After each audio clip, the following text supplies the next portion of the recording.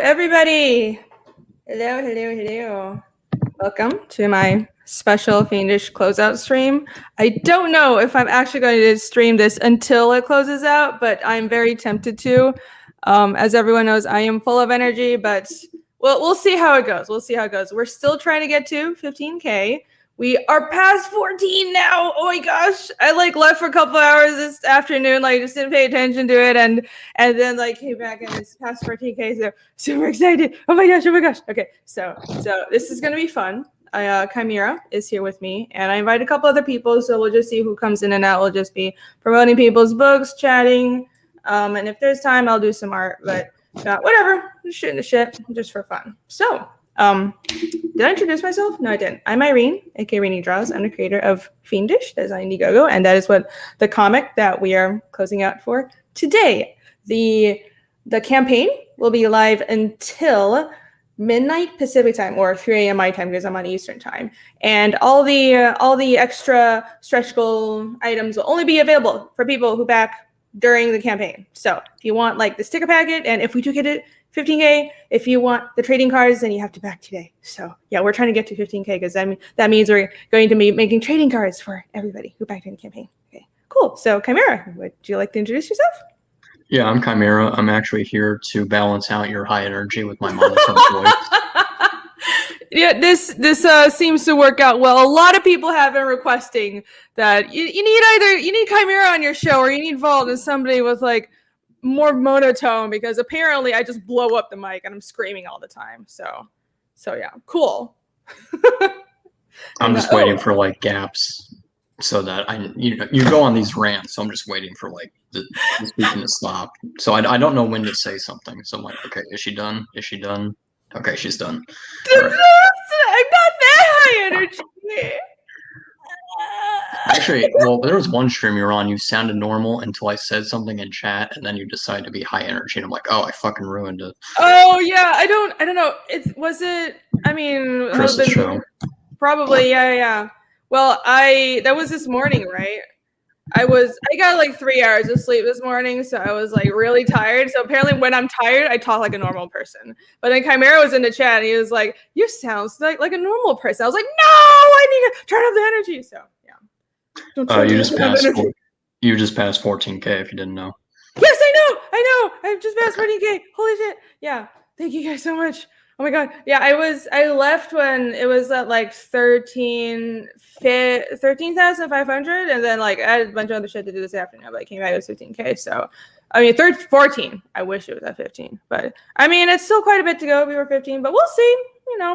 We'll see if we get there. Either way, it'll be a fun stream. And thank you for linking. You will be modding as well. So I suppose let me introduce the comic. Why not? Let's do that. Yeah, usually on your second month when it's about to close, you get a lot of funding. So you'd probably hit 16K, probably 17. Not in one day. No, tonight. The algorithm bumps you up a lot. Oh, okay, that would be nice. Yeah, I mean, I am going to in demand, so Fiendish will be going into in demand. But I want to make a bunch of items. I want to treat the people who actually backed the campaign during when it was live. So I'll have a bunch of stuff like the stickers and the cards. If we get there, won't be available for people who buy from in demand. But you can still get the book. You can still get the black and white version and the color version. So yeah, that's a good incentive. Yep. So here is my campaign, Fiendish. This is my comic, and this is my baby. I've been working on it for 3.5 years now. It's either 3 or 3.5. I don't know. It's been a while. So it was inspired. It started by sort of me playing Pathfinder, and I kind of was starting to imagine my own story, and the main character was inspired by one of my own Pathfinder characters, and I'm a giant D&D nerd. But I'm kind of just putting in all my inspirations from dark fantasy, and I like a lot of Tolkien-esque fantasy, but also a lot of Lovecraftian stuff, and obviously manga because I love manga. A lot of Berserk, which now makes me sad to talk about that. Yep. But yes. Rest in peace, Mira. Yes. Rest in peace, Mira. I brought a beer. We're gonna cheers to Mira. We're gonna cheers to Mira. And if we have time, if we have some lull, I'm gonna be doing some Berserk fan art. I think that'll be proper. But yeah, we'll see about that. Very inspired by Berserk. I love that comic. So that is a huge influence. And also Vinland Saga. If you like stuff like that, seinen manga, dark fantasy, then this is a comic for you. So we're at 14,166. Let me see. It's probably about the same. Yeah, it's about the same. So we have 6 hours left, and I'll be trying to stream until it closes. So we'll see. But we're still trying to get to 15,000. So. Last year, Raging Golden Eagle streamed for 24 hours, so you might want to do that for Chapter 2 if you can. Ooh, that's rough. But you know what? I think I have the energy levels, so I think I can do it. Yeah, I think I'll do it. That's a great idea. Oh, I have so many ideas for Chapter 2. Oh my god. So are you going to be reprinting it? Like Chapter 1 would be on the Chapter 2 campaign, or would you have like an eBay store? I think I will have Chapter 1. Yeah, Chapter 1 will definitely be available with Chapter 2. And I will also have the stickers and, whatever rewards available with Chapter 2. But I want those rewards to be only available through like active campaigns. So right. Yeah. So you can still get all this stuff whenever Chapter 2 comes out, but that's going to be a while. So probably I'm trying to do like, biannual releases, hopefully by the end of the year, but I do really, really big chapters. Chapter 1, this is 46 story pages, and it's with like 10 pages extra content. Like, they put a lot of extra content. So this is a really, really big book. So Chapter 2 will probably be, I'm kind of debating like lengthening Chapter 2, because I almost feel like my chapters are too, I want to give people more story content. So we'll see. I was thinking of like combining Chapter 2 and 3. But either way, I want people to read Chapter 1 and let me know what they think. If they think I should do like a double length chapter and take a couple extra months, or what they want, what they like. So we'll see about that. Well, manga chapters are 20 pages per week they pump out, but it's mostly just action. Like a 20-page Western comic is a little different than a 20-page chapter in Shonen Jump. Yeah, I think for Chapter 1 though, I filled it with a lot of action. So, but I'm actually, I don't want to get like too into technical stuff, but I've been reworking how I do my paneling and how I do my pacing, and I want to kind of move things along faster because I want to have more condensed chapters. So I don't want to condense them too much, but I feel like I'm going with too much of a manga pacing, and like that means readers don't get as much out of every chapter. So I think Chapter 2 will be more condensed, and it might be longer. I might end up like merging 2 and 3, but we'll see what people think about Chapter 1. Pale Rider has a good question. In Chapter 2, might there be a red dress cleric named Chris? There can be. Why not? I don't think Chris is like a common name in my world. But Christoph or something. Christoph, yes, exactly. There you go. The Chris has been so kind to me. He has done so much to promote my comic. I think I should do him a favor, and I will have him, Christoph, the same face, and I can do it. It'll be in color as well. So that's a great idea, Pale Rider. Thank you for your suggestion. Chris isn't even here to defend himself. That's okay. Oh no, I'm sure he's used to it. Yeah. So here are all of our perks. You can just get the book, which is going to be in full color now, even though the pages that you see on here are in black and white. That's because we're only able to color it once we reached a 10K stretch goal. So now the book will be in color. It's going to be colored by my colorist, Carlos, who's amazing. And you can get the book, the basic book that's in full color. You can get the book plus 1 poster, book plus 2 posters, book plus 3 posters. I have 2 guest posters. The first poster is by myself, and then you have 2 guest posters. And then you can get the book, 3 posters, and the demon standee, which is a little plastic like demon, a plastic acrylic standee, like a lot of anime characters. You can get those at the anime shops. And then the plasmid here, which is the one I'm most proud of. You can get all of the above plus a custom-made wooden demon plaque. So that's what these are. These are the handmade wood-burned plaques, and those are one of a kind. All of them are one of a kind, and that's my original art reward for everybody. So if you get plasma, you will get one of these. That's an original art piece, and it'll last a long time. I figured wood burning is like a special thing I can do for original art that I don't see a lot of people doing. So there you go. You get that if you like to. And I also, it wasn't on here, but you can get the black and white book. So the smoked here, which is one I just added like earlier this week, because a lot of people actually really like the black and white book. So you can get that for technically it's a grayscale book. You can get that for the smoked tier, and you can also get it as an add-on item. Shoot. So just curious, are you digital or traditional? I am digital. Okay. Yep. I can draw traditionally, but digital is so much faster. So I'm doing this whole thing as digital. And I use Photoshop, which apparently surprises some people. I guess a Manga Studio is a popular thing to use now, but I never quite got used to it. I like it, but I think when I'm doing like illustration work, I use a lot of smart objects and I do a lot of vectors, and Photoshop has more of that. So I'm kind of just more used to it. Well, you can do head sketches on like chapter 2. When you have the physical books, you can do a head sketch of a particular character. A head sketch? What do you mean? Like a head. Here, let me pull up an image. I never addressed yet. Yeah, for like $100, people offer head sketches, like the inside front cover. The artist will draw a head sketch. I'm trying to pull up things. Okay. Head sketches. Yeah, I get. For chapter 2, I'll have a lot of other words. So I'll have like, what will I have? I'll have other people, like original art from other artists as well. So that's something that I didn't really have the resources to do this time. But now that I know there are people who want to do original art and want to do, help, and like I can commission them to do stuff for my comic, then that's definitely going to happen in chapter 2. So also sketch cards will probably be a thing, original art from other people. I'll structure it completely differently. So, and it'll be a lot more streamlined, because I know like this time I thought I had everything under control and planned out, but then first of all, we got funded way more than I expected, which is a great thing. But that meant I had to like edit the perks and like add things halfway through. And I like added the add-ons like halfway through the campaign, and like after the first month was almost over. So it was like, okay, this is kind of a mess. So chapter 2 will be much better thought out. Much better thought out. Yes. Seems to be doing fine. What else? Your colorist, is he in America? Oh no, he's in Colombia. Oh, okay, that's good. Because if something about paying more than $600, you have to report it to the IRS or something.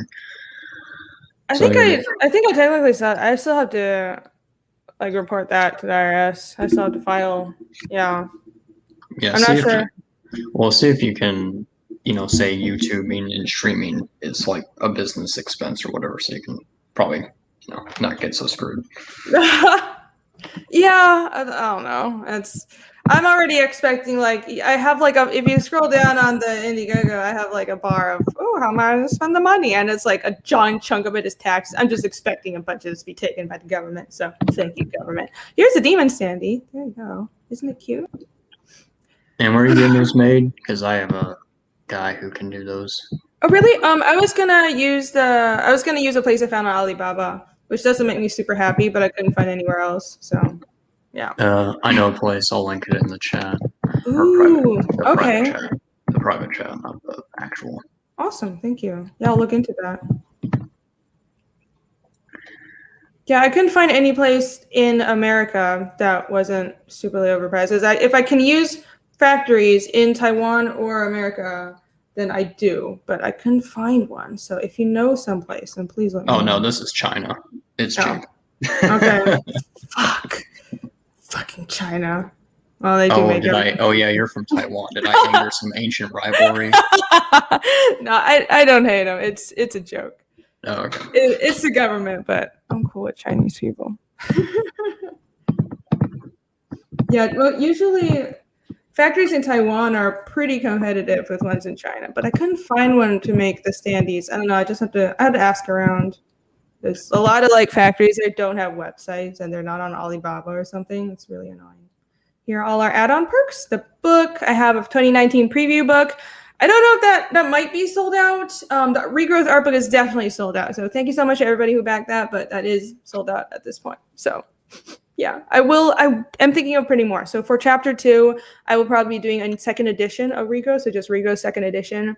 And I'll change out some of the art inside for newer stuff, but people do seem to really enjoy the art book. And I totally wasn't expecting this, or would have printed more, but back in 2019 when I printed the Regrowth art book, I was like, it was back when I was used to people not really buying my stuff, because I'd gone through such a long time of like printing stuff and always just having like extra books, and like I just have to throw them out because nobody would buy them for years.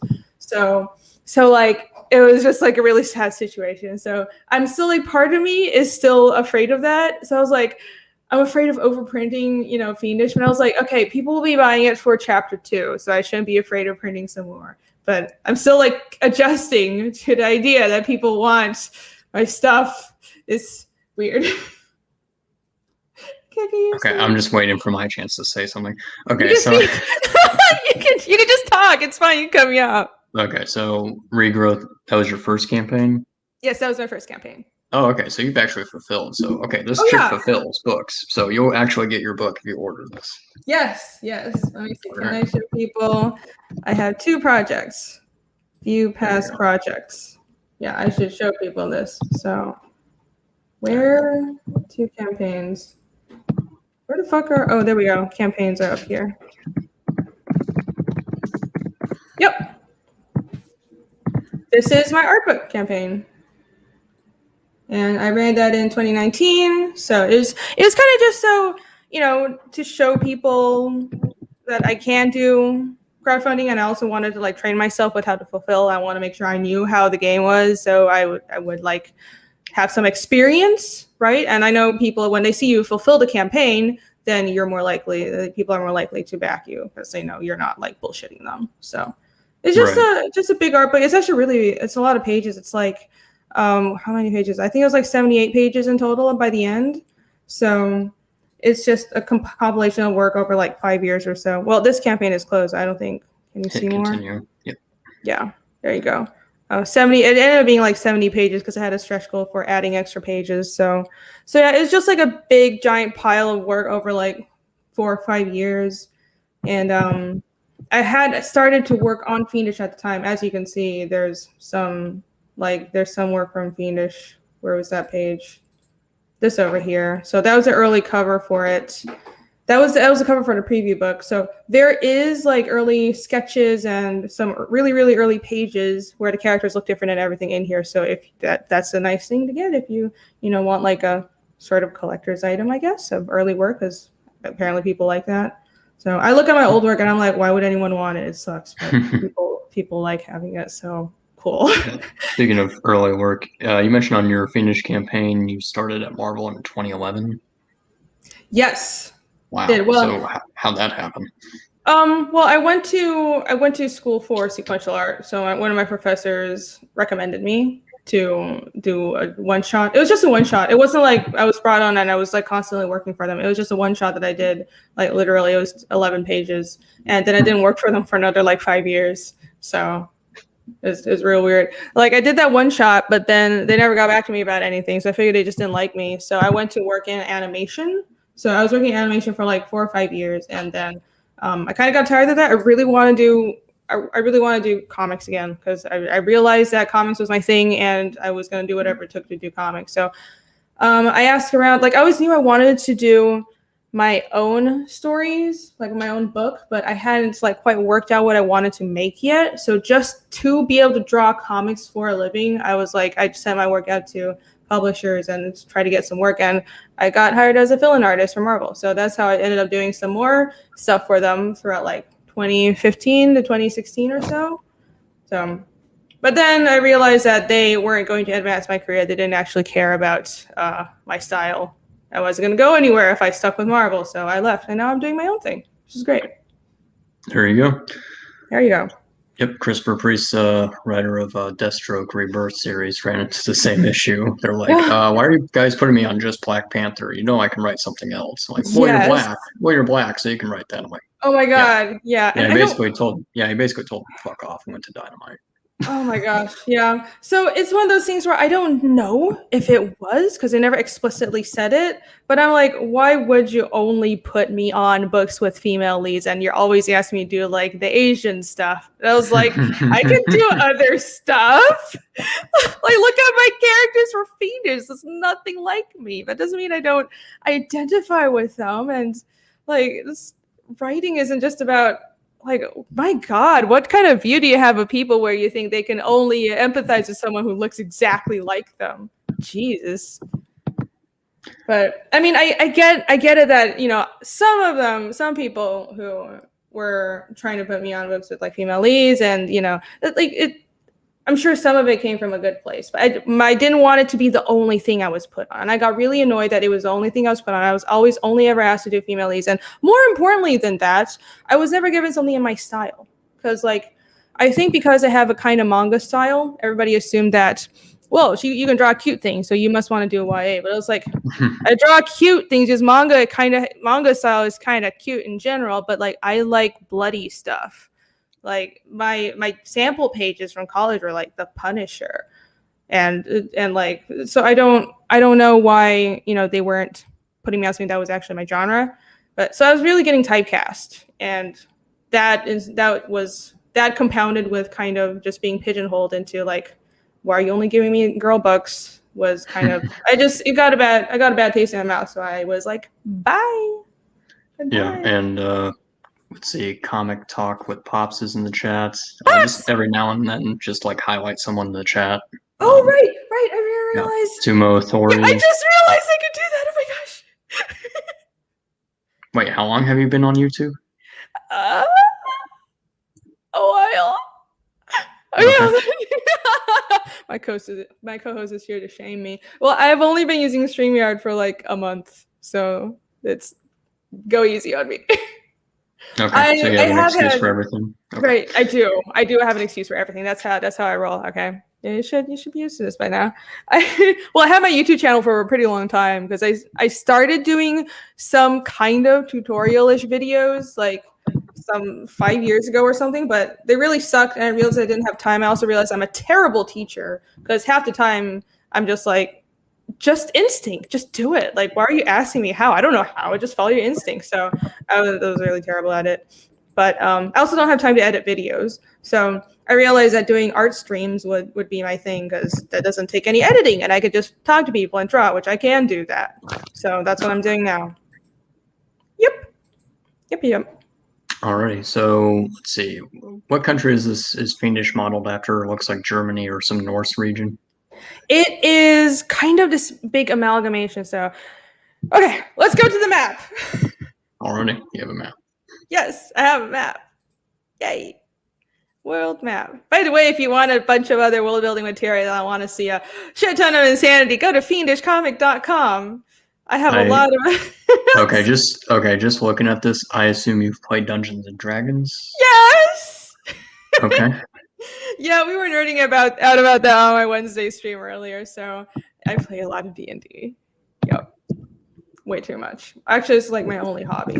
So here we go. This is there. I have like the whole world built out, but this is like the central, like the area where we actually cover. So let's see. Well, let me zoom in. My computer's being a little laggy. So the story starts out like in Alstad, which is right smack dab in the middle of this map over here.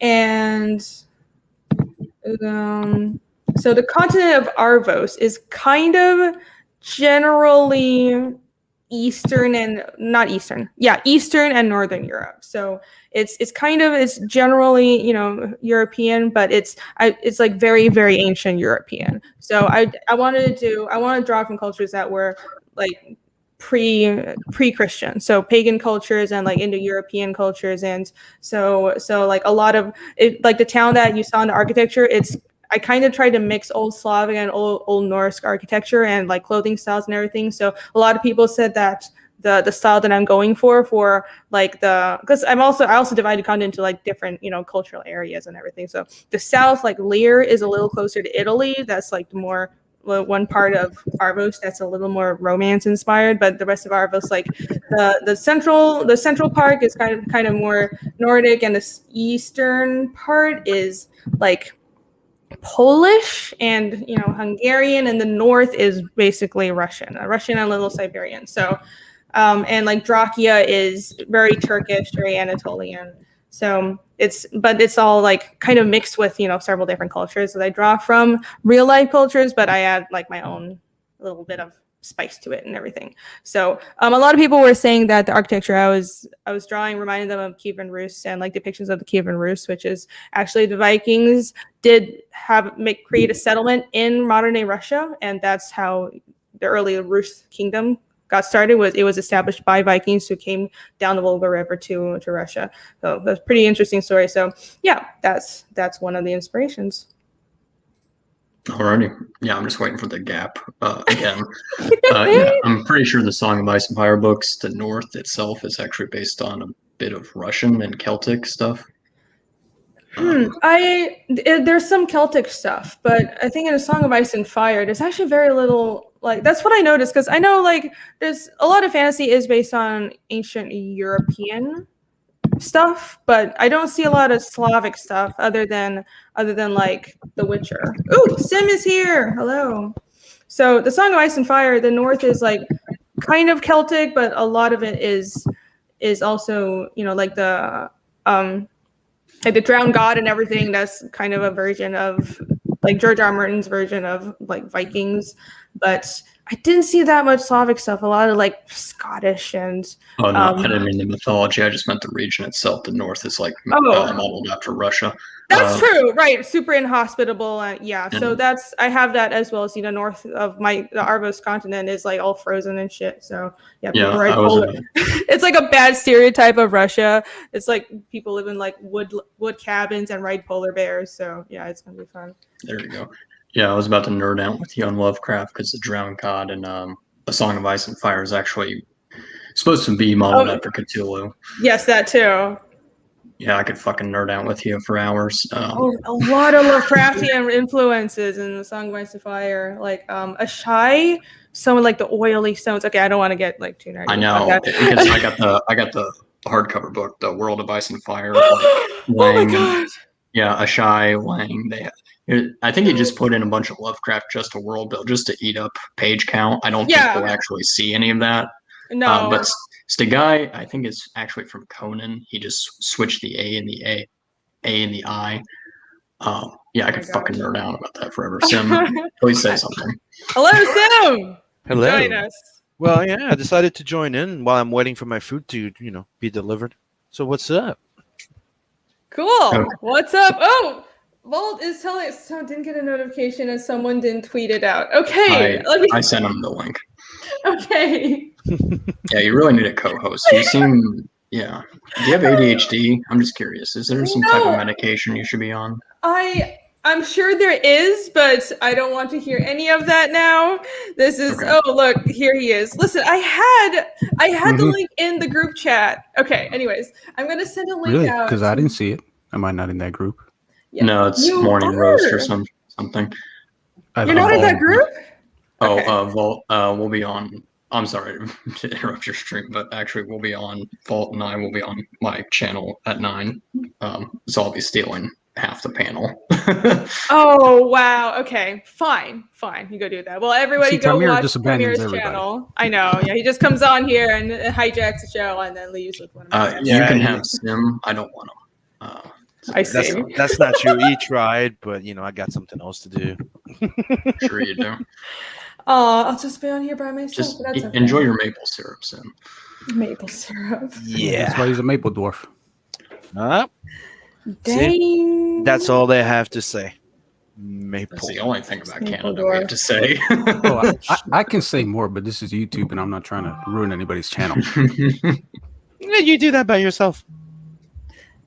Hey, this is my channel, okay? I know. My channel, so. I know. I'm trying to be tattoos? nice here. That's why, I'm letting them pick. But No, the blonde kid. Are those tattoos or burn marks? Those are burn marks. Oh, okay. Kamir's a good co-host. Yeah, he asks like so many good questions. Thank you for helping me explain things because I'm too distracted and too excited to like calm down and explain things. So those are burn marks. So Kazumiya's story is basically he survived a demon attack on his hometown. And as far as he knows, he's the only survivor that he knows of. And he escaped far away. It was years and years ago when he was a child. And he escaped far away, tried to forget about it. And those burn marks are from that attack. And he doesn't quite remember everything about the attack. And he doesn't quite remember how he got them. But the demons that showed up, they're very mysterious. Nobody knows where they came from. So that's why when they resurface where he is currently living, he's pretty much the only one who has seen them before. And he has kind of an idea of where they originated from, aka his hometown. He saw them like just appear out of nowhere in his hometown, like way out in the woods. So is that a burnt mark or a burnt scar? Burn mark. Yeah. It's a burn mark. So how did he get burned? Is that like a tentacle ability or something? It's the demons, everything they when they touch like flesh and wood, they burn it. So they basically like a chemical reaction. Yeah, basically their theme is they like suck the life and life energy out of everything. So anything they touch, they burn, and the way they devour people is they like suck the life out of them and they mummify them. So the burn marks are from the demon and attack on his hometown, and he managed to survive, but he was scarred with like tentacles grabbing him. So that's what it's from. And if you know, like Princess Mononoke is kind of a reference to that. So I'm surprised people haven't seen through more of my references and more of my influences. So like a lot of Princess Mononoke, and also Kazumiya and his brother, which show up in the first few pages, are modeled after Alphonse and Ed Elric. So now you know. Yeah, I can see the yellow. Yeah, blonde. Yeah. So I got a question. Since he survived it, is that because he's special, or is it because if you get away fast enough, you can like regain your vitality? There is there's he's not special. Not technically. It has a lot to do with how do I explain? It's kind of spoilery, but it's not like he's like you gotta say nothing. Yeah, it's a little spoiler, but it's not like a chosen one thing or anything. But then you say buy the book to find out. Yes, buy the book to find out. So I already did earlier today. Yay! Awesome. It won't be revealed for a while, but I will say it's not like a chosen one thing or anything. But there is like an explanation, because in my world, humans have they have like a biological connection to different planes, and that's how the magic system works. So it has something to do with the magic system why he survived. So there you go. Just curious, have you like watched the anime Slayers? No, I haven't. Okay, Wayne Inverse. That's heavily inspired by D&D. Ooh, there's a lot of anime that are super inspired by D&D. Legend of Lodoss War, every other isekai, which I hate. I love the isekai. Oh man, Konosuba. You don't watch Konosuba? No. That's the funniest one. Drifters. Sim, you like this? Drifters was made by the guy who made Hellsing. Mm-hmm. Yep. There's my girl Ragna. She'll be showing up, and I want to that's why I want to kind of condense chapter 2 and 3, because I really can't wait to introduce her. She's pretty awesome, but she's my caster, like magic caster character. She's fantastic. Does chapter 2 end on a cliffhanger? No, not really. Chapter 2 is gonna be about mostly like Yomi. It was gonna focus on Yomi going around town and kind of finding her way, and kind of like figuring out what she wants to do now that everyone in her caravan was killed. There's one survivor, but it's like she's kind of kicked out and she has nowhere to go, and she ends up deciding to go to Eastgill and Casimir on like they decide to go out on this journey to find out where the demons come from. So they're about to travel out into the middle of nowhere, and she decides to go with them. But I feel like even though that's a lot of character work and I really liked it, I think I can condense it down, because right now I have it at like 30 something pages. But I'm like, I can shorten it, so I can add in chapter 3, because chapter 3 has more action out in the woods, and then Ragna shows up, and she's a really awesome character, and I want to have some action in every chapter. So I think I'll do that. I'll like start combining my chapters, make them, probably like 50 plus pages. So you guys will be getting bigger books and like more story content. Yeah, I just had to check my settings to make sure it wasn't on 2x speed. So you're just talking normal. Right. I'm talking normally. We used to have a guy named Wanger. He would talk really slow, like at 0.5 or 0.75 speed. So you're like the opposite. Oh my gosh, I don't talk that fast. Okay. Oh my gosh. Just blame it on the caffeine. Just keep going. Just keep going. Okay. I actually did didn't have that much. I actually got like really little sleep, so I'm like not that high energy now. But Holy okay. shit! Are you serious? Yeah, I got like 3 hours of sleep, and then I took a nap after work. But like, I don't. That's why I said I was gonna die today if I stream until 3 a.m. It's fine. It's fine. No, It's just okay. do a 24-hour stream like RGE. Yeah, then I'll actually probably talk like a normal person by the end. I was about to say this is like her at half speed. That's good. I can talk like a normal person. I actually have a meeting to go to right now, so I'll catch you later. Sim will take over because he's a better co-host. Oh boy! All right. Well, thank you for coming on. Sure Good luck. I assume you'll hit like 17, 18K by the end of the night. Well, I don't know about tonight, but fingers Dude, crossed. she promised a swimsuit special on the stream. Swimsuit special at 20K. So she's gonna make 20K the swimsuit freaking 20K. special. Yes. So everybody spread the word. 20K swimsuit special. Should have done that like a week ago. I should have. Yeah, I don't know. See, You are aware, Irene, that people are not far away, right? People are what? Are not that far away. They can hear you. What do you mean not that far away? You am yelled I that, loud? yeah. That I'm sorry. You went really loud, and I'm like, everyone, I apologize for your headphones. I have no volume. I adjusted. We're good. Okay. I'm sorry. I have a new mic, and it's like nice, but I don't realize I don't have to yell anymore. So I'm sorry. It's all good. Well, my volume's low, so I'm good. Makes him suffer. I'm okay with that. I will calm the fuck down. I mean, wait, that's impossible, but I'll try. What? What's the chat saying? It's already 9. Yes, it is. Well, it's 9:40 over here. Yeah, for them, he's not on the same time zone. So when he says 9, he meant actually 10. Oh, he's in your Central time, right? Let's see. Oh, I just look at this magic trick I just discovered. The demons came from a Kmart blue light special gone wrong. Corporate didn't realize so much blue incandescence summons beings from another dimension. Well, that's pretty good. It's true. Kmart exists in my world. That's exactly what happened. By the way, Chris today was talking with my girl Alex, and she was showing him his art, and she started like giggling and this, and he goes, "You're right, she is like Irene." I'm like, What? El Gargoyle with your eggplant. Thank you. Just make chibi horror. I should just do that. I mean, that's pretty much what I'm doing. Apparently, my style is still like cutesy, and I draw like really pretty people, but I like drawing demons too. So, see, I don't understand why it's like I could draw like cute things, but also like drawing demons and bloodshed. It doesn't have to be either or. So, well, you could do an ash can of chibis. I know who was it? That umbrella guy did something like that. Oh yeah. Didn't 6 a.m. did the same thing for Black Flag not too long ago, like his version of a little Ashcan comic. That's a good idea. Yeah, I've been thinking of doing like some side stories and ash cans. I mean, if I got to like a higher stretch goal, like for probably chapter 2, I'll do that. I'll have like original art or art from other people, and I'll have like an ash can stretch goal. So if we get like, I don't know, to like 18K or 20K or something, I'll do like an ash can. And then apparently swimsuit specials are also in order. Mm-hmm. Yes. Chapter 2 will be a lot better put together now that I know what I'm doing. So yeah, second campaigns are always better than the first one if the first one's done right, and that would technically be your third since you've already did your second one. Oh yeah, I mean, I don't think that this campaign was too it was disastrous or anything, but it was just a comic campaign is different than an art book campaign.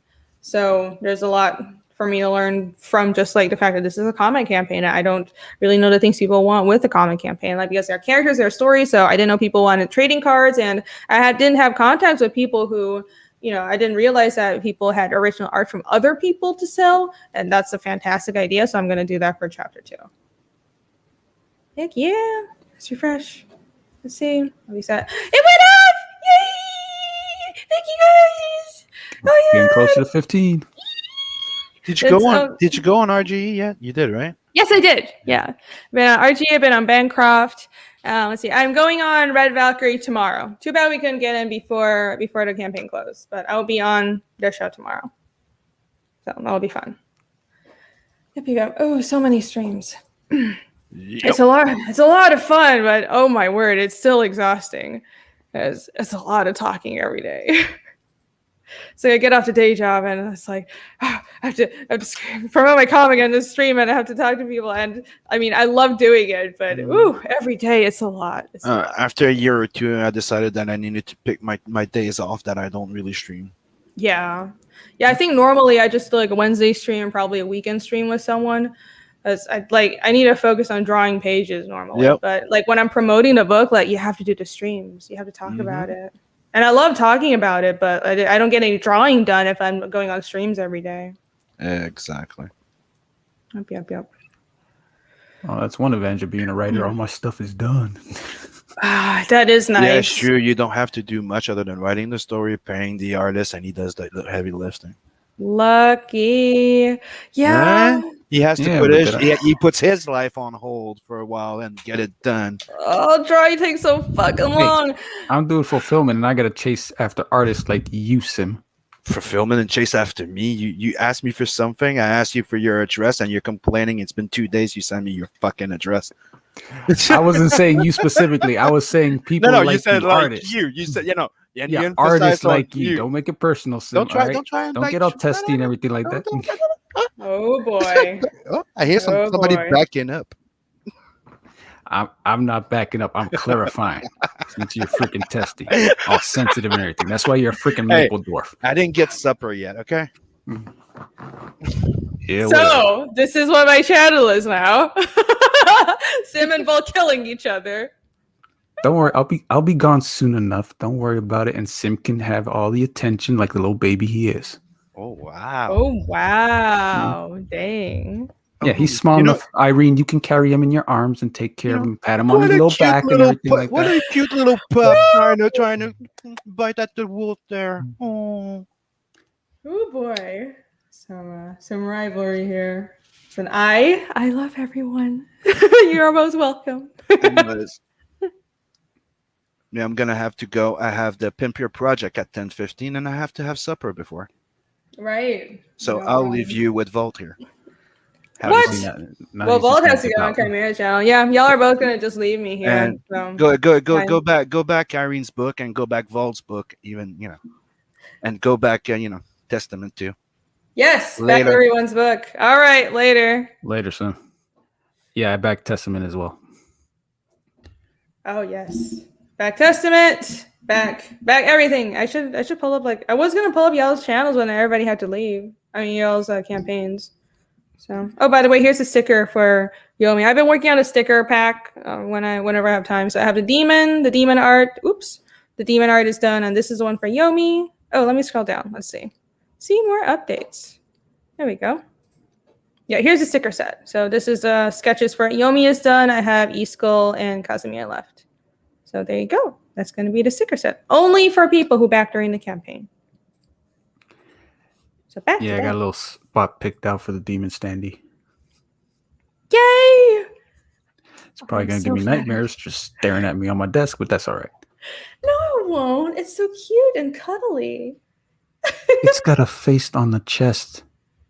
But it's like a happy face. It's like screaming for you to come. For my soul, yeah, I see that. That's why it's gonna give me nightmares. It's lovingly screaming for your soul. I don't need that kind of love. Okay, well, it's gonna be there anyways. You chose this path. I can't do anything about it. Yes, I did. I'm glad you like the demon standee. I hope it'll, I hope it'll come out okay. I gotta check out the factory that Chimera sent, but I'm sure it will. I've seen, it's gonna be like those little anime acrylic standees you can buy in like anime stores. So, because I really wanted to make a toy, but I don't super have the money to make a proper toy yet. I definitely want to though. For like chapter 2 and like all the other chapters, I want to slowly start making like serious toys and like D&D items and like figurines, and like I have this idea to make dice, like specialized dice that fits the campaign and the world, with like the numbers are in my writing system and everything. So many ideas. But starting Yeah, but out, I should just make a candy. That's a can of worms. You might want to do your research first. Well, Sim does 3D printing, so you might want to get with him to see about something like that. We talked about doing some of that, and I know people that do that kind of stuff. It's just a matter of like, well, how much will I have to pay them, and like what will they need, and what will I have to give them to realistically be able to mass produce something like that. But that's all. I know it's not going to be like immediately I'll be able to do it. Probably not even for chapter 2, but like I want to build up. I want to have like all this stuff around this world because it's a huge world and I'm really excited. And it's more like I want this stuff. So if I want to make it, then I can make it for other people too. So I think that's how you make something that people really like. You have to make something that you would enjoy yourself. Yeah, that's kind of what I did with the metal prints. I saw them like, that's interesting. And then I'm like, okay, this is good. It's affordable. And I like it. So I'm going to do it. Crunch the numbers, and I'm like, yeah, I can just put this, and everyone can get it. Won't be an issue. Oh my god, the metal prints are also really awesome. But I don't know I think I want to make metal prints next time too. Well, it's kind of a thing a lot of people are doing, but it's just such a sweet idea because I do like the mini prints, but I think I'll have like the large prints will be metal prints because that'll be like a nice hefty roar, because I don't particularly like putting paper, like large posters up on my walls, but I like nice metal, metal prints and those things like display stuff. Probably, it's gonna be really expensive, but if I could get like 24 inches, that would be nice. Like a proper, like small poster size, Well, the problem isn't necessarily having it made or anything. That's not necessarily expensive. It's having it shipped. That too. Because my metal prints are, I think they're 8x6, if I remember right, off the top of my head. Yeah, you have a good point. Yeah, so they fit inside a Gemini mailer and everything like that, so dimensions don't mess anything up. They're light enough; they don't affect the weight. You got to take those things into consideration. The bigger it is, and depending on the material, mine's is aluminum, so it's very light. But if you get something like a stainless steel, which some do that, they have a different. They look different on your wall because I tried another company, but they didn't make it as small as I wanted to. Right, I see. Yeah, you have a good point. They have good quality and everything, but they were also stainless steel. It's folded stainless steel, so it's going to be heavier. Right. Well, what I have seen, like I've seen Displate do this thing where it's a large image, but it's multiple plates. You have to like piece it together. So that's a possibility. That's one of the ones I looked at, Displate, but yeah, the dimensions would like take it out of a Gemini mailer, so it'd affect the shipping and everything, and dimensions and everything, whole hassle. Yeah, I think I can go to. I know some printers for like what I mean is print the individual plates, like cut up an image into sections that would fit in a Gemini mailer, and people could just stick them, like piece them together on the wall, because it won't make that big of a difference. It would still look kind of cool like that. So. Well, yeah, if you kept it under that size, but I think Displate, their smallest one is like still too big for a Gemini mailer. Oh yeah, I wouldn't go with Displate. That's not what I meant. But just like printing, like an image but cut up into multiple pieces at the so you can send them So if you're themselves. doing like my size 6x8, you'd send them 4 and you put them together for an image. Yeah, exactly. Yeah, I'd like to do that, and also the world map. I would like the world map and people have been requesting that. So I want that as a canvas print. I think that'll be really, really awesome. So I'm about to say someone has done canvas prints and they're pretty good. Yeah, so this will definitely be a canvas print for a future chapter. So very, very exciting. Do you want to show off your book before you leave? Sure, if we got time. Yeah, go right ahead. I can't just be talking about my shit all the time, so. All right, let me just pull it up real quick. I got to message some people anyway, so take over, please. All right, just let me open up a window. World 7's a backed at the plasma tier. Everything looks solid. Thank you so much. I hope you like your Demon Sandy and your book. You're awesome. Thank you, thank you, thank you. Oh my gosh, I'm so glad that people like the Demon Sandy. Also, how many of those plaques you got to make now? Do I want to look? I've got a lot to make. Yeah. I was thinking of putting a cap on how many, but I was like, they're like, people like them so much, and I don't, unless it gets like 50, then I don't think I'd be able to handle that. But let me see. Right now I have like 35, so I can do that. Like I can do one a day basically. So I can manage it. And I did specify the plaques will be shipped a month later than the other books. I knew it would take me longer. So I'm trying to ship the books by late August, but the plaques will be in September. So all the plaques will be shipped out by like late September because I know they're handmade. They're going to take a while. So, but yeah, I'm glad people Shipping like it. everything individually or all at once? I think I'll ship the individual. I just start like getting like the basic tiers, like people who just back a book. Like whenever the stuff comes in, I'll start shipping them out because all at once is going to be like a ton of work. So I think I'll go by tiers. Oh, okay, so the people who got the simplest tier will go out first, and the more complex ones. So yeah, by the time you get to the plates, you'll probably be done making them. Yep. So I think that makes sense. Yep. And then, Right. That's my campaign right there. Havoc. Woo. Yes, we got a few backers today. Thank you very much if you backed. We're at 90% now. Awesome. And Havoc is a modern day noir. It centers around our protagonist here, Catherine Sanis, who goes to New York to see why a bunch of criminals from across the globe are congregating there. See what they're up to. Deeper she gets, the more mysteries come together, and basically her bosses leave her to it. Abandoned, she starts trying to figure out what's going on. And when she finds her answers, havoc ensues. Havoc ensues. Oh yeah, I almost forgot. We also have an optional novella called Trials and Triumph. Oh yes, don't forget to mention that. I really like that novella. Apparently you're not the only one. Yay! It looks good. The art is so good. Yeah, that's Doodle Bags. He's great. And Presty, his colors are just awesome. Yeah. And they sent around this character you see here, walking to the forest, running away from dire rabbits. A tragedy befalls him, and he's basically trying to put his life back together. And we'll see if he does. Very, very awesome. Yeah, that art looks so good on it. It said it's like a short novella, but Yeah, it's 40 pages. It's 40 pages total with 13 illustrations inside. Sweet, sweet, sweet. Yeah, I am going to back that campaign pretty much just for the novella. I mean, Havoc looks cool too, but like I'm like more partial to fantasy, and that novella looks really, really cool. Yeah, Havoc's 48 pages, fully colored, and both books are complete. We got proofs and everything.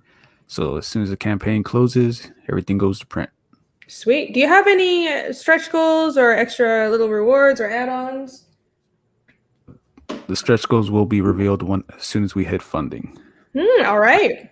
I already have some prepared, and I got. You should know about that. You're one of them. Yes, I do. I was about to say, can I? Well, we already have been talking about it, so. Yeah, and Sim spilled the beans earlier. He's also sent some stuff to me that once I get, also be put up. But what we have right now are a few tiers. My personal favorite is a Full Metal Havoc. It brings basically one of everything, which is both books, Havoc print and a Havoc metal print. Then we have just Havoc and a regular print, the 2-book pack, and then we got Havoc and Trials and Triumph and a metal print. And for people who like original art, we also have an original art tier. Nice. And yours truly will be doing a secret award for Havoc, because Havoc is you're gonna get to your goal. So and you have 10 days left. So help Havoc get to its goal, because then it'll unlock an item by me, and it'll be a really awesome original art item. So back Havoc and Trials and Triumph. Yeah, I'm gonna get this just for Trials and Triumph. Yeah, and unfortunately, I now have to go over to Chimera stream. You have to go. Okay, it's fine. Everyone's abandoning me. It's fine. I'll just chat. You have to interact with me. You're my co-host now. Save me. Thanks for having me. No problem. I'm sure you'll get more backers. You deserve it. I hope so. Thanks for coming on my show. Good luck on Chimera stream. See you later, and bye-bye, chat. Later. Alrighty. So I guess we're back to staring at my stuff. Chat, talk to me. I think Carlos, my callers, will come on later, but in the meantime, I'll answer some chats and maybe I'll draw something until someone else pops on. So this is a really long stream. I never thought of doing a stream this long for. So, this is probably going to be a bad idea. Anyways, so let's see what everyone is saying. Let's see. Krigaloo says, oh my god, we got Lego minifigs. Yes, apparently that's a thing. Though I am worried about, that's a really cool idea. I've actually done like tiny little Lego structures. So when I was in Japan, I got like tiny little Lego sets of, it was like a tiny little building, and they were like mini Legos, not like normal Legos, but mini Legos, and it was so cute and it was really awesome. And I've seen, it's like this crafting in Asia where people make little toys out of mini Legos, and you have whole stores full of them. And that's an awesome idea, but I'm worried about like shipping them to people because you'd have to use like a big package, and it's, I don't know, I'm worried about it breaking and stuff, but I guess you can like glue it together. So I don't know, I have to look into anyone else who has done it before. I haven't seen anyone do Lego minifigs for their Indiegogo campaign, but that would be awesome. But that would be cool. Also, making figurines for the characters would be cool. I have so many ideas, too many ideas. But yes, thank you for that. I will consider. K Manifesto says, congrats, Irene, on the success of Fiendish. Thank you. Thank you. I was so not expecting it. So it's like, I got so used to people not really giving a shit about any of the original stuff I put out that I kind of was just like, oh, you know, I set the goal for 2,500 because I was like, well, my art book got funded to around 2,500, and even though I only asked for like 900 or something, I asked for very little for the art book. So I just figured, well, like I could probably get 2,500 for this, and it's like the bare minimum. I could do like probably like a tiny print run, and it's like, okay, at least I'd be started, and like maybe I'll ship to like 50 people, but then like it's kind of a bunch of people who had already done Indiegogos before swooped in and was like, you need to go on streams and promote yourself. And it's like, you need to put your work in front of people that would actually want to buy it. And I was like, oh, I don't know, like who would want to buy it because I don't know where to promote myself. They're like, go to YouTube. But then I started doing streams, and then it exploded, and I'm so grateful, but I totally wasn't expecting it. It's a little shocking, but I'm glad. That means that the book can be in color, and that means that I'm not using any proceeds from chapter 1 to like anything left over to like pay myself or anything. It's all going to chapter 2. So first of all, I can do a bigger print run. So I can do a bigger print run that I can use those books to like continue providing books for people through in demand, and then hopefully I'll have some left over for chapter 2 as well for the chapter 2 campaign, so I can have the chapter 1 book with chapter 2. But like if there's any like leftover funds, that's going to paying Carlos to start coloring chapter 2 as I work. So chapter 2 will be colored when it goes out to when the campaign launches, and like it's going to go for, you know, promoting it and everything, and like probably building a better website. It's all going right back into this project. So I'm not earning shit off this, but that's fine. I'm building something long term, and that's what's important. It's not a short term thing. Gotta think ahead. Yeah. Let's see. Pete, you're here. Hello. Wow, thank you for showing up on my tiny stream. What's up? So glad to see you here. Thank you for having me on twice and letting me like scream in your ear. And I do apologize for headphone users. Apparently, I have very bad volume control. I will work on it. It's a thing. It's a thing. I'm just too excited. I can't talk about comics and not be excited. So, but at least I know my mic works now, because at first I was on this like shitty mic that would crackle all the time and nobody could hear me. So this is like my fancy broadcast mic. It's like a real mic and stuff. So at least it sounds good and people can hear what I'm saying. So Pete, thank you for coming on the show and welcome so much. Pete is so awesome. I totally wouldn't be able to gotten where I am if it wasn't for like Pete and Bancroft and RG having me on their shows and letting people know that my comic existed. So thank you to all those people. Like truly, people that like the indie comics community is just freaking great. Like, and I didn't even know until I launched my book, but just people started crawling out of the woodworks. Like Critical Blast was the first channel to reach out to me and have me on, and then it was Sugar Chris and Sim Pothier just messaged me on Twitter and was like, you should come on our shows and like your campaign looks good. And I was like, okay. Oh, I wasn't expecting anyone to help me, but I was like, you should contact all these people and go on their streams. And I was like, okay, and it worked. So man, it's just complete unsolicited help, and I'm so grateful. This is not the kind of support that I got when I was working in mainstream comics. I'm not gonna get salty, but I will say I did not feel this kind of love in the 10 years that I was working for anything that's mainstream. I should use establishment. I should say it's establishment comics. If that works for some people, then that's good for you. But I never had this kind of support, man. And I was starting to think that I just suck. I was just starting to think that I wasn't good at comics and that nobody wanted my comics. So I'm glad I broke away and did my own thing, because that now I feel like, because I feel in my heart, like I know I'm not perfect, and I know I have a lot to work on with my storytelling and my art, but like, and I'm always trying to improve, but I think this is, if you create something from the heart, then people will feel it, people will want to read it. And I was getting worried that there was no place for that, because I grew up with manga and, all these original stories and that were put out by original creators are really passionate about what they're doing.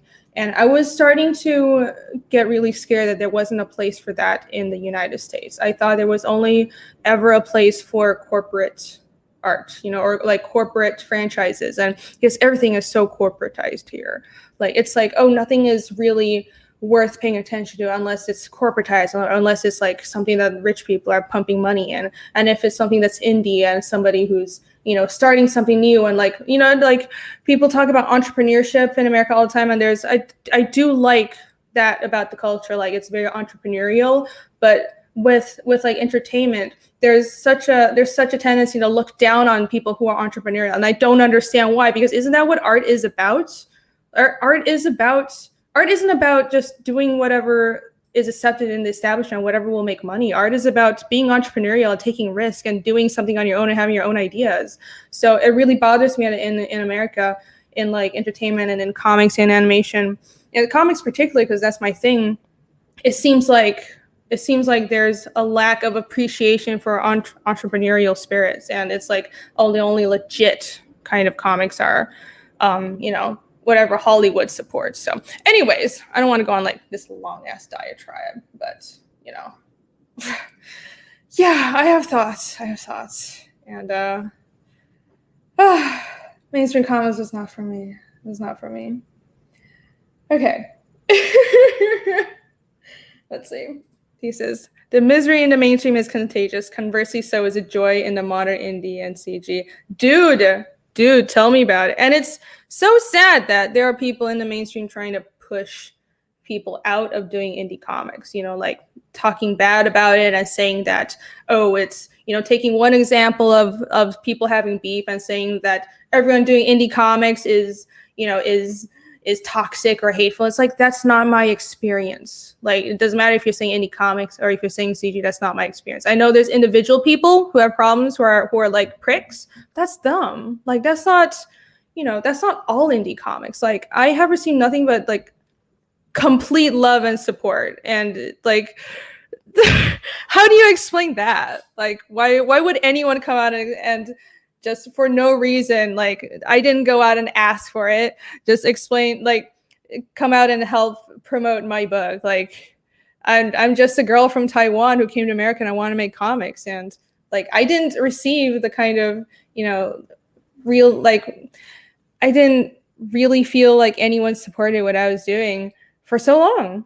But indie comics, and the minute I put my stuff on Indiegogo, I felt that support. And that drives me as well. That makes me want to work harder on chapter 2. And like, I'm so inspired to make, like, I was ready to draw Fiendish, even if nobody paid it any freaking attention, because that's what I've been doing for the past 3 years. Like, no one was really paying attention to it. I was putting it out on Facebook and Twitter and in Instagram, but like, you know, people are like, the art is good, but like, we don't really know the story. And like, also a lot of people that follow me were from when I worked for Marvel, so they weren't really into like the specific genre I was doing, because like Marvel had typecast me into a genre that wasn't really mine. Like, so I was doing like seinen, gory, like really berserky stuff, and like that wasn't really what my audience, or my old audience, wanted.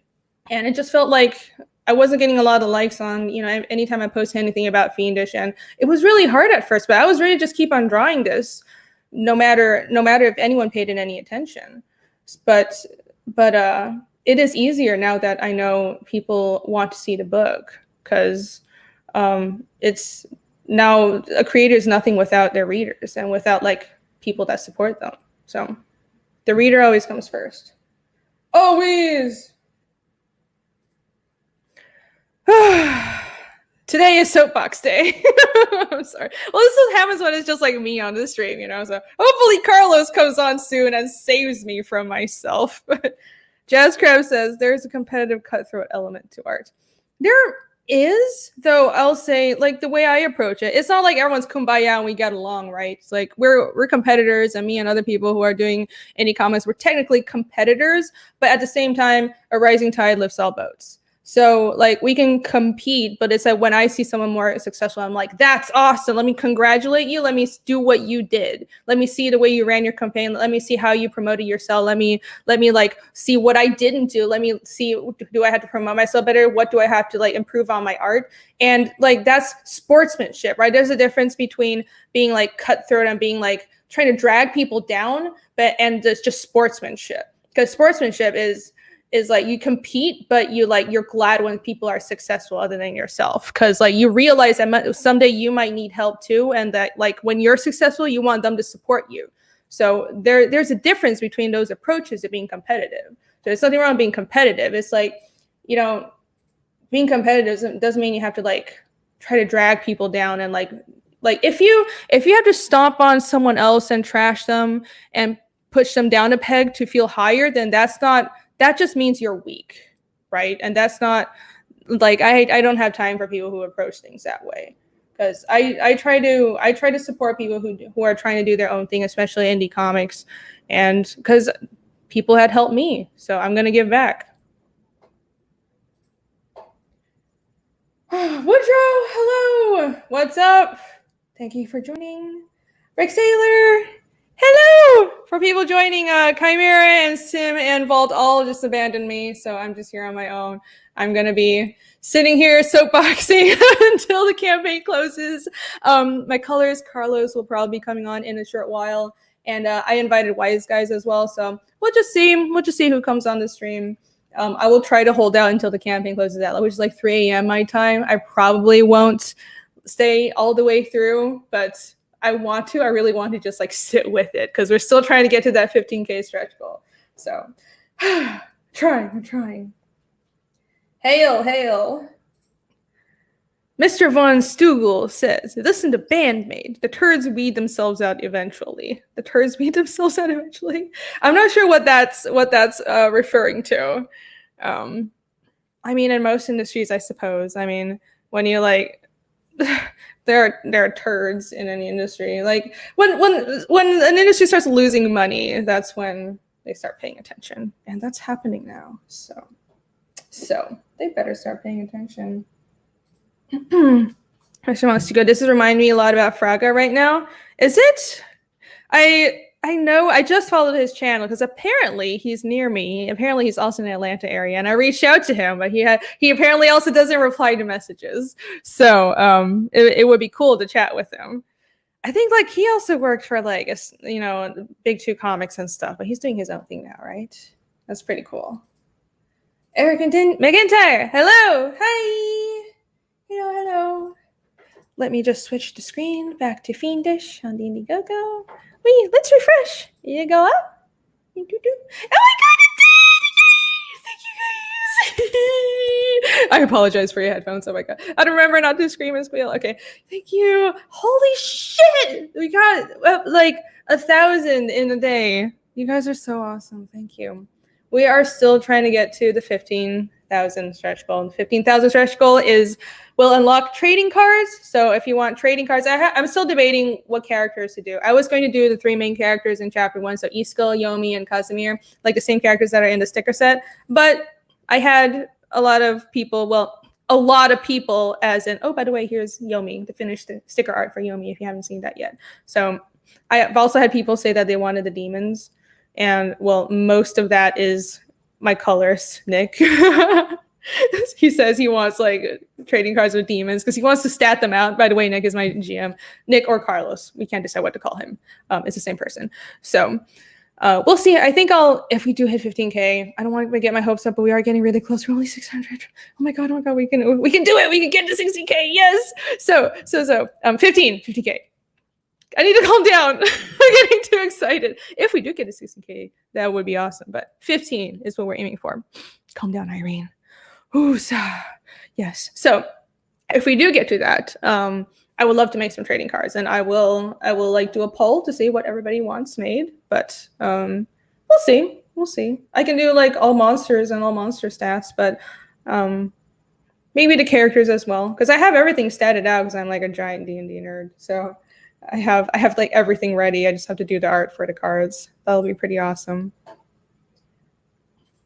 Rick Sailor, you're fun and passionate for your art. Oh, thank you. Thank you so much. Ooh, it makes you a little shy to like read like super complimentary things, but I am very passionate about this. That's why I'm hold away for like 2 years. Like that's why I moved back to Taiwan, because I was in the States. I was working for animation, and then for a while I was doing Marvel work, and I was realizing I was so focused on just like paying the bills. And I was always working for other people. I was somebody else's art monkey, you know, like for all these years after college, I was just someone's art monkey, and I didn't have time to develop my own story. So I had some ideas in my head, but nothing solid yet. And I literally packed everything into storage and I moved back to Taiwan for like 2.5 years. And like I holed up in my parents' extra apartment and just worked on Fiendish. Like I wrote the entire story, like the entire script is all done. I did so much, like I did all the world building work. I did like the magic system and all the backstory. And it was like 2.5 years of just really intensive, like I can afford to live here for, you know, I don't need to be constantly trying to pay the bills. And even though it sucks to have to move back with my parents, and like, I didn't want that. I knew that that's what I had to do to make this project happen, you know? So yeah. And I didn't fucking know if it would pay off, but it was at the point where it's like, I feel like it was the same thing as when I left Taiwan to go to art school. It was like, it has to be all or nothing. Because if I didn't, like my family didn't want me to go to art school because they were like very stereotypical Taiwanese. They didn't want me to go to art school. They wanted me to do something that would make money, you know. But I was like, if I don't go to art school, I'm not going to college. Like, you don't understand, because I know what I want to do. I know when young people say that, a lot of people don't believe them. But I knew what I wanted to do. I knew I knew I wanted to do art ever since I was like 4, and I knew I was going to do comics ever since I was like 14. So that's never changed. I don't think it'll ever change. Pete says, those who can't compete seek to destroy. That is fucking true. Plain and simple. Keep up the good attitude. It'll take you far. Thank you, Pete. You know, that's fucking true though. That's fucking true. And I try to be nice. I think I'm pretty nice. But I see a lot of that. People who can't compete, they destroy. They don't use their power with responsibility. You know, it's people who like, they get power and they don't use it in a respectable way. And that really bothers me. And they use it to like bring other people down or badmouth people. And it's like, the minute I see someone doing that, like if you have a problem with someone, like keep it private, right? Like, I don't understand. Why would you want to destroy someone, especially someone who's good at the craft? Like that's what I always say is, if you really love comics, you will put the craft of comics ahead of any personal drama. Like, and I see all these people putting their own bullshit ahead of the craft of comics. I'm like, what are you doing? What are you doing? This comes first. Comics can't afford to be torn apart more. We're already such a tiny industry, already so looked down upon by like the regular layman on the street. Why we need to be promoting any good art that we see. We need to be supporting any good artists, like any good products. We need to save the craft. We don't have time to, I don't know. I don't like people that want to tear others down just because they have their own personal problems, but that's very true. And thank you, Pete. See, did I see this one? This kind of crowdfunding indie scene is great. Interaction between creators and fans. Yes. And that's another thing I don't see with, I kind of feel like the establishment is kind of a little elitist. I mean, there's some fan interaction on Twitter. It's not always super nice though, isn't it? But yeah, and we fans get to directly see how we help bring a project to life.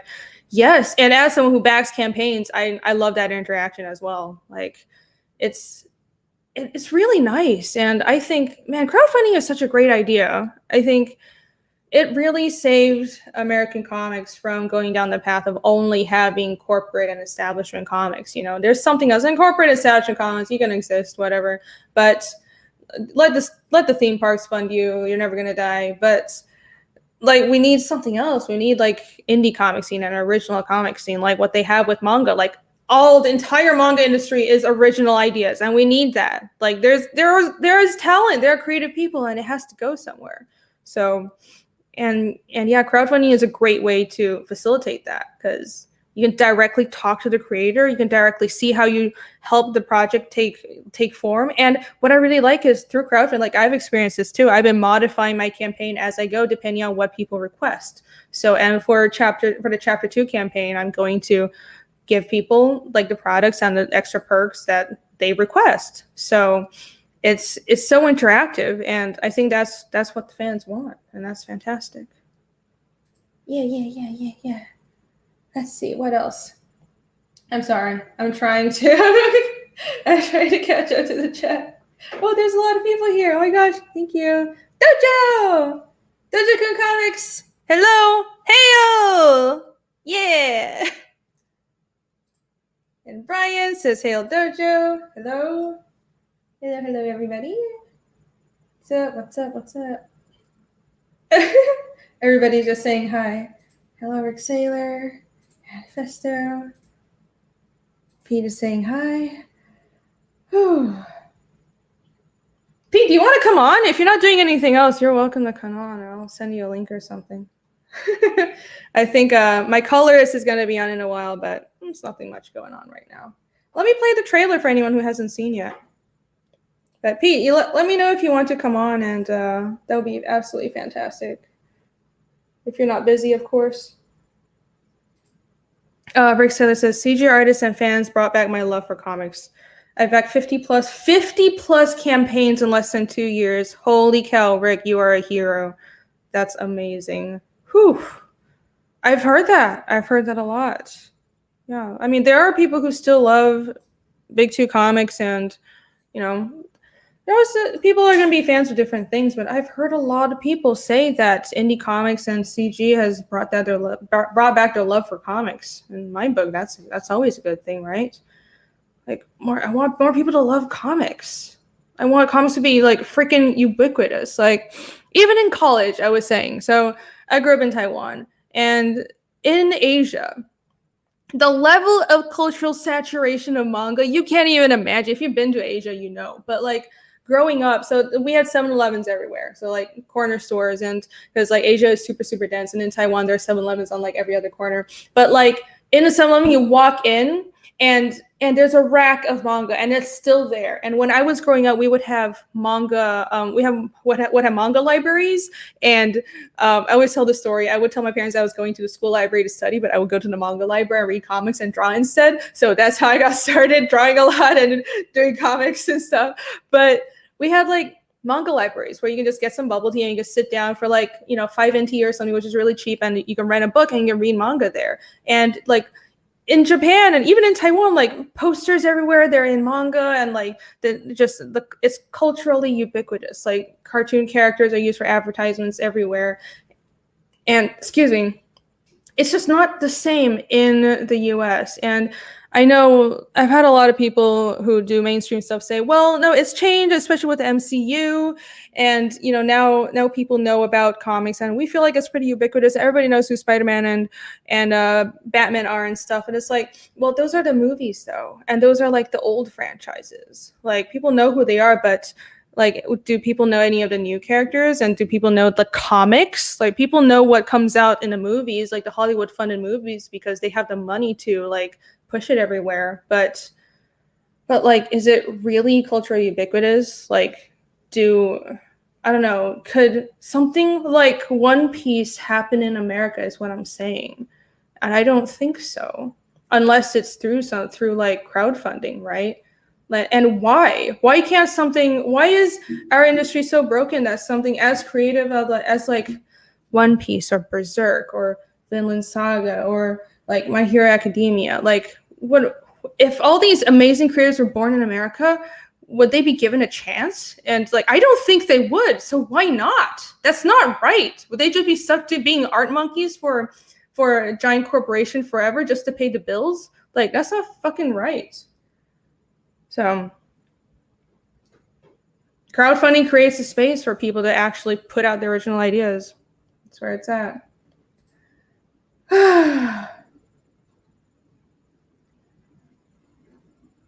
Oh, people are asking for Pete to get on stage. Yes, come on. Oh, Pete says he can't. You're packing up IGG perks. All right, no problem, no problem.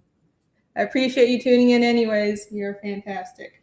Oh, Wise Guy stream just ended. Yes, he said he might be coming on, so that would be awesome. I sent him a link, so he should be popping on whenever he is free. Dojo-kun says, Rini Draws, your point about the pointlessness of splintering the industry more is well taken. I too support CGI back. 45 books this year. You're amazing. That is amazing. Including Fiendish. Thank you very much. Yeah. I don't care what like label movements. I want to support people who don't play around with stupid drama. I want to support people who are dedicated to the craft and who treat people with respect, treat readers and other creators with respect, who are professional and who create good stuff. I don't give a shit. Like, you know, if you're a Comicsgate, it's great. If you're the mainstream, it's great. I want to support good art. It doesn't matter. We have to put comics first. That's gonna make a lot of, you know, people that I knew from the mainstream mad, but that's the truth. That's how I think. So I'm tired of like not saying it anymore. There's all these lies that people put out about indie comics and people that are doing indie comics at Indiegogo. That's bullshit. That's not true. That hasn't been my experience.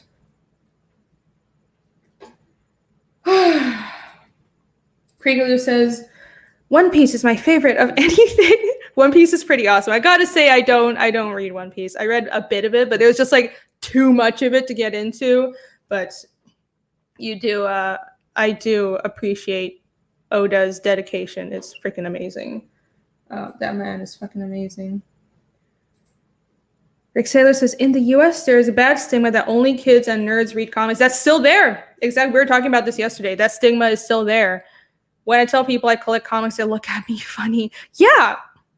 So like we were, earlier today on the Morning Rose show, we were talking about, I think we're saying that, well, does the fact that there's so many mainstream, like superhero movies and stuff, does that mean that normal people see comics as ubiquitous? But no, it doesn't. Like, just because there are all these like Hollywood productions of D&D campaigns and like, so because like I think someone on the stream was saying, I mean, I can understand why a lot of people think that because D&D and like comics and like, you know, with all the MCU movies and stuff, that stuff is nerdery, quote unquote, is seen as cool. But I also see a lot of people that think it's cool and kind of want to like perform and like get involved in it on the surface. But the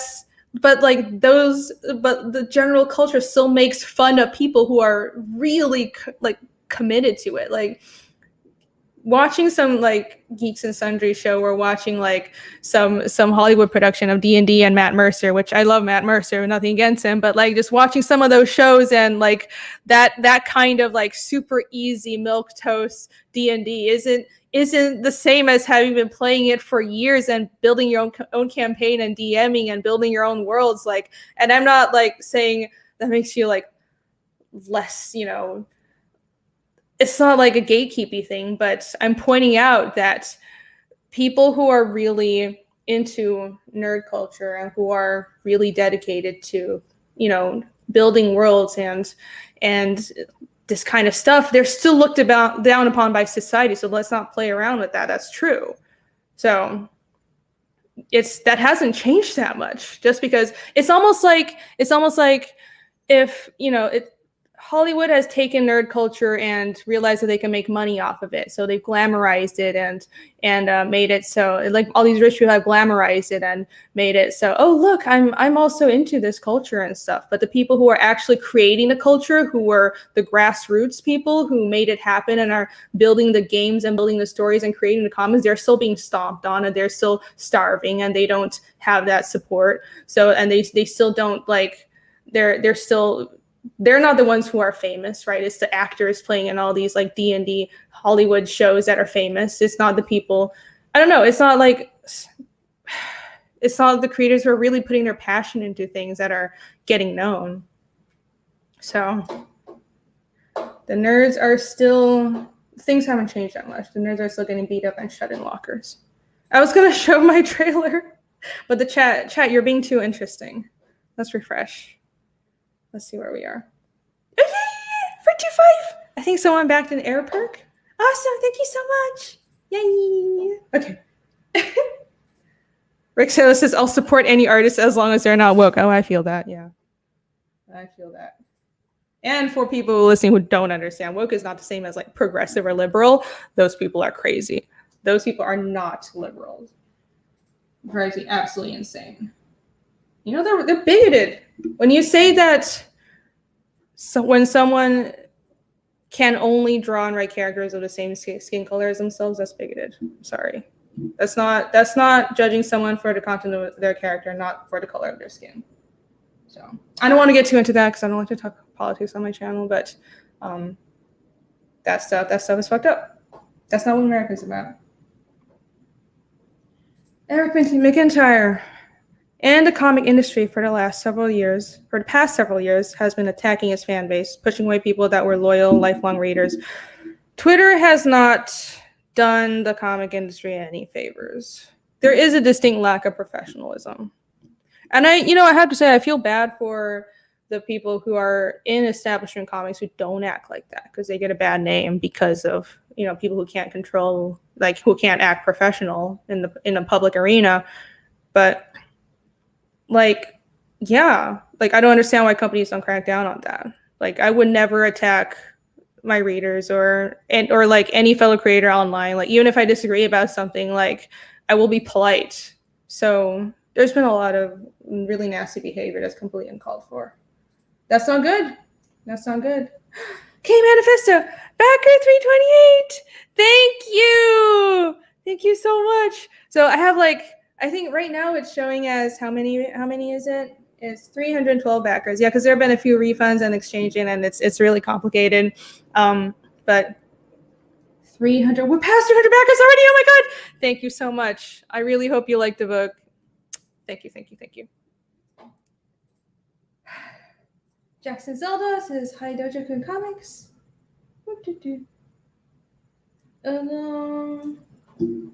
Dojo-kun Comics says, when people see my sons and I playing Magic the Gathering, they give a look of disapproval almost instinctively. It's another nerdery thing. Really?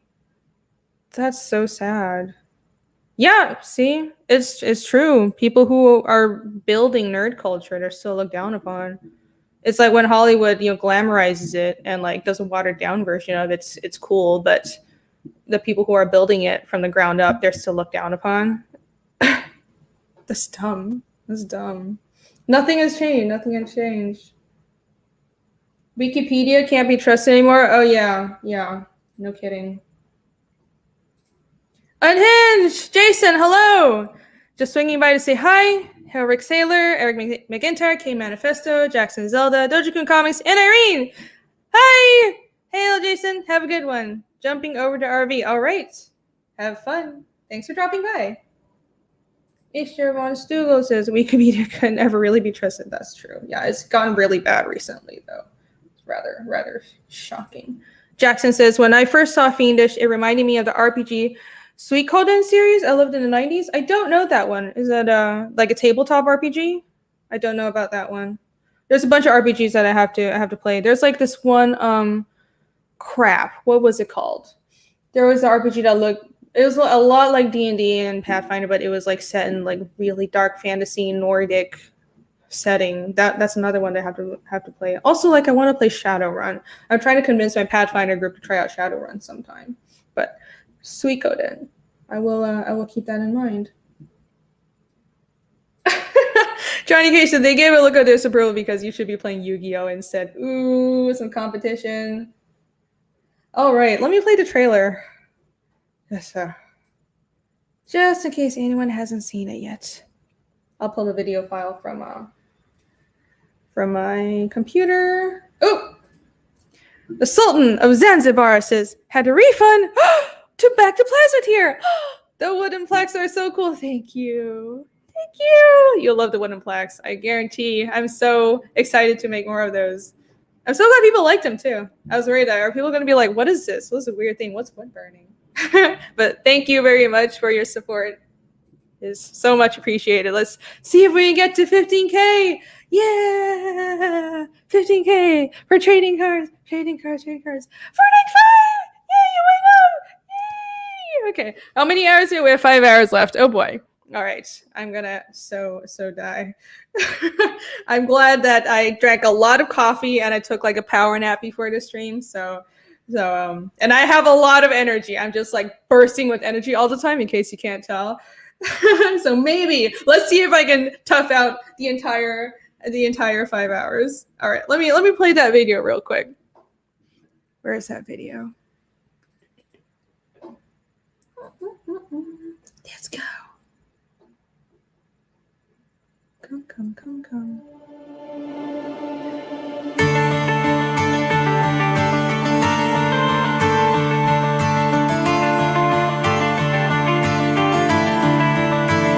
Skipping a little bit.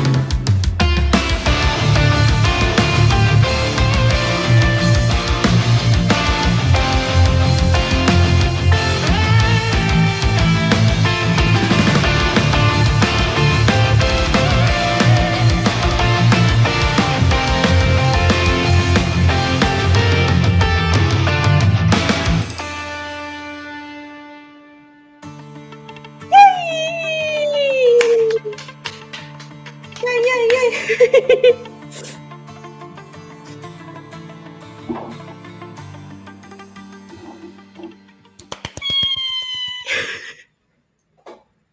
I must do the trailer dance.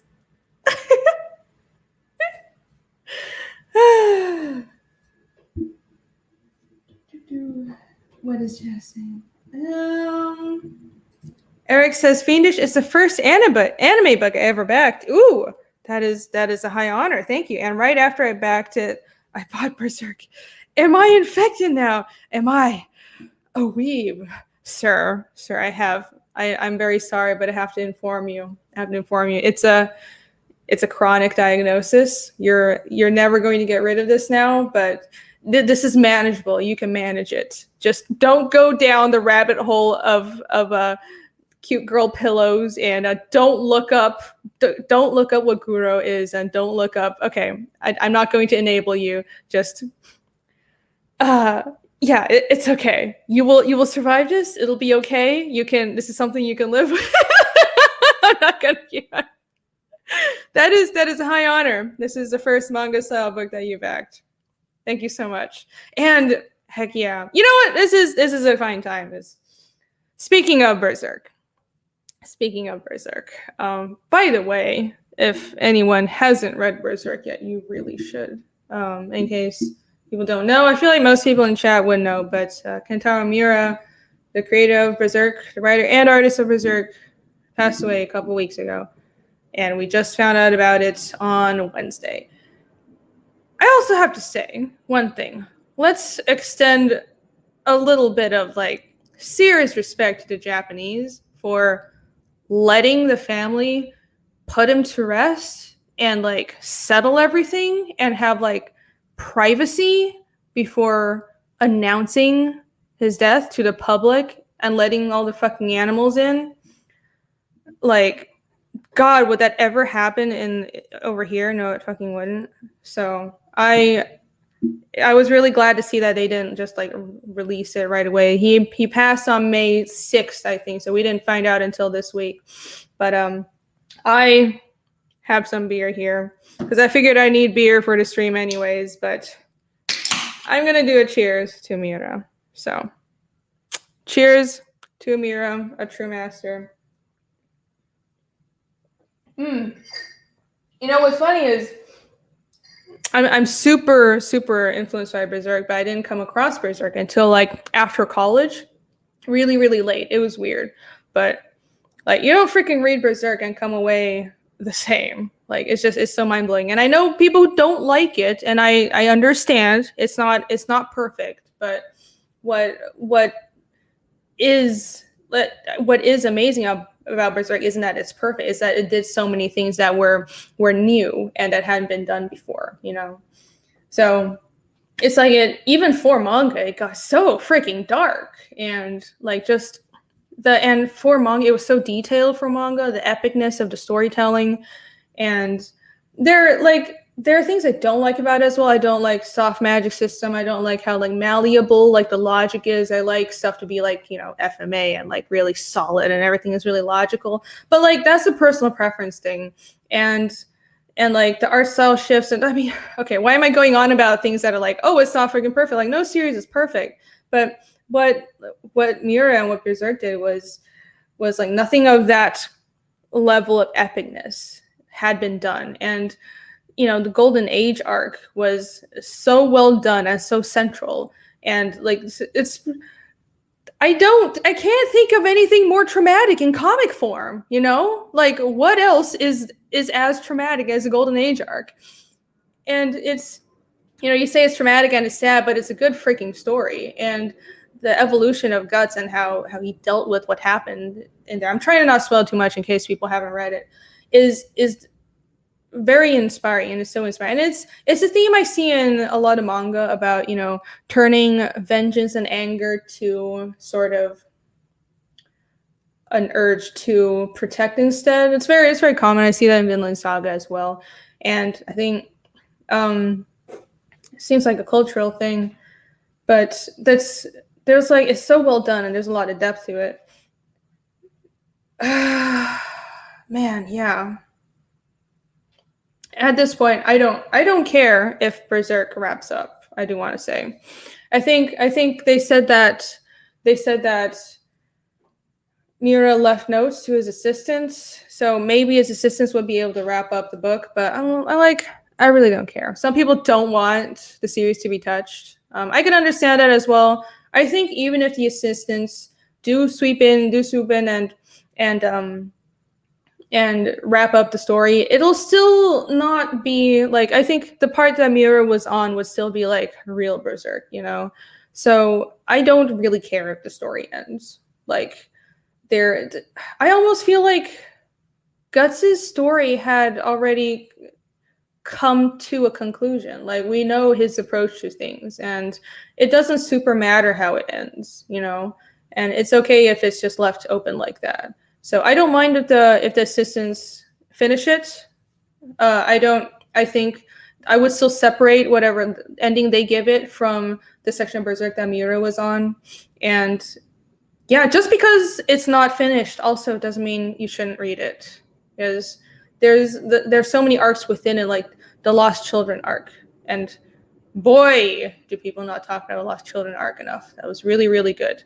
And it's so this point of contention I have sometimes, like a lot of people like the Conviction arc. I don't like it. I don't get it. A lot of things that are more like theology and stuff, I totally am disjointed from it, and I don't understand it. I didn't like that. I thought that blockhead preacher was like so annoying. But the Lost Children arc was so freaking good. There's so many self-contained arcs and stories within Berserk, and read it for that. It's an experience. So just because it's not finished doesn't mean you shouldn't delve into it. The art is absolutely fantastic, and it's inspiring. And I know I'm going to be drawing inspiration from this work for as long as I'm creating, like for the rest of my life. So yeah, shit. Comic artists need to take care of their health more. It's a problem. I don't know why we don't do it more. It's a problem.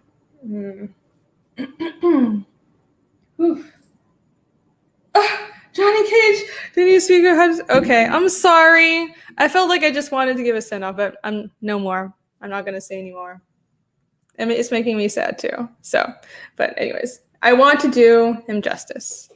I just want to mention that because he's just so fucking important to me. And it has to be said. It has to be said. And I just wanted to tell people that if you haven't read it, go fucking read it. It's fucking amazing. It'll change your life. All right. Jerry Urda, hello, welcome. Jerry has been a long time watcher, and he's been around, and he's been on my Patreon, and he's in. Oh, by the way, we have a Discord. So if you check out the YouTube description, I have a link to the Discord for Fiendish. So come join if you would like to just chat. I created Discord to have a place to listen to like what people thought about, like once chapter 1 comes out, what people think about, like, you know, any art. Like I want to hear feedback. I want people here discussing the series. So I check it. I'm on Discord, and I post updates, and there's a lounge for everybody just posts. So you know, I created that to hear feedback from him. But Jerry is super active on there. Jerry is also one of my patrons, and he is absolutely awesome. So thank you for joining us. You're fantastic. The Sultan Zanzibar says hello. There is Eric says there is one series that is perfect, and it is Ben Edlund's original run of The Tick. Absolute perfection. Oh, I haven't read that. But then again, I don't super read a lot of superhero comics. Again, foreigner here. Johnny Cage said, I absolutely want it to be finished. That would be Miura's way to defeat fate, even if Guts can't. That's a nice sentiment. And I do think his assistants know how it's going to end. I'm pretty sure he had like 5 assistants. There's no way they didn't know what to do. So I would appreciate if they finished it. I think it would still just be like separate in my mind. Jerry said, I just got off work and I never read Berserk. Well, I would say I would highly recommend it. And I would hope that you would give it a chance. It is pretty dark and depressing, but I like that kind of stuff. I like things that are just real raw, because it feels it's raw. It doesn't like hide anything, you know? It's so honest. I love that. Also, art is just freaking beautiful. Brian says, I believe the final panel was actually released, and the Studio Gaga team has his art style down pretty closely, so it's possible they may finish it if he left notes for the final arc. Yeah, I've heard he did leave notes, so we'll just wait and see. Like, I'm not in a super big rush or anything, you know?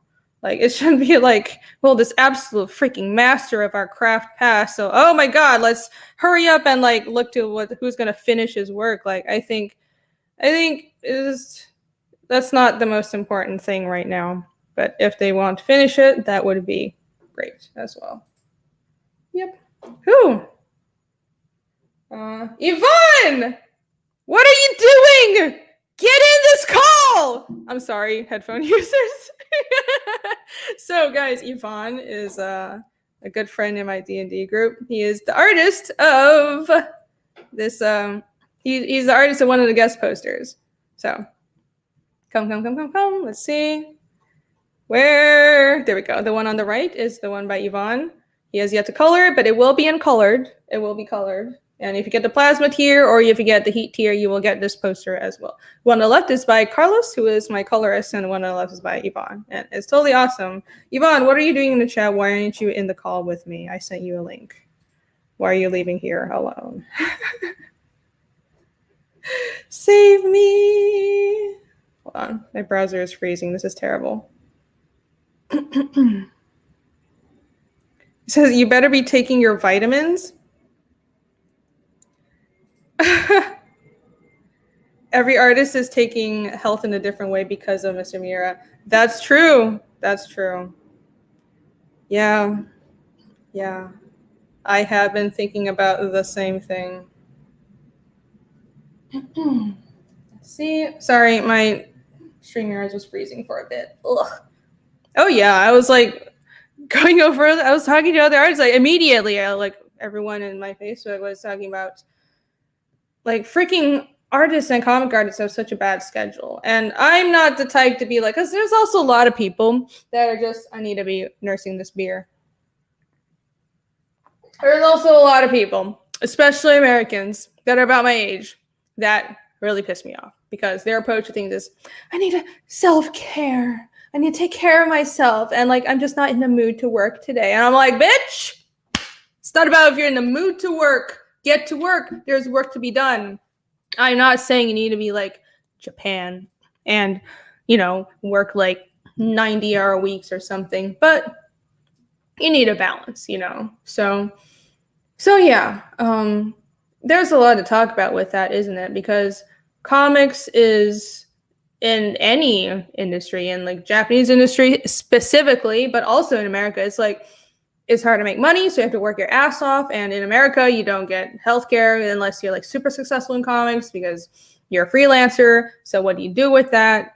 And it's just really, really rough to be a professional comic artist.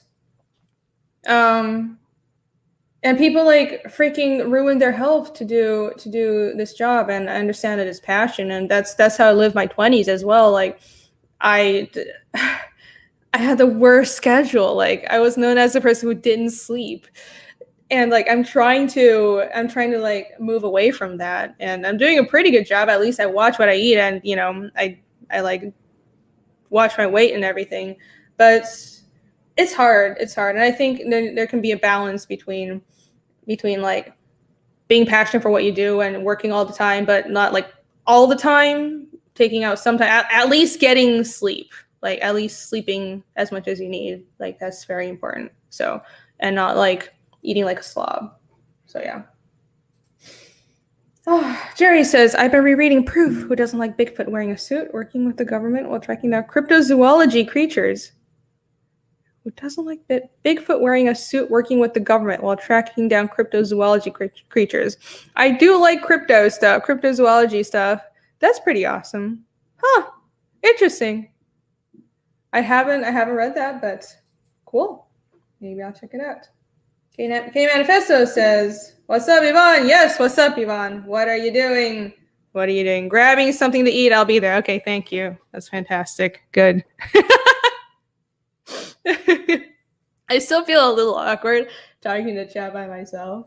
And, you know, I'm just sort of like, does nobody like me? Nobody wants to be on the stream with me. Eric McIntyre says, I used to do 96-hour weeks regularly. That crap wears you down eventually. Yeah. Yes, it does. Holy freaking cow, it does. Look who it is. Hold on, Eric says, I quit. I'm taking the next 4 months off. Good for you. As long as you can afford it. But yeah, you need a balance. It's about balance, right? Work hard, but play hard. All right. Yvonne, hello. Hey, What's hello. up? Hello, this is Yvonne, aka Hex Savage. She's an awesome artist. Hey, hello, people. Thank you. How's that poster coming, Yvonne? Well, I do gotta color it. If you can't, I will. I shouldn't be asking you on stream. I'm just being an asshole. No. She's referring for the amount of work that I put on myself. Yeah, even on free days, they. Okay, gotta tell you, I'm gonna rant about this. These guys that I was working out with, AK, very conflicting work.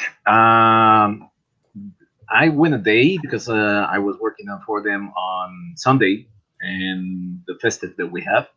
So I say, hey, give me Friday. I'll be free out for doing some paperwork and blah blah.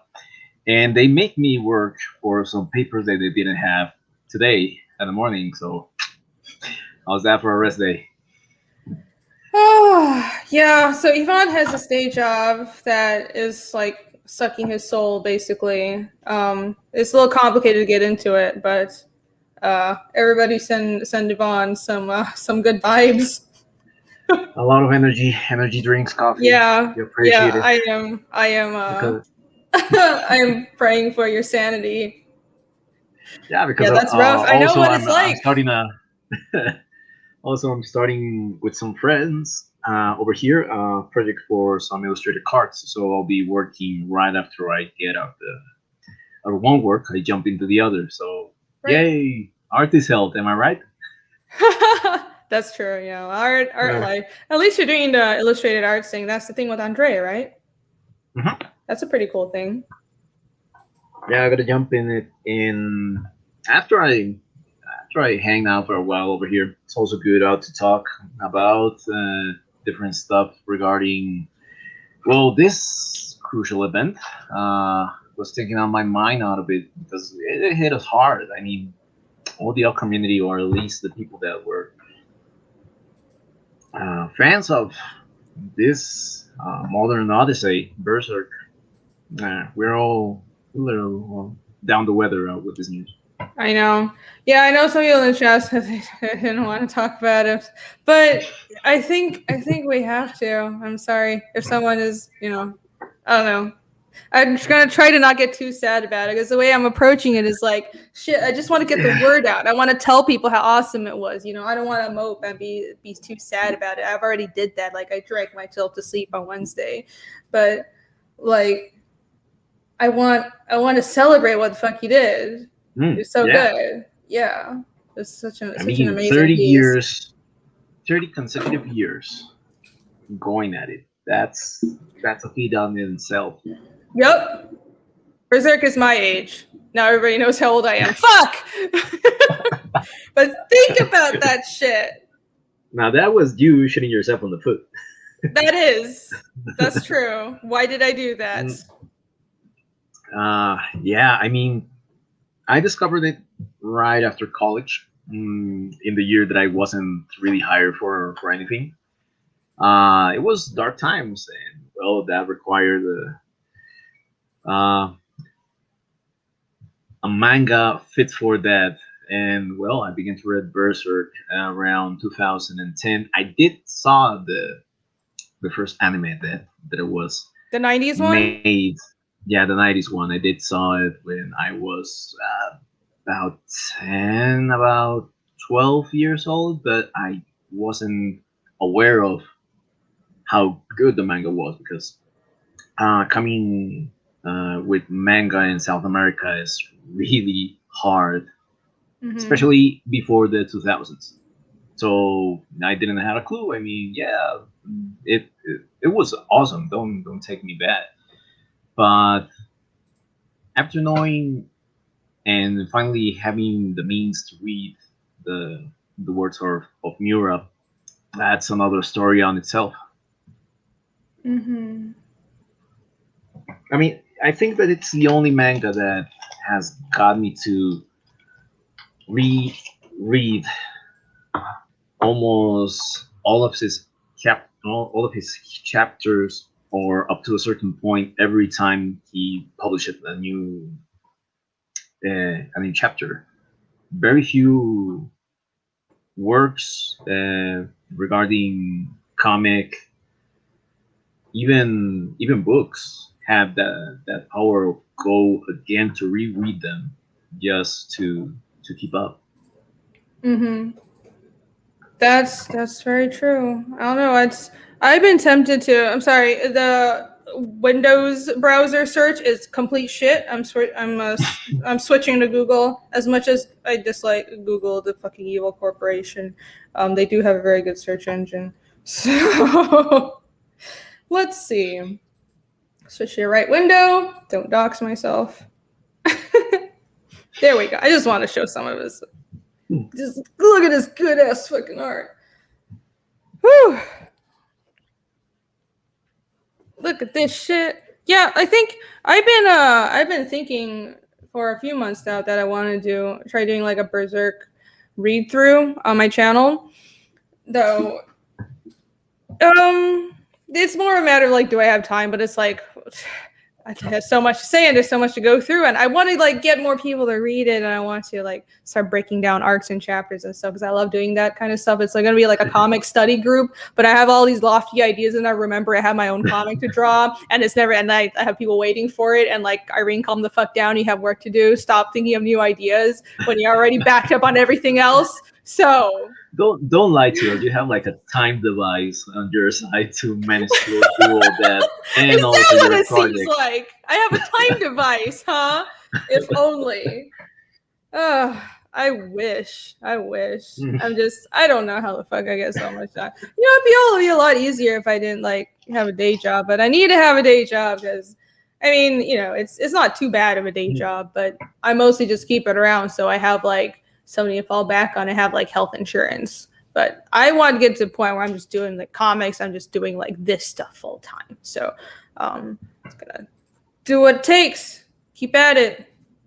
It's gonna take a while, but I believe it can happen. Yeah. Time device, if only. No, I know. If only. Brian asked, Irene, what's your favorite manga? Well, we're talking about it right now. So I apologize. There's a plane flying by. If you heard that in the background, I live like right next to a flight path. It's really annoying for. No, it doesn't sound really. Okay, good. Because I got my newfangled mic. Look, it's like an official, like a real mic and shit. It's like a fancy broadcast. It has like this boomy thing as well. So I don't know what that's for. I don't know shit about like audio, but I figured it would sound better than my old piece of shit. So. I also really need to invest in the microphone. Especially for DMD, every time is a little bit more hectic. No, I think that's just Discord hates us. Yeah, I don't think that's our technology. It's either internet or Discord. So yeah, but this mic is nice. I'm glad to have it. Yeah, my favorite manga is probably Berserk, but let's see. A few close. You know, that's a hard question actually because. I also really, really like and am really influenced by FMA. And I think, yeah, and I feel like it's not as epic, but man, it was so fucking well done. It was really, really good. Yeah. It's one of those weird series where like most like hardcore and manga fans have read it and like people don't like rave about it like Naruto or One Piece or Bleach, so those are like the big, you know, flashy like pop stars of manga, and then Berserk is like this dark brooding like epic thing in the background, and FMA is kind of in the middle, but like everyone knows about it and everyone loves it, but it's not like the first thing brought up. But I am very, very, very influenced by FMA, and when you see my magic system, you will definitely be able to tell how influenced I am by that. So, and like I mentioned before, that's great. Like Casimir and his brother look just like are modeled after Ed and Elric. So, and I'm shocked that nobody has spotted it. But now I mention it, it's really obvious, isn't it? Like I fucking love FMA. It's so good. It's so fucking good. I didn't saw it before, but now that you mention it, it's really really like Alphonse. Yeah, like let me go back to the website. I just have to go back. Yeah, all the characters are really, really likable in Fullmetal Alchemist. Such good. They are really well written. Oh, there you go. even the secondary ones, you get to love like the whole squadron of Roy Mustang and even the little appearances of people that are secondary to or third people that are relevant in the story. Right. Even and like secondary characters are really are just like well written and it's very deep and the philosophy is fantastic. And it's like she knew where she was going from the start. It was all planned out. So well done. So well done. FMA is a masterpiece, and it's kind of this weird space between shonen and seinen. So I think a lot of people don't know where to place it, but I fucking love that series. It's really, really good. And also another favorite manga, Vinland Saga is still running, but obviously I really, really like Vinland Saga. That's also, it's weird. I kind of grew up with FMA. I started reading FMA when I was in like middle school, and then I read Berserk, and then I read Vinland Saga, and Vinland Saga is still ongoing. So, but Vinland Saga is fucking amazing. It's not just like because I really like Norse stuff and like ancient pagan stuff, but like the story and the art is also. Let's pull up some Vinland Saga art. If you haven't read Vinland Saga, you need to. So I get to read it. Still, I really dig the art, and I know that it's like historically trying to be accurate at some, at least with how the characters are dressed with, regarding like the machinery of the time, architecture. That's a really great job of research. I gotta see it. I mean, it was a good that even Assassin's Creed like has like a little cameo of the characters, the recent one. Eric McIntyre asked, "What's FMA?" Full Metal Alchemist. Full Metal Alchemist. Oh, it's something that you should read. You should read it. It's a really, really amazing story.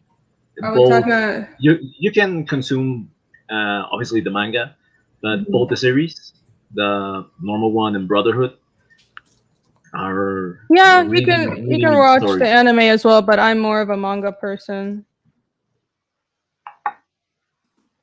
I mean, usually the manga is better. Whoa, why did I spell Full Metal wrong? What the fuck is English? Spelling hard. Grr. Yeah, there you go. So it's technically shonen, but it gets pretty freaking dark. So the manga is good. I would say read the mangas. The manga is a little darker. And so there are 2 anime series if you look into it. The first one is just called Full Metal Alchemist. That was like early 2000s. And then there's another one called Full Metal Alchemist Brotherhood that they, because when the first anime series was running, the comic was still ongoing. So I didn't know the ending. So it's not bad, but I prefer the comic. So I like the Brotherhood take more. So like everything is pretty much the same until about halfway through, and they have kind of a different take on the homunculi and like how the ending goes. So and then Brotherhood is the one that stays true to the manga storyline. Yeah, they really crank it up to the 11 with the Brotherhood one. Actually, it gets pretty even darker than the 2000s ones over there. Yeah, because the manga's even darker than like the anime of Brotherhood. So I love it. I'm like, it's not even shonen anymore. My God, girl. That's such a good series. Are we talking about favorite mangas? Yes, we are. Does Dojin count? Sure. Of course.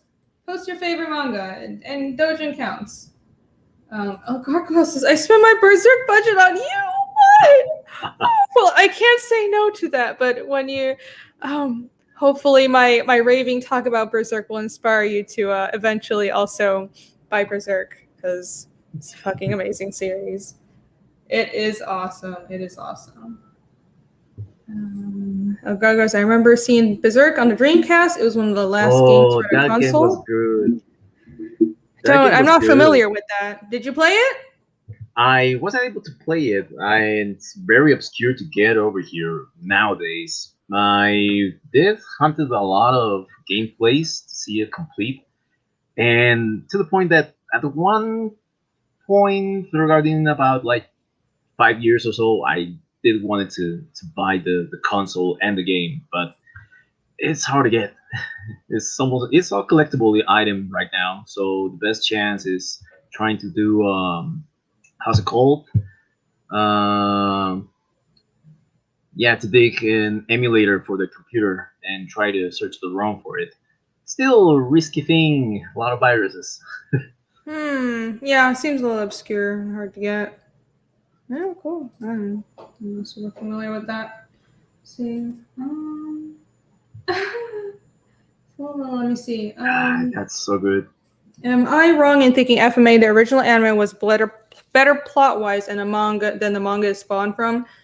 I think it really depends on like which one you came across first. People tend to like the one they contacted first. So if you started watching the FMA anime first, then people tend to like that storyline because that's your notion. Yeah, the of, nostalgia like, factor is pretty strong. because they're both pretty good. They're both pretty good. But like I'm partial to the Brotherhood one because that stays true to the manga. And I'm like, you don't even have Olivia Armstrong in it, and she's awesome. I mean, regarding that, I do get your point, but it doesn't happen to me with the full series. It happens to me with one specific character, with Greed.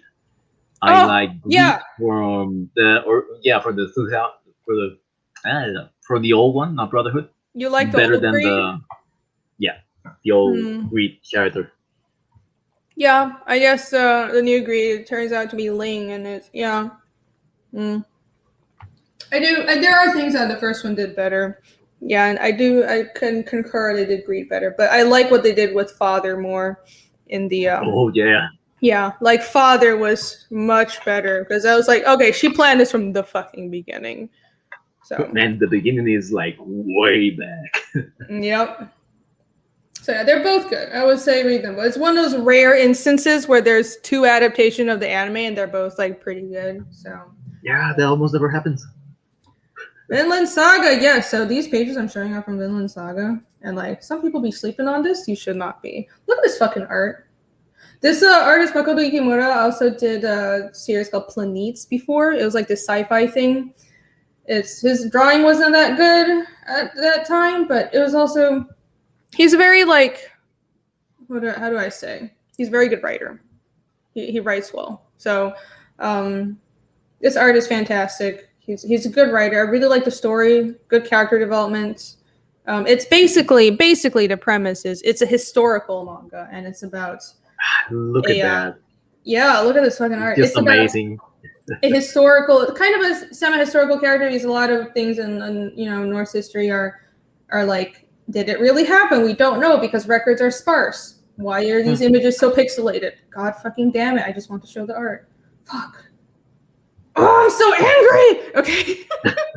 There we go. Look at this. Look at this. So yeah, like it's basically kind of historical fiction because we don't have like full records, but it's about an Icelandic explorer called Thorfinn Thorson, and it's kind of a fictional account of his life and what he goes through. So he's a warrior's son, and his father, spoilers, but not really because it happens right away. His father gets killed by like a mercenary. So this boy grows up and like with vengeance in his heart and traveling and going through hell and wanting to exact revenge. But he kind of goes on a journey and like reaches the end point of his need for revenge and realizes that he kind of changes his philosophy on everything. And it's what I do appreciate about that is like Thorfinn's character is very interesting. I kind of find him a little annoying sometimes because he's like become such a pacifist, but what makes up for it is he's still a complete badass. So it's this really Japanese philosophy. It was like carry a big stick but speak softly, and I like that Thorfinn really exemplifies that. So he's like this really badass hand-to-hand fighter, but he's like has this philosophy of not killing, which is completely against Norse culture and completely against like the manliness ideals of his time. So he comes into direct conflict with a lot of the other major characters in the scene were all about like war and stuff. And I do have to say, as someone who's really, really into historical stuff like Icelandic history and Viking history, this is more historically accurate than anything I've seen produced in the West. Like the battle tactics, the way like the camping gear, the way people like eat, the clothes, like the freaking clothes, like the Viking show is such a farce. So it's like, I mean, there's a lot of cool stuff in the Viking show, but like it's like fantasy version of Vikings. Like they didn't dress in leather, they didn't have shield maidens. Like, what are you talking about? They didn't have. I mean, maybe there were some shield maidens. We're in like armies of women. Like, why would you do that? That's not what people do. That's just a modern thing they wanted to add in. And like the clothes aren't accurate, the timelines aren't right, the characters are, they have all these historical characters that lived at different times all mashed up together, and it's like, why is Rollo related to Ragnar? So I have thoughts. So like Vinland Saga Quite a few. Yeah, but you know, and I don't hate the Viking show. It kind of got weird at the end of the first few seasons were interesting. I did watch it. But like, man, Vinland Saga is he did his fucking research, and I'm just amazed. It's like, how'd you like? I think he traveled to Norway to do his research and like spend time there, and like he's like really fucking serious about it, and it shows. It's really really well done. It's quite a field trip over there. Yeah, and there's a few things I saw that were like, you know, like a little iffy, but in general, like it's really impressive that this manga is more historically accurate towards like Viking history than anything I've seen produced in the West. And probably there's like stuff that is actually produced in Scandinavia that is accurate. I'm sure they know the best, but I haven't seen it. So as in like English language stuff that I've been in contact with, I haven't seen anything this accurate. So it's very, very impressive. The art is fantastic. I gotta pull up some fight scenes. Let me pull up some fight scenes to show you guys.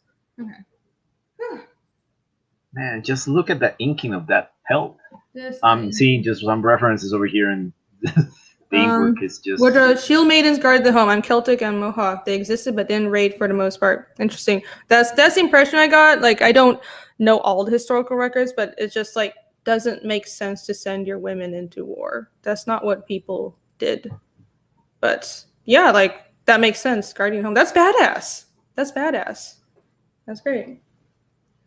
And they weren't super common either. Yeah, I think so. Vinland Saga isn't 100% accurate. Yeah, it's not. You're right. A lot of the dates are off, but the characters are really close. You're correct. It's not 100% accurate, and I want to be clear. I'm not saying that, but it's more accurate than like the Vikings TV show. Or a lot of other stuff I've seen, and like I find. I mean, I taking find in that mind very the scarcity of. Nope, they weren't. materials, talking in on Sorry, dudes. an archaeological way, he actually been did rough. a lot of the research over here. Volkulba, she has had more coffee since I left. No, actually, Volt, I've had beer. I've been drinking beer. This is normal. Look at this. Look. I've been trying to calm down. It's not happening. This is normal. This is normal. Oh my god. Oh my god. I really recommend reading Slain the Horn God. It is in Norse, it is Celtic, and Simon Bisley did his research with that book. Very good, and the Simon art Bisley. is awesome. Cool. That artist was cover artist for heavy metal a lot of times. Let me look it up. It sounds like something that I should have read a long time ago. I don't know why I haven't.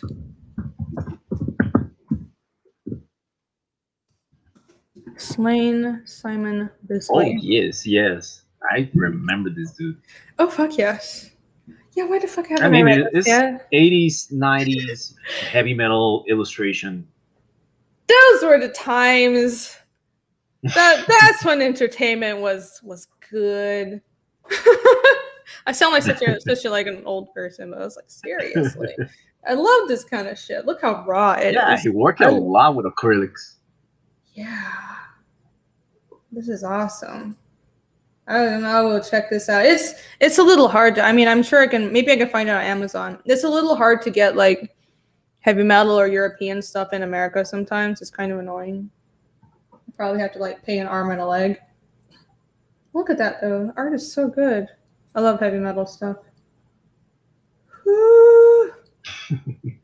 And take in mind that almost everything is analog. Almost all is acrylic and painting techniques. Yeah. Oh.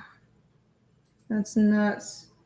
Oh my god. That Actually, so cool. My illustration professor in college really set up these examples when he was teaching us in acrylics. He was just drawing in awe. Like, hell, I can't do that. What, your illustration professor taught you like heavy metal illustration techniques, or? Simon Bisley. Simon Bisley. Oh, Simon was Bisley. his reference. Yeah. For acrylic. Okay, I see. Woo. That's still. Yeah. Let me. A long time ago, but this is like one of the works that I did. This is based on a work of I don't remember his name. Last name is Kruger. That does a lot of celebrity art in analog. But the thing is that it's on big format. I don't We know that were one. committed to do it in a small format, and this is Let mine me from a show. long time ago. Oh, nice. In acrylics, it took like 7 movies to make. I counted my time in movies. Okay, in the movies, 2-hour Yeah. intervals. That's nice. Yeah, Yeah, good colors. yeah. I miss doing that because, well, analog illustration it takes time. It takes a lot of time. It does, and that's mostly why I work digital, because it's just faster. Like analog illustration is important. You should know how to draw analog, but like digital is so much faster. It's easier to draft things. It's easier to like process things for print, to make Correct things. corrections. Yeah, corrections. Oh crap! Who gave for alcohol? I don't know. it's just this stream's just gonna go downhill from here. Let's check on the let's see. The campaign. Where are we now? Let's go back. Come. Do. Sebastian Kruger is the name of the artist. Sebastian Kruger. Okay. He was amazing. Yay! Thank you. Sorry, it went up. I have to thank everyone. Oh, more money! Yeah. Hey, we're less than 500. Oh my god! Maybe we can make it to 1,500. Everybody share, please.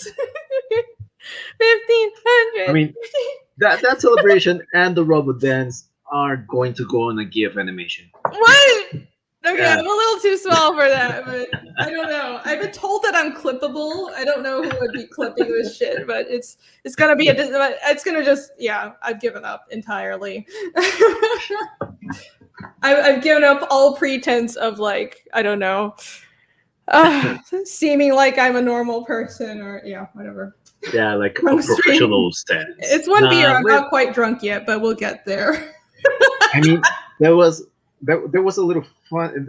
That's a thing that I found funny when I went to Vancouver and I went over to Titmouse and to what's the studio for Rick and Morty? Well, oh god, Danito's gonna kill me. Bardell. Man, the thing is that we as artists, we see other artists and we like, whoa, we put him along in a really high pedestal. Like, wow, this guy is so amazing. Like, he must practice every day, every hour, and he's so professional and well kept. Now, everyone, we all a bunch of weirdos. Yes, artists are a bunch of weirdos. And it's really funny when you actually are more extroverted, being an introverted, than the artists that work over there. Like, take that into account. Or what do you mean? Well, most artists are very introverted, and they all have issues. I am an introverted person. Believe it or not, I am too. But I did the MBTI, I did like the personality test, but I'm like 51% introverted, 49% extroverted. So I'm like apparently a rare breed. Most artists are like quietly drawing all the time and very, very, very like, but in their minds. It's really strange to find people even more introverted than you. Yes, like, oh, I know. That's true. It's amazing. I mean, you have to be introverted to like sit here and produce something. Yeah, focus and produce something and be happy doing it, right? Because it's about like introversion and extroversion isn't about whether or not you're socially awkward, because that's a misunderstanding a lot of people have. You can be introverted but be perfectly socially functional. It's about like how you draw energy. So if you're introverted, you expend energy talking to people. So it's like I really like talking to people, but if I spend all day doing nothing but talking to people, don't get to draw, I'm like really tired because I get anxious. I have to be drawing and I have to be alone. But other people they like the real extroverts, I know they thrive talking to people. They have to talk to people. If they stay indoors, I could stay indoors all day and I'm fine. But I know friends who can't do that. That makes them anxious. So that's what it really means. It's not about like, whether or not you're socially awkward. That's nothing to do with it. yeah, I mean, dealing with a lot of people and different charges regarding work, it takes energy. It takes a little toll, and especially if there's problems at work or there's work for yesterday, because there's always something for yesterday. Of course. That drives a lot of your energy out, and instead, like you doing your stuff alone or concentrated by yourself or with the music that you dive into, you can go forever. I mean, I there's times like I go on for a piece and I do not stop. It's 4 a.m., 5 a.m., and I say, hey, I gotta go to sleep, but I am not sleepy at all. Yes. Yes, it happens all the time. It's like if you can't sleep, you just can't sleep, dude. It's like I You don't told know. yourself this is detrimental for you, but Yeah, I'm it's in the like zone you're right just now. thinking of too much and you're in the zone. I can't like no matter how much I just lie there, I'm just gonna be staring at the ceiling. So what the fuck am I gonna do? Man, that's such amazing. Just gonna scroll through That this card preview. scene is really amazing when the monster takes the bite out of the chubby guy, the guy with Oh, thank you. It's a nice chunky bite. Chonk chonk. By the way, hi Chris. Thanks for joining. Hello. Hey, thank you so much. Sim is back, hence the little quirks. Yes, Hey, artists are Mr. very Sam, how are quirky. you? Hello. He was on early, but he had to run. You're always Okay. welcome back on. We had a few people pop in and out, but a bunch of people are doing streams today. I also invited Wise Guy, so I don't know if he's going to be on, but we'll see. Chris is inviting Dojo Kun back on. Cool. Awesome. Awesome. Everybody go check out Chris's channel. Sugar Chris's channel. He does the morning That's good stuff. rush show. Yeah, it's good stuff. And by the way, Sim has a doodle and chill on Sunday, and we are going to be drawing a tribute to Miura. So go check out Sim's channel or just search Doodle and Chill on YouTube, and me and a bunch of other artists will be participating and we'll just be drawing and doing a quick sketch and just chatting. So come join us. And I try to be on like either the Saturday or Sunday one, so that'll be fun. Check them out. And the little quirks. And so little quirks, yes, artists are very quirky. Yeah, some of them are so damn hard to deal with though. It's really annoying, man. But I guess that's the stereotype, right? You have to like have issues, and like that's where creativity comes from, your deep dark issues. I'm like, I mean, it's not necessary, but it's there. I think it's not. It's sadly like you kind of, but like it's life experience. Because if you just had a really easy life, then what do you draw inspiration from? Because storytelling is about struggle. So like if you don't have any struggles, what is there to create for? Like you can just enjoy making pretty things, I guess. But I don't know, like with storytelling, I think most like people who are good storytellers have had struggles, because if you haven't struggled, then how do you write a character who's struggling? That's what story is about. Oh, I hear a pop. How do you convey your emotions over one illustration? A panel? Yeah. How do you know what it's extremely sad and not go into cliches? And the other thing is how to represent also sadness or anger in subtle ways. Right. You need to have experience like hello, deep and dark things. Hello! Holy shit! AC is on. Oh my god, it's me. Hello. It's AC. Okay, so do you guys understand the pain that is taken? Like all this time is taken to get here on our stream. Everyone, this is AC. And Nick, you guys have met Nick / Carlos. I don't know what to call him anymore. He's going by Nick today. So, you guys are eating popcorn. Fun. Yes, we're here to celebrate. Yay! I mean, we're not at my final stretch goal yet, but we're hoping. Wow. We have people in California. It's because it's getting late here. This is all up to people in California. So, California, save me! I never thought I'd be saying that, but. Oh gosh, congrats, dude. Oh, thank you. I mean, even if we don't hit it, this is fucking fantastic. Yeah, this is way more than anything I expected. Obviously, starting out, seeing my original goal of 2,500. So, dude, no matter where we end, like, this is fantastic, and I will be grateful. I'll be grateful. So, we will see, and I'm going to be trying to, tough it out until it closes, which is 3 a.m. my time. So that'll be fun. But I've been chugging beer, but I also have coffee here. This is why comic art is die early, everybody. I swear I don't do this all the time. It's just like I have to like fuel myself today. So but yes, I will be sticking around, and hopefully some of you will be hanging out as well. And we'll just be shooting the shit, chatting about whatever. I had some drawing lined up if there was nobody else on the stream with me, but now that I have fellow people to stream with, it'll be awesome. We'll just chat about stuff. What were you guys talking before we jumped in? What were we talking about? Oh, we were. I think we were talking about artists and how they all have issues, and but how that helps people create, but how it's like really terrible for us. The struggles that a person has, or the experience of handling them, that also influences a lot in their work and how they approach things, story-wise, and well, in their own aesthetic. And Woodrow CNC says it allows you to understand the struggle. Yes. Yeah, and also a good thing about it is if you reach a lot of people, you can also like lend a hand with those struggles as well. Mm-hmm. Woodrow says hello to Nick. Yeah, no, I was while you guys were talking, I was trying to wait. I want to make sure the chat is going by. Oh, chat. Yes, Necros. Hail! And rest in peace to the goat, and Taro Mura, the goat. Yes. I'm wearing my Berserk shirt today. The greatest of all time. Oh, yes! Oh, Ooh, that's nice. Yeah. Awesome. Oh my god, that's a nice shirt. Where? Yeah. Yeah. Yeah, I she don't said- even have she any said this of one Hard to for- see, but She always there's like a says this skull one for there. special occasions. There's Griffith up here. It's still kind of hard to see. Oh, I didn't even see Griffith. Yeah, that is There you really go. hard to see. Yeah.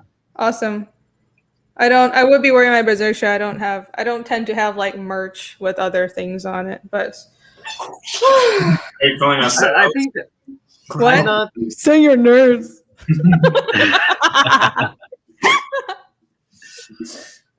I guess that I'm. have to get merch for. I will. Oh, Yeah, I also have to get Berserk merch. I'm To not Amira. really a guy of merchandise, but I guess that this special No. occasion. I'm just not a merch person, but yeah. Oh, might have to get some now just because I don't know, Johnny Cage is here. I'm sure Pale Rider will not be far behind now. This stream has had a critical lack of Pale Rider. I'm rather shocked. Yo, what? So Pale Rider is one of our frequent viewers.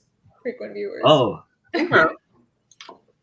See 14.5K. Yes, Lord Rabbit. Yes, 14.5. Yay! This everyone's saying hi to each other. Let's see. Everyone's saying hail, hail, hail, hail, hail, hail. Everybody, yay! By the way, in case people don't know yet, Nick here is my colorist, so he'll be coloring all of Fiendish. congrats over that feat. Yes. I was so worried. I didn't even think we'd get to 2,500, and I was like, we're never gonna get to 10,000. I did this video when we first started out, and I was like, oh yeah, 10,000 is a really high goal, but I'm gonna shoot for the stars and hope to get to it.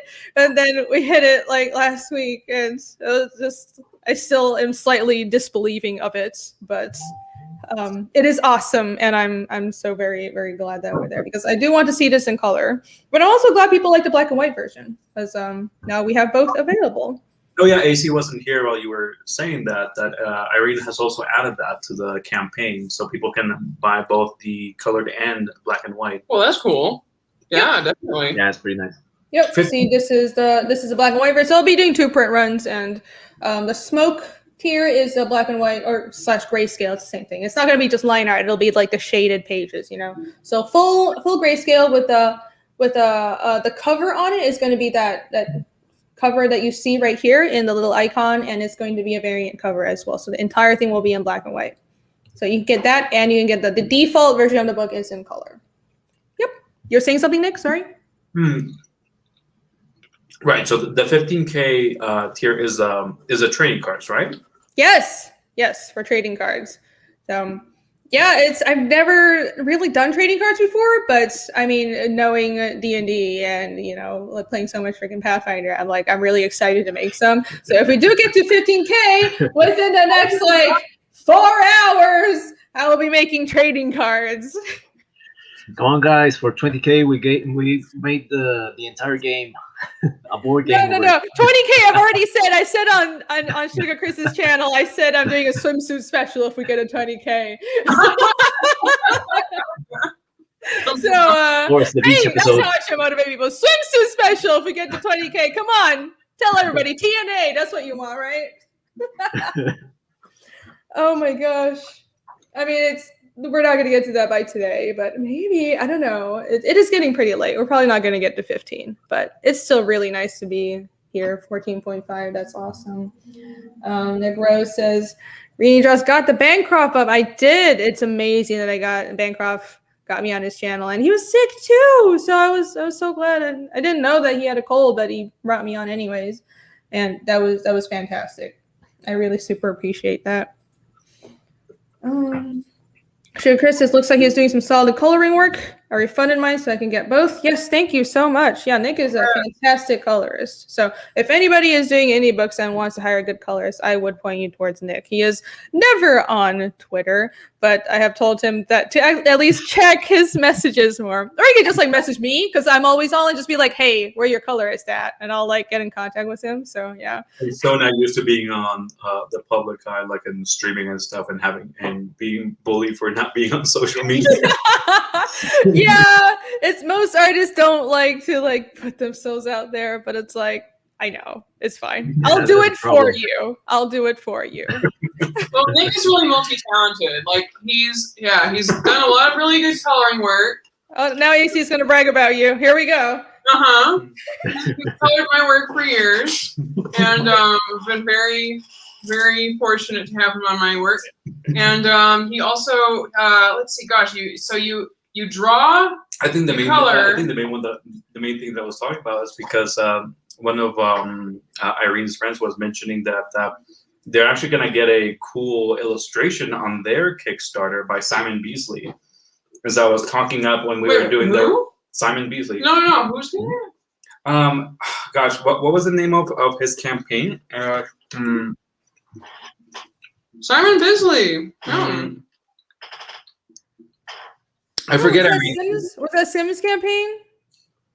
Yeah, Sims. Yeah, there you go. Yeah, what was the name of his campaign? Because I get confused. Natverse. Natverse is his campaign. But you guys should check that out too. Natverse. Okay. Yeah.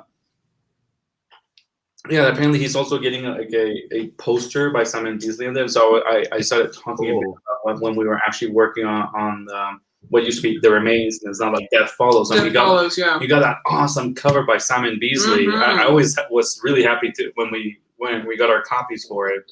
So flattering. Why did you bring up Simon Beasley though? Well, we're trying to do, and you start like subtracting. You just like anyway. Enough about let's talk about Simon Bisley. Thank you, Zaid Comics. Welcome. Thanks for joining us. Well, it's cool that he's doing stuff for indie comics because a lot of artists are like, I'm not gonna do stuff for indie comics. Good for that, but it's, Yeah, we're just talking that we worked together on that book, and it's really cool. Yeah, that is. Oh yeah, super good. I can't believe he's doing. That's awesome. Nick has helped me with character and creature designs. He's really talented as a creature designer. He's also helped with like just gosh. So creature designs. You also sculpt, and so your Instagram only really shows a few of the sculptures that you did. I keep pushing you to like put more stuff on there, but come on, your ink works are amazing, man. Yeah. So by the way, we're all the way I knew AC and Nick from college. We all went to art school together. But then Yvonne knew Nick from Colombia, and they're all living in Colombia right now. So DeviantArt. Yeah, with Colombia and DeviantArt. So this is like a whole chain of like we kind of just all amalgamated together, and we play D&D together right now. And Nick is our DM, so he does a lot of like minis as well. So if you're into that, you should follow his Instagram. I feel like your Instagram could just be like posting minis if you want. Like I think Instagram is really good for people sharing mini work and stuff. I think it's helped to just get me to start posting something again. 'Cause Yeah. I've just been really shy for a while posting art. I don't know why. Both. Yeah. Yeah, I feel like, but I don't know. You do so many minis, you should be posting them. You have like shelves and shelves of it. You could just like have a backlog Yeah. of posts ready. So It yeah, doesn't really show, but like this whole shelf has like a bunch of the stuff that he's made up there Handmade. and stuff. He paints Yeah. as well. We've got some more on a shelf up here. You can't see. We've got like just some scattered all around our house. Oh yes, yes. I'm gonna. Where is your Instagram? So Nick is Ink Imp Nick. On Instagram you're Ink Imp, right? Yeah. Okay. Yeah, it's Inkimp or Inkimp Nick. You guys can find me online with either one. Alrighty. Mostly under this orange icon with a little devil guy. Yeah. There you go. That's the link to his Instagram. There you go. If you won't do publicity for yourself, I will do it for you. It's appreciated. I want you to get work, but not while you're working on my book. Not yet. Let me try to find trying to find his Twitter as well to post it. So everybody, you should go follow him. I know he posts like, I guess I scrolled down for like a second and I was like, what is this old post? This is old art. Wait, it's from 2018. Like, dude. Yeah. Nope. Dude. Ah. Man. There. Ink Imp. Why isn't it showing up? Oh my god. Twitter? Okay, I'll just put the link isn't, so whatever. I'll just put it's one word, right? Ink Imp Nick? Mm-hmm. Okay. All I right. always forget your handles because they're like similar but different. Yeah, because you don't use the exact same one. So okay, there you go. I posted it. All right. There you go. And here are some of his minis. Look at this. Mhm. Cool stuff. He has like 7 posts, but go follow him anyways and pressure him into posting more shit. Yes. Again, like I know that everybody had already jumped into this, but I had just started getting into it. Yeah, Instagram is really good for promoting artists. And you don't have to say much. You can just like post your art and not talk, and people, it's good for getting out there. So, yes. Post more. I mean, it has its days because sometimes they mess up with the algorithm, or at least it was like a year ago. They were messing around with that, and a lot of people were not getting any viewers or anything. It's weird. I don't know if they go over it now and got a little better. But still, I mean, it's a nice way to show your stuff. Oh yes, yeah, I like it a lot. And with Twitter is also very good for self-promotion, but you have to like kind of find the right corner of Twitter, because up until now, Twitter has been useful for me until I launched Fiendish and my crowdfunding campaign, and then I realized there's this community of people who do crowdfunding comics that I wasn't in contact with until I launched my shit, and then like people reached out to me, and then I'm like, oh, there is like a community of people who will like find work for you and repost your stuff, and like I'm like, this is fantastic. It is really good for self-promotion, but you have to like be in the right crowd. So yeah, it's awesome. So should have done it earlier, but it's awesome, and I'm much appreciated. Much appreciated. Couldn't have done it without you guys. Really couldn't have though. Yeah. For some rest. Let's see. What is the chat saying? Surprise, speak. Leslie Phil? Who? What's going on? I don't know what's going on in the chat. I think everybody has been talking about different streams and channels that are going on right now at the same time. That's cool. To check out all the ones that you guys are talking about. Okay, yeah, there's some channel called Comic Art Live. I think there are a bunch of artists making some drawings for some charity thing or something. Oh, interesting. Oh, that's nice. Is it going on now? Well, I'll check it out nonetheless. Yeah, there's so many. It's also hard to find like good channels on YouTube. Well, like there's so many like art channels and people who are promoting indie comics and stuff, and it's like you don't know about it because YouTube is huge, but you have to like kind of people link you to it and shit. So yeah, Comic Art Live. I'll check that out. Phil is who is Phil? Phil is Bloody Mary and Candyman of Bez. Who is this? Who you're talking about? People I don't know about, so I'm very lost. All right, chat is in their own world. All right, let's see. Chat is in their own. And if you haven't seen yet, I finished the Yummy sticker. Yay! So I just finished that today. This is the reason I got like 3 hours of sleep yesterday. Because wow, really? Yeah, so somehow I'm running on 3 hours of sleep, and I took a power nap and a lot of coffee. So somehow I am still speaking at my normal speed, which is weird, but apparently, yeah, I don't know how I function. I don't know how I'm still standing. Probably it's just completely on energy from coffee. But yes, I was up last night finishing this because I really wanted to get one of the stickers done, and like I was just really into it. But this is the sticker set that is going to be going out to all backers, but only for backers who back during the Indiegogo campaign. So I've decided that the sticker packet, which is what was one of the stretch goals, and also the trading cards, if we do get to that, I don't know if we'll get to that, but like those two little add-ons that will be going out to everybody who backed during the campaign will only be for people who back during the active Indiegogo. So because I'm going to go, Fiendish will go into in demand, but that means that Indiegogo lets you continue to sell like your books and your products after the campaign is over, but the price goes up a bit. So the price will go up, and also I won't have like the sticker set or the trading cards if that happens available, because I want to have rewards that are just for people who back during the campaign, because that's really important, because like that allows us to do stretch goals like getting the book in color, that allows us to print more copies. So yeah, I appreciate people back during the campaign. I know it's not possible for everybody, but that's just the way it works out. I will make the stickers and the other stuff available for the Chapter 2 campaign, but these are like all the other add-ons, like the stretch goals things, the stretch goal like rewards will only be available during active campaigns. So the stickers will be back for the Chapter 2. Yep. Oh, you mean the same one? Or do you mean a new batch? I'll probably make more. I'll make it available. So what I'm going to do for Chapter 2 is that you can get stuff from the Chapter 1 campaign as well. You can get the Chapter 1 book with Chapter 2, and you can also get the Chapter 1 sticker set. And I might do a new one for Chapter 2 as well, but you can like pick which ones you want, is what I mean. Oh, okay. Yeah. So, but it'll only be for during active campaigns. Yep. Oh, and I do have a retailer perk, in case you guys didn't know.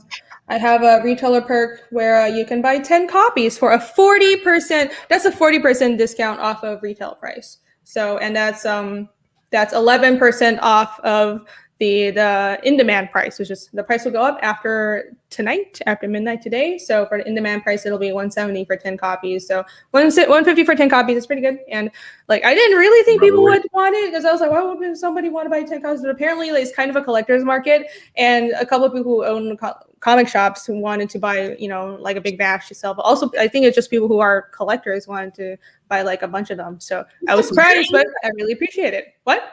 That's a great idea. Yeah. Mm-hmm. Yeah. So that was also what someone told me, that like I didn't know that was, the kind of perk that people would have, but the more you know. So for Chapter 2, I will have all this at the get-go, because now I know what people want. Yeah. A comic campaign is very different than just like a normal art book. There's a lot of learning. Let's refresh. Refresh. Oh, still at 1450. 14526. It's cool. Probably isn't gonna go up. It's cool. Nobody wants it. I'm just kidding. That's so sad. I mean, it's like fucking almost midnight here, so I'm not surprised if like everybody's this is it. Yeah, like an hour to go here in Colombia, so I was like, you still got an hour. But no, well, it's Pacific time, midnight Pacific time, Ariel. So we have 3 more hours. 3? Yep. Oh, cool. Clearly, I did not make that clear to her. Yeah. Rise it up.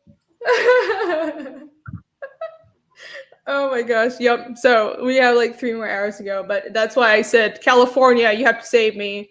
Maybe Texas, California, save me. It is super late here, but I will try to stick around as long as I can. I don't know if I'll be around until the campaign closes, but I got energy for days, so I probably will. But yeah, let's see. Where does White Guys go? I thought White Guys was going to come on the stream with me. Let's see. Oh, hold on. He messaged me. Alrighty. Yeah, Wise Guys might come on in a bit. So that'll be very, very cool. Let's see. What is chat saying? Jim Cox says, slow down. I feel like it's also our fault in that.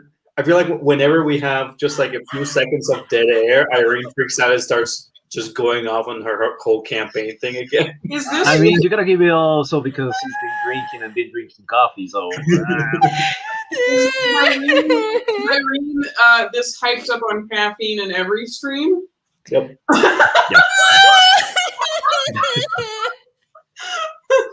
I mean, we saw Jim also commenting earlier. Just we're just waiting for it to start screeching. Oh my god! No! Make fun of me. What do I have to look forward to tonight? Screeching? I don't. Leave me alone. This is what this is what I invite co-hosts on for, to make fun of me. It's cool. It's fine. This is fine. Oh my gosh. I will try to slow down. I'm sorry. I'm just really excited. You're excited, yeah. I'm excited. How do I not be excited? Oh my god. Let's see. What else is there? Sugar Chris, this is her slow speed gym. We need to get on Kimosabe. I don't know who that is. I've heard that name. I have been on a stream with both Vault and Chimera, and apparently that we like balance out each other's energies, like because that like the monotoneness of Vault and Chimera balances out. I speak at like 4 times normal speed. Oh, we support bullying on the show. Okay, it's fine. It's fine. I am all about the matter. You can make fun of me as long as you back Fiendish. As long as you can say whatever you want. I can take it. As long as you are here for Fiendish. Hey, remember? Is that a new tire? It's a new form of torture. How much squealing will there be if we actually make it to 15K? I'll probably have to mute myself. No, we're not gonna get there. We got like 3 hours left. But yeah, if we do get to 15K, I mean, we probably will, but not like tonight, because the goal is to get to 15K tonight. Because I am going to In Demand, but I'm not doing any more stretch goals. So I'll just be selling the book, and continuing to sell the book in Demand. So yeah. Yep. Kimosabe is an Australian. Oh, who talks 100 miles an hour? Oh, okay. Oh boy, yeah, we should get on a show together. Maybe the speed of us talking together will create a new form of energy that will save the planet or something. Rainy draws bullies herself the most. That is true. I already bully myself, so everybody else can already do it. It's fine. I can take it. Take me down a notch. That's what we're here for. There's an auctioneer. Interesting. One of the voices in my head. There are many voices in my head. Which one are you talking about? They're all my good friends. Let's see. Oh, Chimera's back. I'm still here to bully you. I know. You're always here to bully me. I've accepted it. Hello, Chimera. I feel the dedication. What? Is that a new icon for Chimera? I don't remember him actually having a JoJo icon. No! He was always JoJo. Was it? Maybe I didn't notice it before because I was always looking at the little icons on the corner, and not seeing it on the highlight underneath us. Yep, he always had a JoJo icon. Good taste. Good taste. Yes, good taste. So is that Diamond is Unbreakable JoJo? I think it's Jotaro. Is it? Oh yeah, it's Jotaro. Yeah, because he has the scarf. Okay. Still need to get into that series of manga. If you haven't checked them out, because I think it's a bit hard with how they tend to be disconnected and have kind of different tones to the story. But I think Ariel and I found that the Diamond is Unbreakable series is probably really easy to get into and a lot more, grounded. In their level of like and stuff, because I feel like sometimes with the other JoJos the power scaling just kind of goes off the roof, and the fights start kind of just having to come up with excuses as to why someone wins at some point. Oh, okay. I see what you're saying. I was gonna say, like, if you're looking for groundedness in JoJo's Bizarre Adventure, then you're looking in the wrong place. Right. I was Yeah, like, are because you it's really trying to bombastic find right out the logic? start. What No, logic? no, it's just like it feels very much like they have a power and they explain it and you get it. But I feel like It's consistency. Yeah, consistency and like, but nothing is like too out there though. Like the powers, like there's nothing too crazy that is like in the latest season. Again, main character can literally just create life. It's just that's Giorno. just so crazy. Isn't his name? His name is Giorno. Yeah, Giorno. Yeah, the donut hair. I mean, so far I want to make like a folder of references that the author have along with, along these years regarding like fashion icon magazines and everything that he also puts on his work. It's really quirky in it, but it's really nice to see those kind of things inside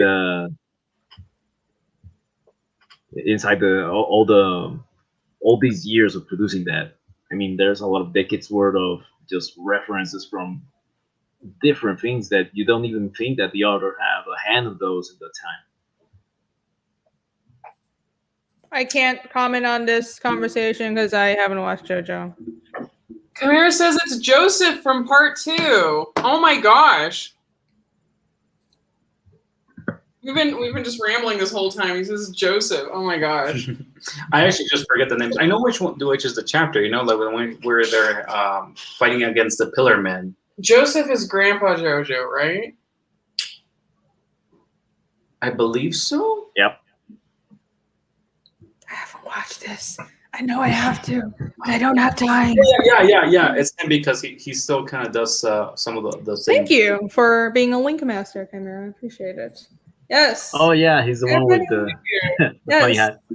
Yes. Check out Fiendish. Who's going through identity crisis? All right, you guys are nerding about this stuff that I don't know. Now, for my part, it's just plain graphical curiosity over how's the art style of the author. I really don't. It's really strange how they handle all these timelines that they work on. Wait, timelines? Oh, I feel like for the longest time it's not really different timelines. It starts like breaching off later. But What? It's just, Really? no. Yeah, but for at least for the stuff that has been on anime, Ivan, since those are that's the most easily consumable stuff. It's just been one timeline so far. Oh, okay.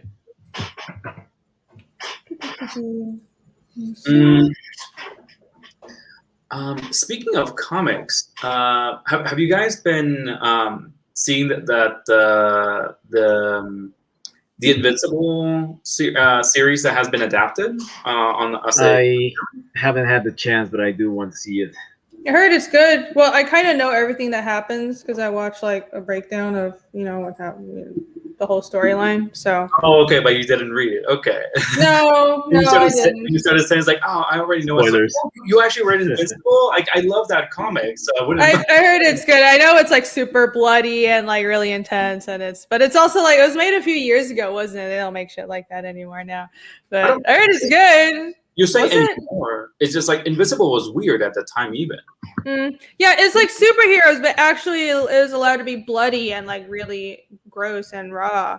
I was like, I do know. I read a little bit of it because I just picked it up in a comic shop and I was like, wow, this is different than like what DC and Marvel are doing. So that makes the more sense. I like that because it's kind of weird that you I feel like it's people in tights fighting and it's like kind of censored and would have guts and shit everywhere, right? So yeah, I think it's just like it's getting a lot more attention right now as an animated series for how bloody it is. But originally, what actually drew me into Invincible is that it is a comic book story that is actually allowed to have a continuity away from events, crossovers, and is actually allowed to have a beginning, middle, and end without it being like a one-shot or a very short thing. It was a very long ongoing series, and it commented on a lot of tropes for comics going on, which is one of the things that has been, it's a big deterrent for me, seeing these, comics that just keep on going and going and just have to be handed off to different comic artists, Mm-hmm. Yeah, that is true. They're just not allowed to die or have a arc and just be done with it. They just Not allowed to. they have to be put on life support and just come back to life. Yeah. So Yeah, that's true. It's kind of like The Watchmen. It's like, wow, it's a different continuity and its own self-contained thing. But I still can't quite get over how weird superheroes, the ideal superheroes are. It's like you have superpowers, you put on a silly bright suit and you fight crime. Okay. I don't know. I don't get it. Sorry for people who like it. But for Invincible, it's like, oh, they're aliens, so just a little different. Superman? The one that it's not superheroes, but it falls more into the blooded line of things. Still, it's more over the seinen genre. It's Ultra Mega from James Harren. It's right now. It's on the second chapter, but wow, the art is pretty good, and the premise so far is catchy. Let's see. James Harren has been working on a new series. I actually didn't know about that. The Dying Days of Ultra YouTube Mega says. I did not know about Let's see more called Is it- Finish. Damn Yeah, it's still weebs! I know! Damn weebs! You're more weebier than me, or you're just not talking about series that I read. I read another weird kind of The shit. stream is full of damn weaves. That's true. You're not escaping that. How would it not be? Wouldn't McIntyre says the comic is better than the show, but the show is not bad. They change up the series of events and change up some stuff, but I enjoy it. Cool. Oh, okay. That's good to hear. I always do like to see how people actually do, like what decisions they make to change and why. That could be fun. Yeah. And the animation looks killer right now. Mhm. Yeah. The animation looks really good. Yeah, I do I'm want to just- read it first. Oh, Yeah. and Before I watching think- the animation. I think one of the cool things is that I really like this character, and I think he's called like Rex Explode, and he's kind of like the giant dick in the series. And when I was just watching some clips, I love that they picked this voice actor for him. His voice is so appropriate for him. You just hate him every time he talks. He's great. Sounds like they found the right actor for that. Yeah, I've heard I've seen the clips are really good. I like that. I just appreciate that with like Castlevania and Invincible, and there's Western animation that isn't for kids anymore, and we're finally breaking out of that.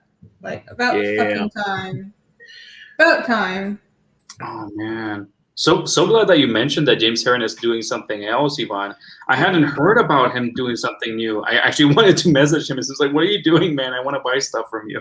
Oh, you're gonna buy this one. It's Yeah. pretty I'm just looking at some of the covers and stuff. This looks great. This looks like a Sentai. Yeah, hero. it's Sentai hero. Sentai, but way What much is it called? Let me pull it gruesome. up. Ultra Mega Ultra Mega. by James Mega. Harren. All right.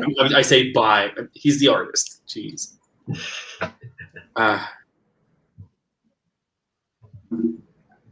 Ultra Mega. And Dave Stewart. I love Dave Stewart. I'm glad that they're still working together. Let's see. Share. Which screen? Come on! Oh my god, there's too many fucking screens. I mean, Streamers some need to make panels it he also easier to takes- switch between different screens. Oh, and okay. stuff. Here He we also go. takes in some panels like some really great references to Evangelion. This one? Yeah. Oh yeah, I would expect so from James. That's one of the I think looking at James's stuff is what actually made me kind of comment on that on Irene that she should try and push like some of her little reference like her little chicken and stuff, because I always like looking through, aside from the fact that I love James's art.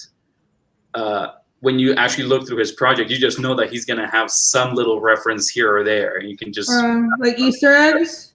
yeah, I love that stuff. This looks weird as shit. I like it. Look at this little eyeball shit. This little fucking galaxy guy. That's awesome. It looks like at least those panels look like Jack Kirby stuff. It does. It's like super like out in space, crazy tripping on acid comic panels. I like it. Cool. Yeah, I'll check it out. Let's see. The Dying Days of YouTube says, can't wait to see more color and Fiendish. Is Nick's computer still trash? He has not changed his computer, and he's not going to until COVID is over, because apparently you can't obtain a new computer when everything is shut down over in Colombia. I can. It's just expensive. It's expensive. Shipping is kind of an issue between countries and stuff. We've gone on about this here. Oh, okay. Yeah, but he will be able to handle Fiendish, I think. So I sent him to files the other day, and like we were on a call talking about how to like the colors and everything, and then like in the background I just hear like like his computer was like screaming while downloading like giant files, and I have really big files. I work at 600 DPI, guys. Oh, so it just in the background. I was like, is that your computer? It's just I do back everything up like immediately after, so I should. Oh, good. It's just that, but seriously, like we just had this talk, and like I think just today or yesterday I was just browsing Facebook for a second, and like Corey Howell was also just like, yeah, so no art coming for the next few days. I guess my computer's dead. It's like, oh no. I fear that so much. Oh fuck. I'm actually having thoughts about either putting some more memory on my computer or just entirely buying a new one. I mean, it has its years now. Your computer. So, you guys all have old fucking computers. Mine's okay. You just, it did break. Well, that was a different issue. It was not because of age. Right. We will not say what happened. I spilled water on it. It happens. It survived somehow. Please, people, do not work with liquids near your computer. Yeah, this is also why. Friendly PSA. That's true. That's true. This is also why you should back Fiendish, and whether Chapter 1 or Chapter 2 when that comes out, because save my colorist. He needs a new computer. Please, somebody help me get a better computer. And remember, people, always seal your liquids. Thank you. Yes. PSA by Yvonne. Keep liquids away from your computer and your art. I have like, because I'm always eating at the drawing table and my computer, but I have like a separate little cart on the side, just like putting all my stuff on. So I have like this little, I don't know if you can see it, like this little art thingy-majiggy. It's awesome. Oh, look at my little planty. I have my planty with me today. I don't know, it's just dark to me. I can't really tell. Yeah, there's a plant here. Okay. Okay. Anyways, this is not important. But keep food and water away from my computers. 600 DPI is the way to go. That's true. Yes. That's actually pretty huge. But okay. Yeah, it's pretty huge. But it's been really great for me, because if I have to make videos and promo, I can just zoom the fuck in on things, and it's never pixelated. So it's been really convenient now that for me to like make banners and everything. So yeah. It goes aside with what equipment you have. So if you have a good equipment, you go over with that kind of size. Well, no, it's just like Irina's saying. Sometimes when you do need to blow things up for a banner, especially, like you really do feel and have it on high DPI. Oh yeah, and like you never know what page will turn out really well, and you can use it for promotion and stuff. Yeah, so it is good to have that just in case. Plus, I like working. Well, I like things to look like crisp and detailed. Chimera asks, with Chapter 2, you say you want to combine Chapter 3 with it. Instead, you could offer a preview of Chapter 3 as an Ashcan preview. Something to think about. That is a great idea. So I was thinking about perhaps shortening Chapter 2, because I want to give people more story content every chapter. And I was thinking it would be possible for me to condense like the pacing for Chapter 2 and probably combine Chapter 2 and 3. But I don't know if that would work, because they do still feel like very distinct chapters. But like I just want people to get more bang for their buck every time they pledge to the campaign. So That is something I can consider. Although that's like, I don't know. Was that something everyone like? I mean, tell me in the chat. What do you guys think? What do you what Preview. I actually don't know. I remember like a mini, just like a few pages from chapter 3 yeah. to preview. You know what the next chapter will be like. Yeah.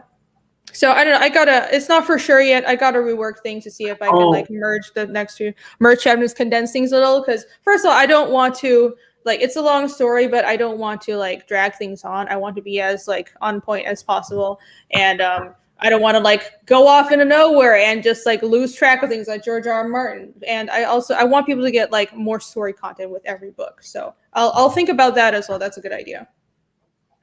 Hey, look at that. Another smoke tier backer. Pete! Publishing Pete Seretti says back to smoke tier. 430 away from 15K now. Let's go!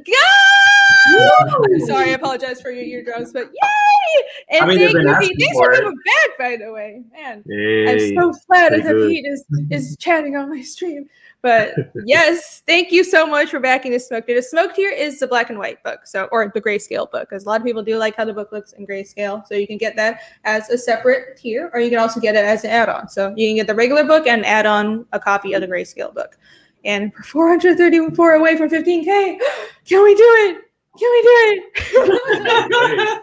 We have 3 hours left. Like, I don't know. Everybody's going to sleep now, but it would be really cool when that. It would be great. That's a lie. That's a lie. Nobody's going to sleep before 12. We all work extra and we all 14, try to 5, entertain 6. ourselves. I mean, I like sleeping 3 a.m. is like a normal sleep time for me. So, Yeah. but like normal people Even are with like work in the morning. Yes, that's true. Yeah. Hey, don't give me away. Someone from work might be watching this. But the important thing is I am at work in the morning. That's all that matters. Speaking of working, Irene, do you drink on your streams at all? Oh yeah, Eric. Yes, I do. Okay. Yeah, there you go. Ariel was thinking about bringing out the booze. I'm not sure.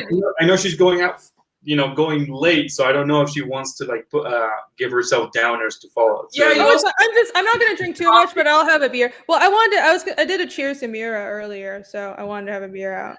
But yeah, we can drink a bit if you want to drink. I'm here. I think I might go get some drinks. I'm gonna get myself a chaser. All right. Oh, remember, I already run about cold. Remember that. I mean, I have so much fucking energy. It's not like a beer will do anything. Oh, you have your alcohol ready, Yvonne. No, I run out of it. You ran out of it. No. Yeah, it was really few sad days. Sadness. All right, everybody, go give Yvonne some work so you can buy more booze.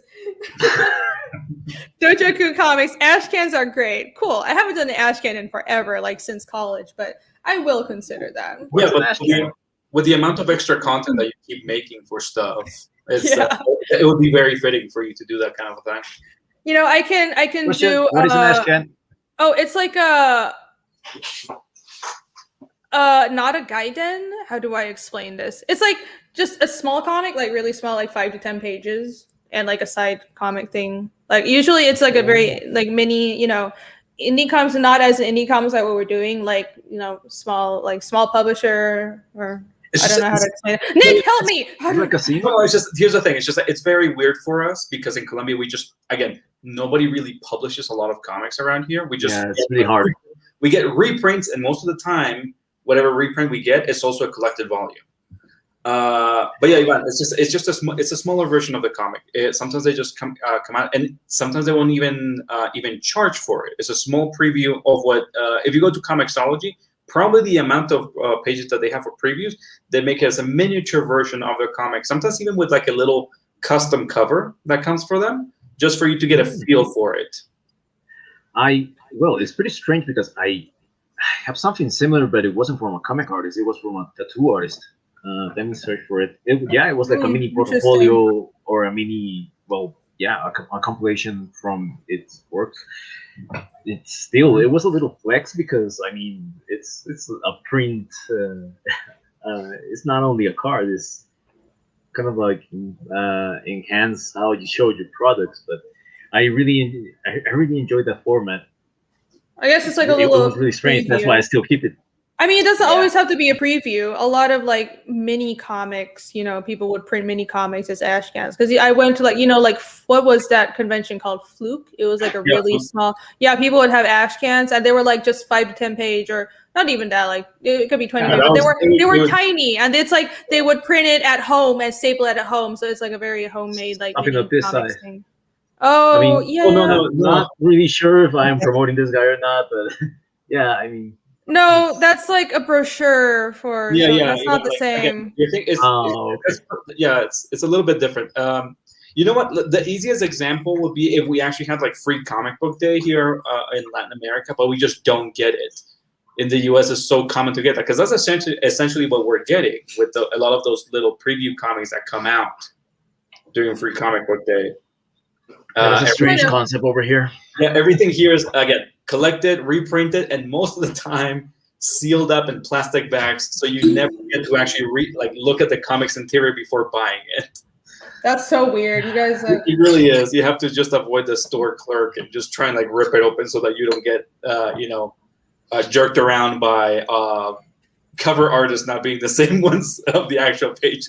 Oh, they never are. Eric McIntyre says, I always get ashcans when they're available. Yeah, people really like ashcans. Cool. Well, seems regarding the content of the ashcan, it's kind of like a one shot, or is just part of one chapter. Think of it like how Irene just has her comic. She just gets a few of the first few pages. Oh, okay. Again, nice. It's just like a little preview of a book. It's just basically just think of it as a preview of the next chapter. There you go. Just preview of the next chapter. So I'm giving you Scotch whiskey. Today I learned. Woo! Booze! There's just enough aguardiente, I think, left for me. The Sultan of Zanzibar says, also think about a second print run of your art book for chapter 2. Since it's sold out. Yes. They keep asking for that, Irene. You're really going to have to do a few of those. And I will, first of all, do another print run. I wasn't expecting people to want the art book. So, I know it was such a struggle. Well, I only asked for like $900 or something. And I got funded $2,500 and it was nice. And I did I'm still in the mindset again of being in college and even right after college and everything I've done before Regrowth and Fiendish, nobody would want it. So I did some small comics. I did this comic called Shaman Child and I printed it and then nobody would buy it. I did go to conventions and all everybody wanted was Marvel stuff. They wanted me to do Marvel sketches and sign Marvel things at Marvel and Marvel and nobody wanted my original shit. So I was just in this mindset, nobody's going to want to buy my book. So I had all these leftover books that are sitting there and I had to scrap them and because I move and I had to throw them out. So I'm afraid of printing too many books, but now I have to adjust to the opposite problem because it's I have to print more than I think I'll need because I do want to have chapter 1 books for the next campaign. And I am going to do another print run of Regrowth. Yes. What were you saying, Nick? I think also around the time that we started going to conventions, during college and all that stuff, it really was that big resurgence of comic book stuff because the movies were coming out. Mm-hmm. So there was a big fan outcry to just get back into North American comic books. That and also we ourselves were not actually hanging out on the indie aisles. So I think that also just the crowd that was looking for more indie comics was just not hanging out around us. We were constantly surrounded by superhero books and people even doing their independent superhero books next to us as well. Yeah, but also people, because I have done indie conventions and I've been to Fluke, and even there people didn't want my style because it's my style is too mainstream for what indie American comics that I don't know what to say because it's not the same style as this. That style though, the Fluke style. You know what I'm talking about, right? Really sketch, kind of simple art, and I think it varies, but yeah, I get that the indie when you go to Fluke is not nobody's even looking blankets or Habibi. That's what the indie style used to look like. Mm-hmm. Yeah, so I do remember blankets. So it's then my style doesn't look like that. So then people wouldn't want it, and then be like, "We're this." where is the section for people who draw manga? You know, it's weird. But yeah, that's why. What? Talk over me. Or no, I won't. I'm afraid of getting bit. Oh, there's the spray that came in. No, I get that. So you qualify yourself as a manga artist now. I mean, it's pretty much. I mean, I don't really care how it qualifies, but my style is very. I feel like we all know that you fit in a section all your own. Yay, I'm special. I don't know, but it's just weird. So what I was gonna say is, it felt like I feel like I'm done with comic conventions, because comic conventions were. I wasn't getting anywhere with them. Like, first off, every time I went to a Comic-Con, people would just be asking for like, oh, let's sign the Marvel books, Marvel stuff. And though I did debut Fiendish, the preview book, at New York Comic-Con in 2019, and that did pretty well. But at the same time, that's not really what people were there looking for. It's like people who are doing indie comics, they promote online and on YouTube and like on the internet now, and that seems to work very well. So why would I spend all this money go to a convention? That almost seems like that seems to let that's one of the perks. So I feel like I was going to conventions more to like just drink with other artists after the con than to actually like sell anything and promote anything during the con, because it didn't really seem effective. I never really got any opportunities from like displaying at conventions. You know what? That's fair. And a lot of the products that we've had is not really that much for making much of an earning for them. But even with some of the titles that we've worked on that we don't really hear about them that much in the news and stuff, it's been really great to actually meet people that are fans of our work. I feel like that's been really exciting and cool to just have some camaraderie on that, because it's just not something that we really get around here, you know. Well, yeah, you're overseas, so that's true. Yeah, so it's very exciting. If you were on Twitter, Nick. Twitter is not the same thing. You want to like meeting people in person is such a big difference from just talking to each other on Twitter. Yeah, it's a really high moral booster. It is, yeah. I know. It's different. Like, I'm not saying I'm we not have to. losing my time. So I'm not saying we have to agree on how to approach conventions, but I kind of don't feel like it's doing much for me anymore. Before the pandemic, I wanted to. I'm sorry, Nick. No, I was just saying. Chris was just saying that he was happy that he caught her on the streams. Like, yeah, she's going late tonight. Chris Lane, hello. That's another one of our friends from college. I'm glad you're here. Hey, I'm going late. This is a special stream. I'll be going for another like 2.5 hours. So pray for my sanity. I'm doing pretty well so far. I'm shocked that I talked for such a long time. It's pretty amazing.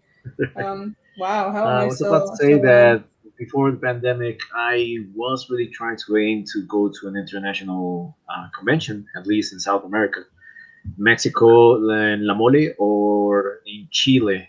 There was a really nice movement of artists that were earning really well, and their stuff was getting well known over those places. But well, alas, we're over here. Yeah, it's a lot harder to promote yourself when you're outside of the U.S. That's why I moved back. Unfortunately. I know. I mean, it's a far stretch, but I did really think that maybe by 2020, like this year, if conventions will keep on going, I will be able to go out to New York Comic Con with some product. But, well, we had to adjust in this couple of years. A lot of people had to change their plans, Ivan. Yeah. Hopefully we'll be able to actually test some of those out. Maybe even join you in one of those. That'd be cool. That could be fun someday. Yeah, I'm again, like, especially because every time we talk to any artist going to New York Comic Con, it sounds so hectic. New York Comic Con is fun though. Is so it? You also have to go to the right conventions, because like some cons are like been to like this nightmare, like my worst nightmare. What was it? Alamo City Comic Con was like every artist's nightmare of a con. So I lived in Austin at the time, and I was like, oh, what are the local cons in Texas? Oh, Alamo City is apparently pretty good. So I booked a table there, and I was just sitting there all day. I made no sales. Like, people walk by me like, oh, that's very nice. And it was all like complete normies who were just like looking for, I don't know, like toys and little trinkets to buy their kids. And and it was just so horrible. So it's like you have to research the conventions. I have to go to the ones that are good for artists. So Baltimore Comic Con is pretty good for artists. Heroes Con is very, very good for artists. New York Comic Con, as big as it is probably the only big convention that is good for artists, and because they actually like pay attention to artist alley, even though they could pay more attention. It's still a lot about the Hollywood stuff, and it's absolutely terrible. But they still have like more attention on the artist alley than like San Diego Comic. San Diego Comic is just Hollywood Con at this point. Don't go. I went once. It was like you just go there to torture us all, get stomped on by like 5 million people. So and they don't pay any attention to the artists. I mean, if you can get a table, which is like several $1,000s, then yeah, you can make money, but you have to be like someone who's already famous. Okay, you were saying something? I'm done. I love the sound of Ivan just like, okay. I mean, yeah. Ivan just raised his head from behind the barricades and just like Gatling gun just went at him. I would just give me some suggestions. No. I'm learning things actually. Oh my god, that's always good.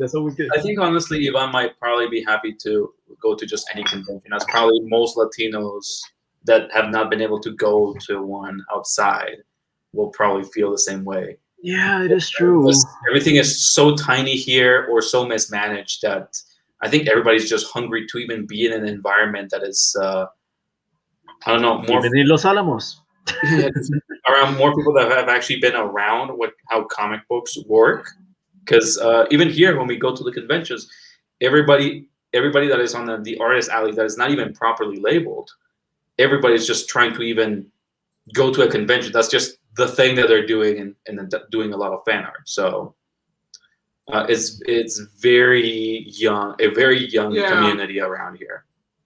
Yeah, I know how you feel about that, because it's like in Taiwan, there isn't really a domestic market. Like, there are a lot of people that read manga, and even some people who read Western and American comics now. Nobody reads European comics there, but some people read like Marvel and DC stuff because of the movies. But like, no one, like, the conventions are all very like super small. Well, they're big ones, but they're like doujin, and it's, you know, they're very good artists, but there isn't like professionalism, and it's all like they do like doujin cons, and they have like a doujin group, and you go with your group. And I was like, but that doesn't work for what I'm doing. And like, I can't really find my crowd, because like the people who go to those cons are looking for like super anime style and like shoujo stuff, or they're looking for like BL stuff. They have whole cons for BL stuff or GL, and that's half of what the cons are for. And it's like that's why I couldn't really survive in Taiwan, because even though there are a lot of people who read comics, the specific audience for what I draw is like not very big. There. Yeah, so it's I have to go wherever the audience is. So it's like, yeah, I can just use the internet, but at the same time, like, what about shipping and stuff? And I do want to like be able to travel and meet people in person sometimes, even though I kind of don't want to do that many conventions anymore. So like, you know, plus I like it in the States more. It really is just more convenient. Nick Rose, I completely agree with you. MCU fans rarely read comics. It is very true. And yet, you know, like, that's not even a problem. Because like, if you just like the movies, that's great. If it got you into reading one or two comics that you like, cool. What I dislike is that the comics industry gets so hungry. It's like, oh my god, all these people are gonna start reading comics, that they just like grab onto the movie things and just like ham fist them into the comics that people are already enjoying, and just like make really vapid decisions. So it's like, these are not gonna stick. I guess we'll just run for another month and a half of issues to get back to what we wanted to read. There's also the issue that maybe because of the popularity of that specific genre, they really don't go their way to seek other type of comics and indie productions. It's not. It's hard. It's hard to actually go through a whole comic book shop. Wise guys, hello. Hey, glad you could join. Howdy. Ivan. Hello. Hello. I was wondering if you're gonna pop in. Thank you for joining the stream. Sugar said, "Oh, you waited too long to get the refund, get the black and white, and the art book were sold out. I'm sorry. I thought if you canceled and then immediately pledged again the art, you would still be able to nab that copy of the art book." But oh man, there was a copy of the art book. Holy cow! Well, Chris refunded so he could get like some extra add-on items. So. Oh, I need to print more art books. So yeah, the art books are printed. Let me check to see if like there are still more copies. She just like looks under her couch or something. I don't know. I was calling all over my house looking for like I dug up like out of like all these boxes. Where did I put that box? Yeah, I dug up all these copies of like Regrowth, and I was like, there's 15 more copies, people. But yeah, if I find an extra copy, I'll let you know, Chris. Man, you know what? With how much in demand they are, that could have also been like a good like last few hours incentive. Just like, hey guys, some extra copies came in mysteriously. Yeah, mysteriously, I guess. If I thought ahead about marketing more, then yeah, I would do that. But like the campaign ends so late. Yeah, see, like everybody's going to bed now, so I don't know how much higher we're gonna go, but you know. we're going to the end. That's what we're doing. We're going to the end. That's right. Hell yeah. Hell Go big or go home. Go big or go. Yeah, go big or go home. Well, we are going to in demand. 500 more people. 400, less than 500 more. Nick Rose says 100% agreeing. Marvel Publishing thinks the crossover for MCU fans and comics fans is big, but the truth is it's a very small number. Yeah, it's very small. It's strange. You know, it's like sometimes you'll have like a bit of. I get it why a lot of people actually think that it's get incentivized to just like cater to that audience because you know it becomes a big wave. But there's no way of retaining that audience because they just want, you know, what actually reflects the continuity that they like, which again makes sense. It's a very polished continuity in comparison to sometimes how messy DC and Marvel comics just kind of go on and on. But yeah, it's you can't be too hasty to try and just change everything to just desperately cling on to these people because even then, it's just like sometimes when I even like some of the movies and stuff, and I see some of these changes, like, oh yeah, but this is like that was like done well. This is just done in the minutes. Like, hey, I am from movies. Hello. Oh darn, I got shot. Goodbye. Pardon me for changing the subject for a moment. I feel a little awkward here. I haven't been on your stream before. I'm sure you guys are all familiar. No, that's the thing. It's just I also every wanted time to we come in, we meet nice to meet you. some other friend of Irene's or another Kickstarter creator. Right, I'm sorry. I'm just like, guys. Nice to meet you, man. Well, you guys were talking, and I'm like, I've cut you guys off enough times today. I'm gonna let you go finish your rant instead of me ranting over you. Everybody, this is Wyman from Wise Guys. He's very fantastic. He had me on his show on what was it? On Tuesday? Was it? It was like a 3 hour long stream. It's fantastic. You guys should check out his channel, Wise Guys Entertainment. He did like the most in-depth, super long, long but like really in-depth, awesome. It just talks about, you know, Fiendish and about comics. We had a great time. So Wise Guys Entertainment, check out his channel. And thanks for coming on. Nice and this is AC and Nick. Nick, everyone here is also an artist. AC is a comic artist. Nick is also a comic artist. Nick is my colorist on Fiendish.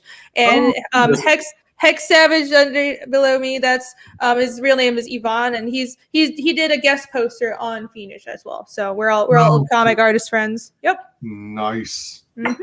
So on that wave of info, I think I caught that you have a YouTube channel. Yes. Oh my God! I don't talk that fast. Chris says, Irene, you've been saying his name wrong. His name is pronounced Wizjiz. Well, all right then. Wyman, how do you counter that? Hey, whatever works. Whatever works. All right. Oh boy. It's however you interpret it.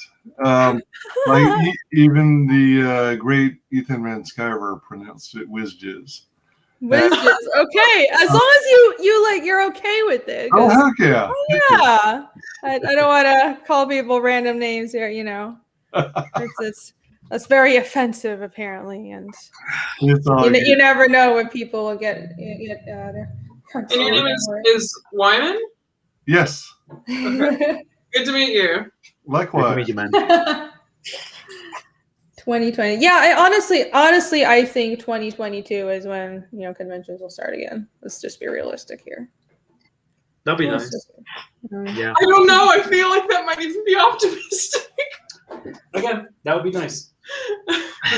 I mean, at least within the U.S. because Again, over here, it's still like next year where people even around our age group are actually even going to be eligible to get the vaccine. So who And knows? therefore, even travel to other countries. Yeah, we suck. it's more the travel restrictions because, like, I think domestically, well, at least in the U.S., conventions will open up again. But like, how about travel? Like, travel is the only thing. Like, because I don't mind sitting at home all day. I don't mind working from home. But like, not being able to travel has really it's getting on my nerves. But I don't know when we're gonna open up again. Regrowth art book. Yeah, Chris, sorry, I don't have any more copies of the art book. Oh, damn it! I didn't know people would want it. I printed like 2 years ago. If I known, I would. Well, now you know. Now I know. You know it's how to know. And again, Don't like, it might not be right now at the end, but you just see the demand. So definitely, that's actually a cool incentive to actually have for the next campaign. Yeah, and now that I'm looking at printing and everything, I have to I'm taking into account to overprint, which is something I've never done before because I would always just print what I thought was enough, but then it would be too much because you only have conventions as your margin for it. Yeah, so I'm going to print more than I need, so I'll have some for in demand, and then I'll have some also ready for when Chapter 2 goes live, so I can sell it together. So actually, going back to how you were talking about combining issue 2 and 3, where is this decision coming from? Like, because I remember like before we were talking about that, I think it was like 2 live streams ago that I remember. You were mentioning that you were a bit insecure about the level of action. Is that what is leading this, or why do you feel like the pacing needs to be conjoined between 2 and 3? No, it's not the level of action because I've been meaning to condense my action anyway. So I want to approach it from instead of dragging it on for pages and pages, just be more concise about it. I just want people to get more story content with every book. So it's multiple considerations because I know I have a long story, and even though my writing style is I plan everything out, I'm not like a gardener like George R. R. Martin. But I'm trying to just condense things even more. Like I have everything planned out, and it's like this is I only address the points. I don't want to get distracted. But if I can condense it more, and I'm talking about just with paneling style and pacing, right? And I've been working on that a lot with Chapter 2, so I might rework my paneling for Chapter 2 so people get more story content within every book that they back. So that helps people get more bang for their buck, but also it helps my project get done faster because I don't want to drag this on forever. I want to get things done. I don't want to rush it, but I want to get things done because I know it's a big project. So that's my consideration. It's not about, I need to have action. I don't think I need to have action in every single chapter because, character development is important too. Okay. Just that I remember that was a talk at a certain point where you seemed to be insecure about the level of action. I was worried about it for a little bit, but I don't it's not the main reason. It was just a small thing I was wondering about. Okay. Yeah, I want the story to progress faster because I feel like Chapter 1, I went with a more manga style pacing, and I've been thinking about it a lot. If I do the entire comic this way, I'm gonna be 80 by the time I finish it. It's so tempting to go with a manga style pacing.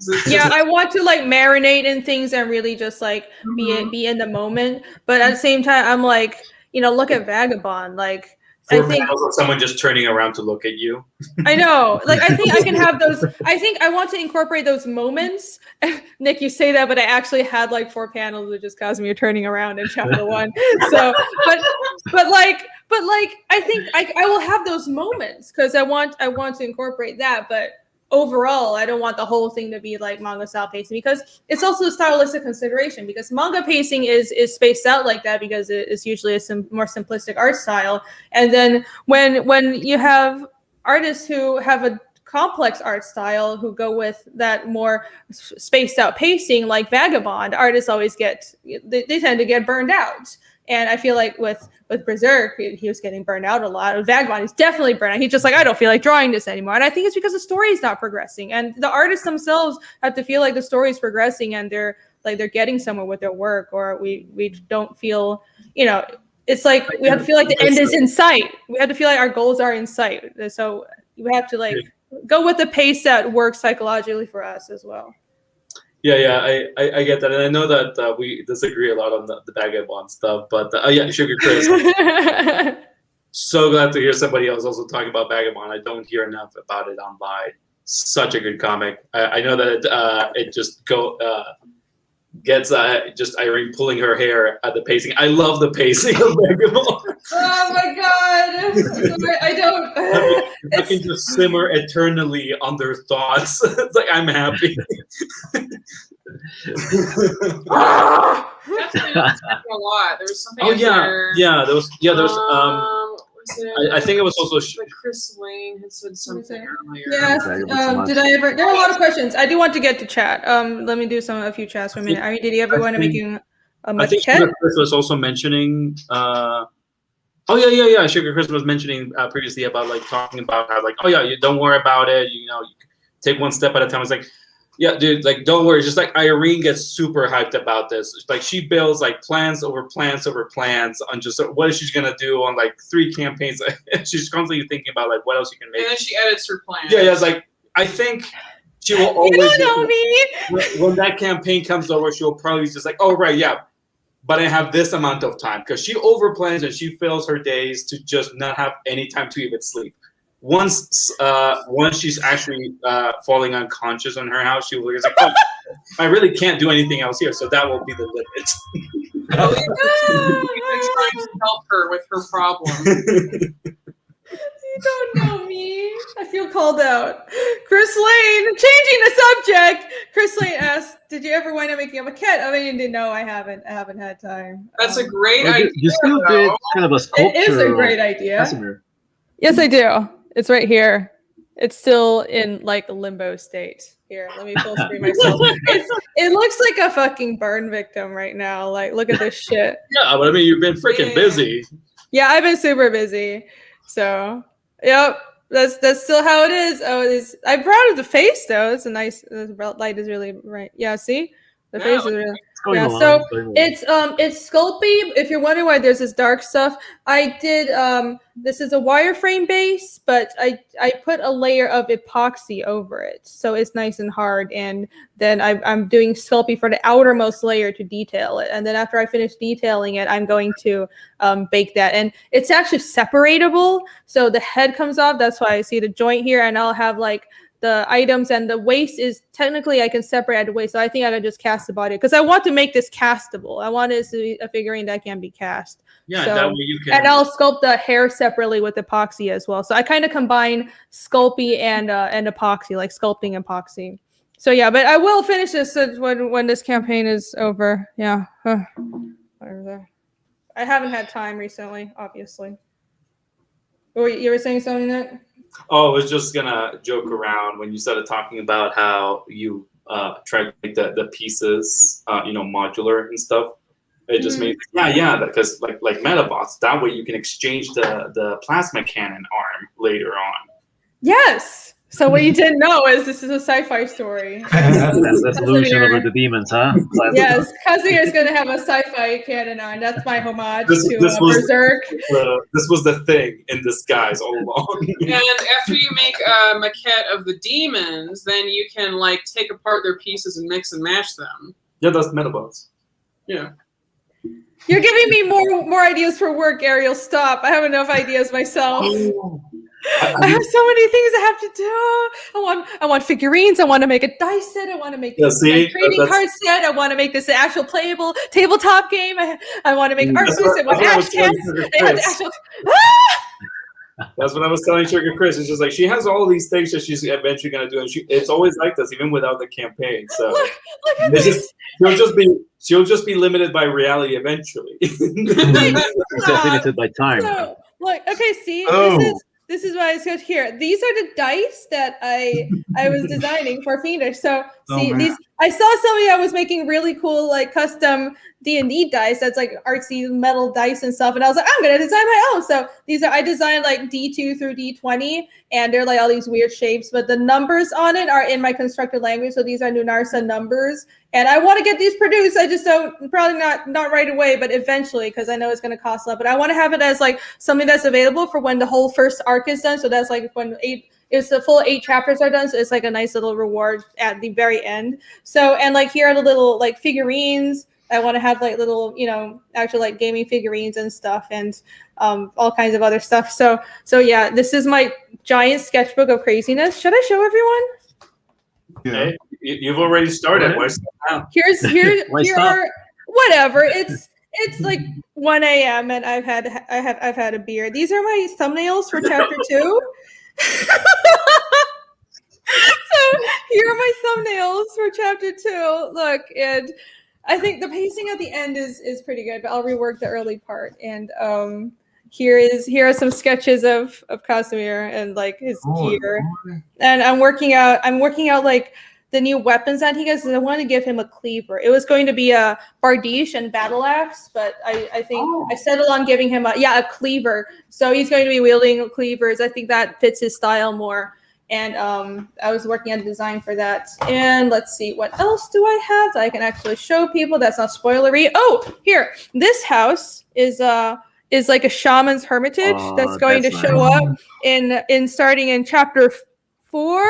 No, chapter 5. Chapter 4 is a flashback for Casimir, and chapter 5 is when Just to cut you off for a second, that's actually a really good point by Chimera. One that we've been talking to you for a while. It's like sketchbooks are a really good extra tier. So yeah, like all these things that you sometimes are kind of doubting whether or not they're content or not. Yeah. All of that stuff can be in the art book. It can make a whole extra little sketchbook book. Yeah, that's really good. Right. Well, this is the kind of extra content that I have in the back of, that's what like the 10 pages of extra content behind Fiendish. It's like this stuff like this. So not this specifically, but like, I also did you guys saw me post this layout for Eskil's house that's for chapter 2, and I'm designing it early because I actually want to hire someone to model it in 3D for me, so I can like zoom, because it's a very important location, so I want to be able to zoom in and like I can just screen grab like the OBJ file and get all the angles correct instead of having to grid it up all myself every time. And then eventually, once you 3D model it, you'll be able to print it out in life size and just put it in your backyard. Exactly. And this is a poem I wrote in my constructed language. Oh my god, you're a man. Everyone, do your homework and learn Nunarsa. Oh my god. So here you go. And she also writes the sentences. Wow, that's this is the pronunciation, and this is the transliteration, like the actual written transliteration, like the actual script written out. So because I wanted to see what it looked like, and it's like this poem, like a song that shows up a lot in the story. So I want to have it actually written out, and I wanted to feature it in like somewhere at the beginning of a story. So here's some more sketches, just general sketches for characters. I mean, it's kind of spoilery, but it's fine because nobody knows who these characters are anyways. It's just general doodles. My sketch looks like a crazy. Oh yeah, Chimera. Irene might be putting some of this stuff on the back of the comics, but I don't think that she can even fit enough in there to not also be able to actually make a separate concept art sketchbook if she wanted. Oh my god! Here's another art book. Oh, here's a drawing. Here's Ragna. She's awesome. Here's my shaman girl. So there's I was working out her colors. These are scrap designs for some pretty important characters, but they won't look like this anymore. So it's that Copic or watercolor? This is Tombow markers. Tombow. Yeah, they're water based, so they're cheaper than Copics, which is nice. They're not as like mixable as Copics, but they are more affordable. Hey, whatever. Yeah, those things are just so freaking expensive. Yeah, they're so expensive. Here are some demon designs. Yeah, definitely sell your sketchbooks in one way or another. Your sketchbook pages are really presentable, especially if they're actually themed after the book. Yeah, like book in the making. I don't think so. To me, it's just like, well, this is where I shit all my crazy ideas out. This stuff is phenomenal. Yeah, whatever. That's really nice. Yay! Oh, there's one of my D&D characters. Oh yeah, he's awesome. Tougher than a croissant that is spent a month outside the doors. So this is one of my Pathfinder characters called Bam Bam, and he's a gingerbread cookie. There's like a third-party class in Pathfinder that is called gingerbread person. So I was like, wouldn't it be funny if I had a gingerbread person who was a barbarian and wielded a giant like baking mallet as his weapon, as an earthbreaker, and like he has a kitchen knife for his longsword, and his dagger is a fruit knife. So and his bedroll is a giant oven mitten. So that's a character I built for this little circus module that we've been doing. So yeah, there you go. You still need to color him. You haven't colored him yet. I do. I'll have that. And here are some city designs. Oh man. Oh, that's wow. That crater is a good. I love that one. This is nice.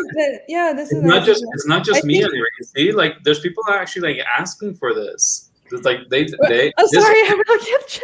This all looks no, don't worry. I'm also just we're just reading alongside it while you rapid fire stuff. But people really like this stuff. This is really cool to just have. I love when comic artists actually put the concept art for their book. Thank you, Chimera. Yes, please back the book. We have less than 500 bucks to go to get to 15K. So if we get to 15K, I'll get to do trading cards. Trading cards, yes, but apparently I'll have a sketchbook. Okay, so someone is saying have sketchbooks as a separate to make more. Don't put it in a main book. Make it a separate book to make more money. I mean, yeah, thank you. That's probably a good idea. Yeah, I can't do that. And also, I do have a lot of content. Like I have so much content, I'm just like fucking holding back because like. Yeah, that's what we're saying. Here, you guys will love this. Yeah, so let me hide this. Oh, I remember those for Instagram. Yeah. So, this guy shows up just very briefly in chapter 1. His name is Octo. He's Casimir's master or his teacher basically. So it's a hunter that kind of took Casimir in and taught him after his family died. So this is a design for him. Oh, here's the design for that. Here's my rough design for that poster. Yeah, the logo. And here's another design for Yomi. I think kind of like what she might look like in the future, but don't pay attention to that. Spoilers. So I'm sorry. I'm just going. You got me showing all this stuff. I hope this isn't boring. I hope this isn't boring. Here are more designs for Casimir. Yeah. I'm cycling through kind of outfits for him for chapters 2 and 3. This extra content. I hope this is not boring for the people that actually bought my book.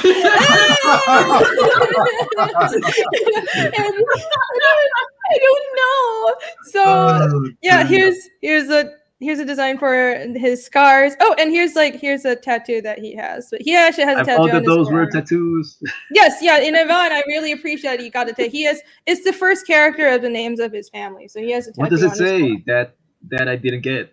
No, it's the first letter of all the members of his family. The names of all the members of it. And the first one means actually this is correct. The first one is Midnight. That character, that's a standalone character. That means memory. So it's kind of like in memory of these people. That's what the tattoo means. Yep. Okay. Yep. So let's see what else is there. Oh yeah, this is the earlier design for Thelfrin. That looks beautiful. I like the island design.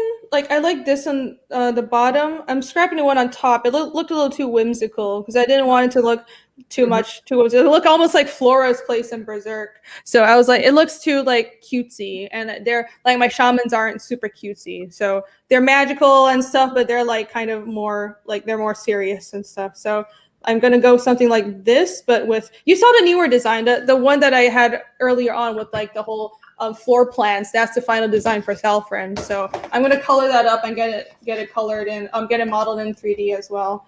And what else is there? Oh yeah, okay, this is the last. I'm done, I swear. So here is these are just some architectural designs, because I wanted to go through and differentiate the different types of architectures in different parts of the continent. So this is the architecture in Lear, like the southern part of the continent. If you go on the website and look at the map, this is like the swampy area. So it's more like the culture is more romance, and it's like rounder architecture, and it's softer. And this is the architecture in Valden, so it's more Nordic, but this is architecture in the Poroskan area, which is like the northern area that's more Slavic. It's basically like fantasy Russia.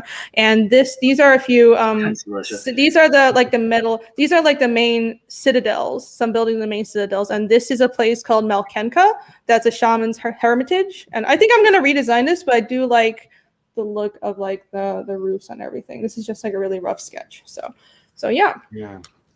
Yay. Okay. That's all. I'm done. That's all? Really? We reached the end? No, there's more. But yeah, definitely. Yeah, I For your think TED talk. here's some more. Yeah. Well, these are spoilery, so that's all I'm gonna show for now. See, people, 500 more, and she can show you the spoilers. $500 more. It might Oh my God, help. how do I get okay? It might help if you share with. This is bouncing off something you said earlier, but can you take a moment to describe what it means to be at manga pace? Manga pace. Yeah, sure. So I think it's a little hard to describe without like examples, but the pacing of manga, just because the pages are smaller and it's just, I don't know, because the art style is simpler. In manga, usually you'll have like pages with less dialogue. Like it's more common to have slower pacing. So you'll split like the same dialogue that would be within one page of an American comic would be spread across like 3 or 4 pages in manga, and you'd like have more moment to moment shots, right? And in like a lot of American or European comics, maybe you would condense you would there's this concept in making comics called I forgot what exactly the technical term is, but the moment that you choose to draw is important. So you can choose to, like, if someone is hitting someone, and if someone is hitting someone and they're reacting, you can choose to draw when like them hitting someone and then the person not seeing it, and then the fist continues to go, and then they turn around, and then the fist connects, and then the person getting hit. You can split that all up into like 10, like 5 or 6 panels, like I just said, or you can just have one panel of them getting hit all at once and then speaking at the same time, like "damn you," but or you can just spread that across like several panels. So that's how you pace things in comics, and the effect on the reader is different. So it's the same story content, but the effect on the reader is different. So sometimes maybe that action gains gravitas because of the time that it's being split. Sometimes it's more emotional because it's more slower, and sometimes if you speed up, it actually manages to do a different effect regarding, I don't know, like power or something like that. Mm-hmm. Usually, if you slow things down, because you marinate in the moment more, it garners more of an emotional reaction from the reader, because it kind of makes it like forces the reader to like sit in the moment and feel what the character is feeling, instead of just being like, "this is happening, I'm just like running through. This is like a story point." So I was hoping that you guys wouldn't skim over that. Yeah. Because it's not just pacing, but it's also just a inclination towards focusing on the emotional as opposed to just action. Because a lot of North American comics do have the tendency, because they have a quota of just how much of the story needs to be advanced, to prioritize action, not just like fighting, but just action between characters or events happening. Whereas manga, a lot of the time, kind of has like a beginning and end for the story, but in between is this amorphous space that needs to be filled out sometimes. And so sometimes they get to linger more on the emotional situations, what it means to characters more than what is actually happening at times. Especially if you actually read like shoujo, you get to linger on just moments and just people just thinking about the moment for like 3 pages, and then it happens. Yes, which is So I guess it just depends on how much emotion you like in your comic. So I mean, hey, I think it was Sugar Chris, but it's like there's people out there that really enjoy that emotional lingering, like in I love it. definitely is. It's a subjective thing. Everybody enjoys things differently. But that's what I meant by changing the pacing of my work, because that's something you can control. And I think I do like to, for important moments, I do want to be able to like breathe, like let the story breathe, and really feel the moment and let the readers feel what the characters are feeling. But outside of those moments, I think I would like to condense my storytelling more, just so I can get things done. Because I feel like I was going too slow for chapter 1.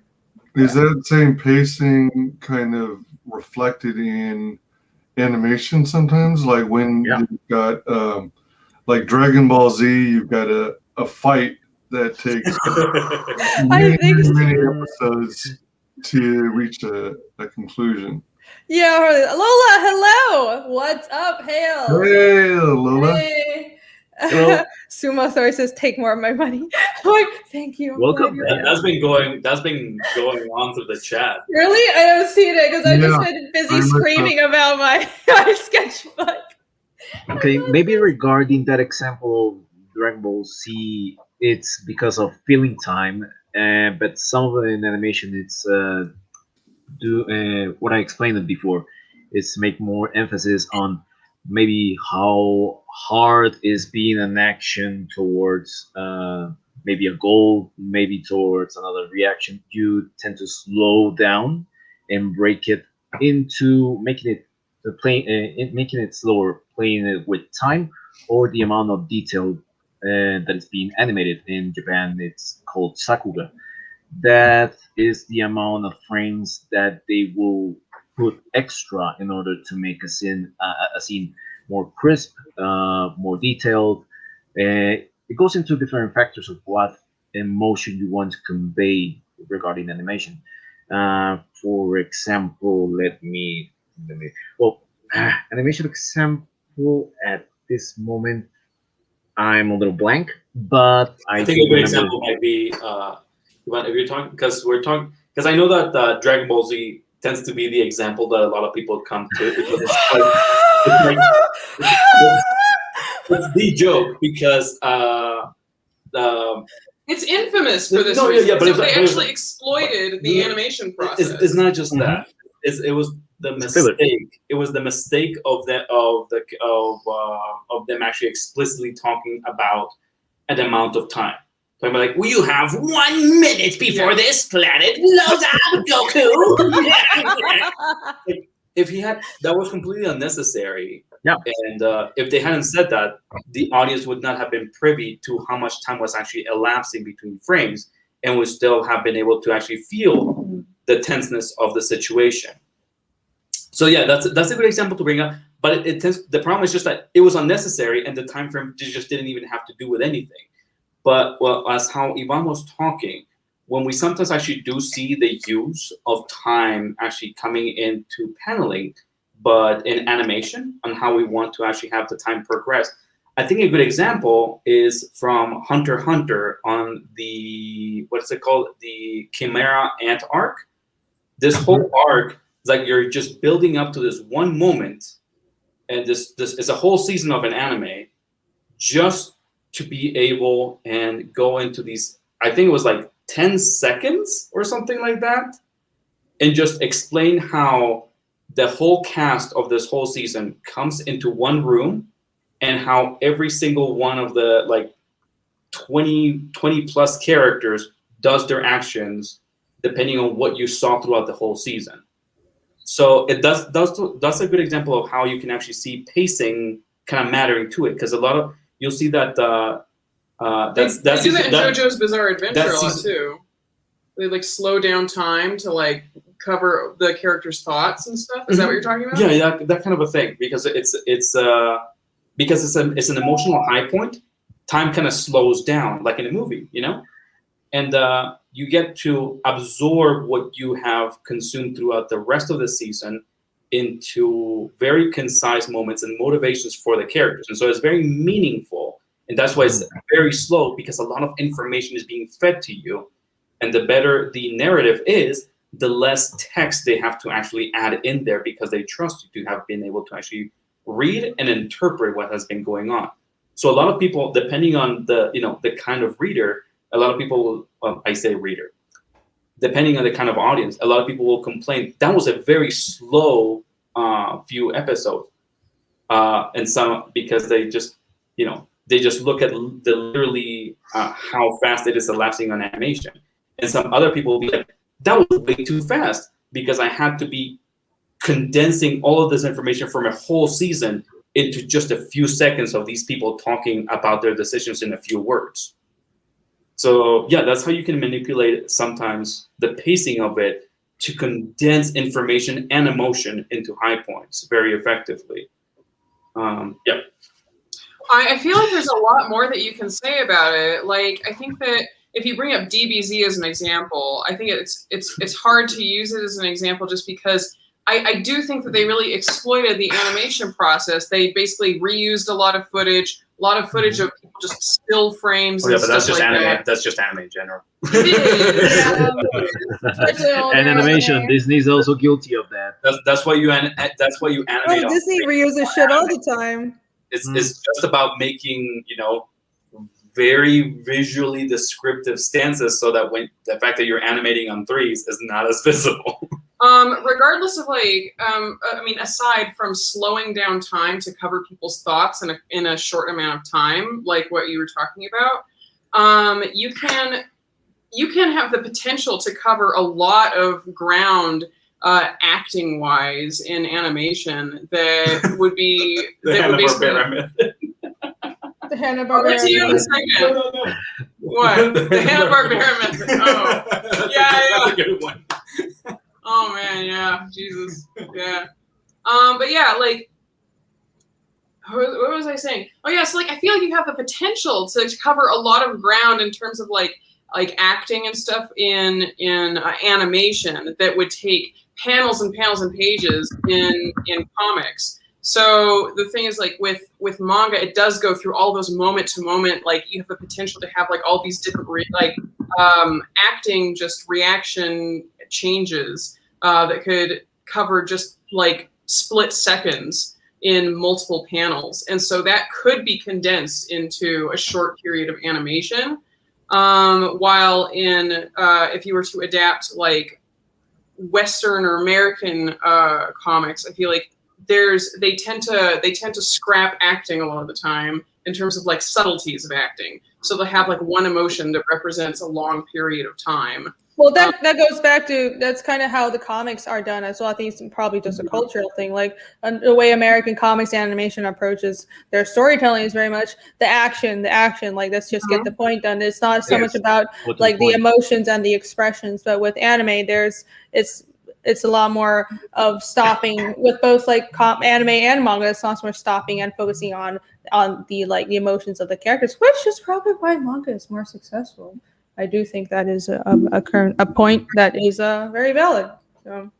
I am a bit biased. I grew up on manga mostly. I mean, same here, but manga is financially much more successful. I think most of us really did grow up more on anime and manga. Yeah, we are biased. But I will say, like, what the feeling I got reading American comics was, it was such an adaptation for me, because I grew up on manga. I grew up in Taiwan, then I moved to the US, and then I started reading comics when I was like 17 or 18, because I didn't have American comics in Taiwan. And like, the adaptation I had to do was, I had to like imagine what the characters were feeling instead of the story showing me. I had to like kind of infer what they were feeling. And like, I felt like the comics were usually just going, like, telling me like beat to beat, this is what happens, and I had to fill in a lot of blanks between the panels, and I had to like kind of imagine what their expressions were like between the panels. I felt like there's a lot of missing action, and that's again my bias, because I come from manga and I'm used to all that stuff being filled out for me and like the little emotional moments being there. But I think on trying to bounce off of that point, Irene, I I think that also connects to maybe some of the appeal. Oh my god, that was my ears, dude. Sorry. That's 14. Chris says we're at Frustration 14. is real. Oh my god. Sorry. We're at 14,718. Not 15,000. Wow. That's really oh, man. We're so close. Close. Oh my god. Hey, everyone Getting who likes close. everyone who's watching, if you like Fiendish, if you're a fan of everything we're talking about, first of all, follow Inkem Nick, follow Hex Savage, and also follow AC. But share Fiendish and let people know about it. I know it's late, but maybe there's still people who haven't seen it out in California. We have an hour. No, we have 2 hours. We still have 2 hours left. So, dude, we can totally do this. So, please But also, share the campaign. It Let people know. can be done. Yes, it can be done. Yes, we only need two more. Well, we need just a few more plasma pledges, then we're there. So trading cards at 15K. Spread the word. Yay! and also, even then, thanks everybody for so much support. Everybody here has probably been excited and super excited about Irene's project really getting all of the support. It's been really great. Just hearing her being so excited about it and working so hard on it. Thanks everybody for really having hope and seeing something special on that. It's been really great seeing this going up. I'm Also, sure another it's been part for yeah, thanking go. you is that this thing that you're doing, this backups that you did so fast for Irene's comic for Fiendish, it's also sparring for us. It also makes us feel that, hey, this has this has a future. This Right. this is I really it boosts our morale over, hey, we can put projects and people are going to respond positively to them. That also goes in deep, even if it's a project of a friend. We all feel happy. We all feel happy about it.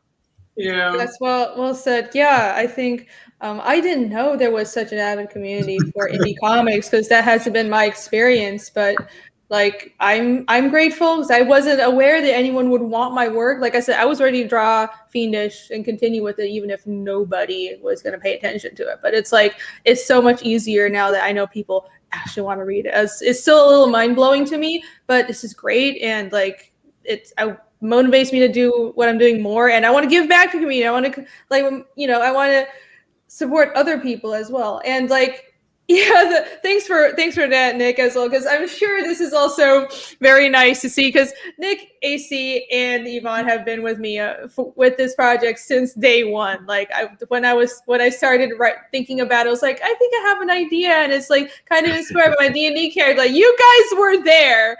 And so all this time I'll be bitching and complaining and telling you guys all my scrapped ideas and be like, I think I have to rewrite this again. I think I have to redo the map again. You guys, all these people. I got a new language. All these fucking people were there. My God. All of the I'm sure they're just glad that I'm finally going to stop complaining for a bit.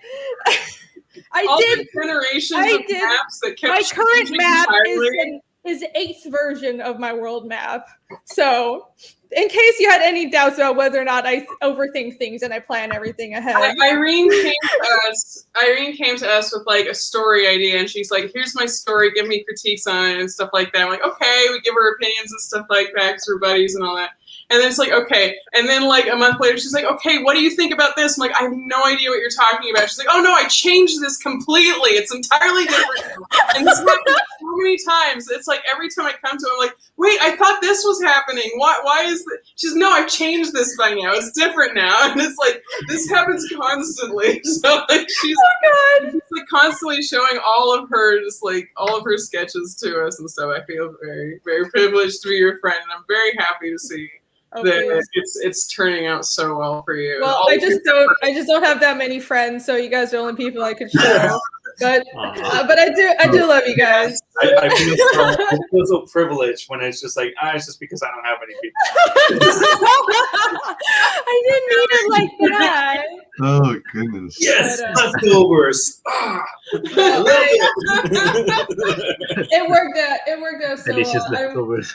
It's just I'm glad that you guys have been very supportive of me from the beginning and listening to all my fucking editions and edits and stuff, and it just happens. And Nick is an awesome colorist. So I was like, when I needed someone to color it just yes. And I was like, and honestly, I think he fits with the style of Fiendish very well. So when I wanted to get someone to color, I was like, I'm gonna get you to color it. And it's like I go cheap, I could hire someone else. But it's not just I'm not just hiring because it's like, well, it's my friend. Like, I actually think he fits the style very well, and I think that's because the story developed like kind of I was developing a story between us, and I was telling them all about the story, and we share so many similar interests. So I think it kind of worked out that way, that it's like, well, Nick happens to, if he wants, his colors work really well with this project. So yeah. I kind of get a sneaking suspicion that Irene just tried to keep injecting more and more monsters on her first issue and more violence just to try and get me to lower my prices. Are you saying you're tempted to lower your prices? I wasn't expecting you to. I was gonna pay you your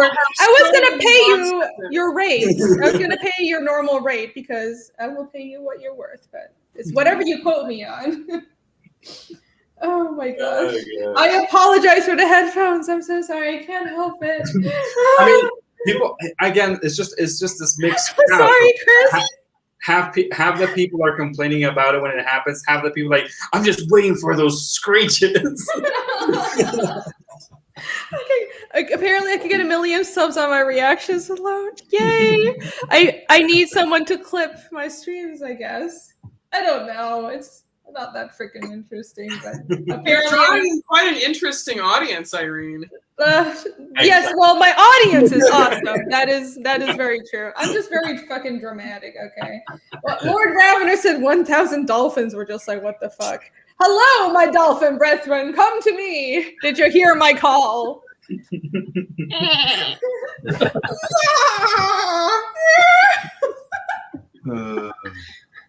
We'll have to convince the pinnacle of entertainment. D character, a dolphin character, so we can hear that more often. I mean, oh my god, we should really have people the genre of fantasy to be able to extrapolate from that. She clearly can already communicate with dolphins. Oh right. We should do like a water campaign sometime. That would be fun, wouldn't it? Water campaign? Yeah, so like a campaign on, in like a different environment. So have characters that are. You know how like half people that play video games are always complaining about environments when they have to change over to a whole new level in the water, adapt to new rules, penalties, and all these things. That kind of a thing. Yes, thank you. Yeah. So the environment is what I mean. So. The squeal. 14,883. We're really close. You're gonna do it. How much is that? Let's see. I don't know. We're $117 from getting to 15K. How much time is there? It was like there's 2 hours. So. Oh, okay. 2 hours. 2 hours to go. At this pace, it seems very plausible. If we freaking make it to 50K at the last possible second, I'm going to like ram my head through. Well, I won't do that, but I will do that, and then I'm going to make you some awesome fucking trading cards. So. Well, you can't ram your head through a wall because then you may not have the chance to finish your book.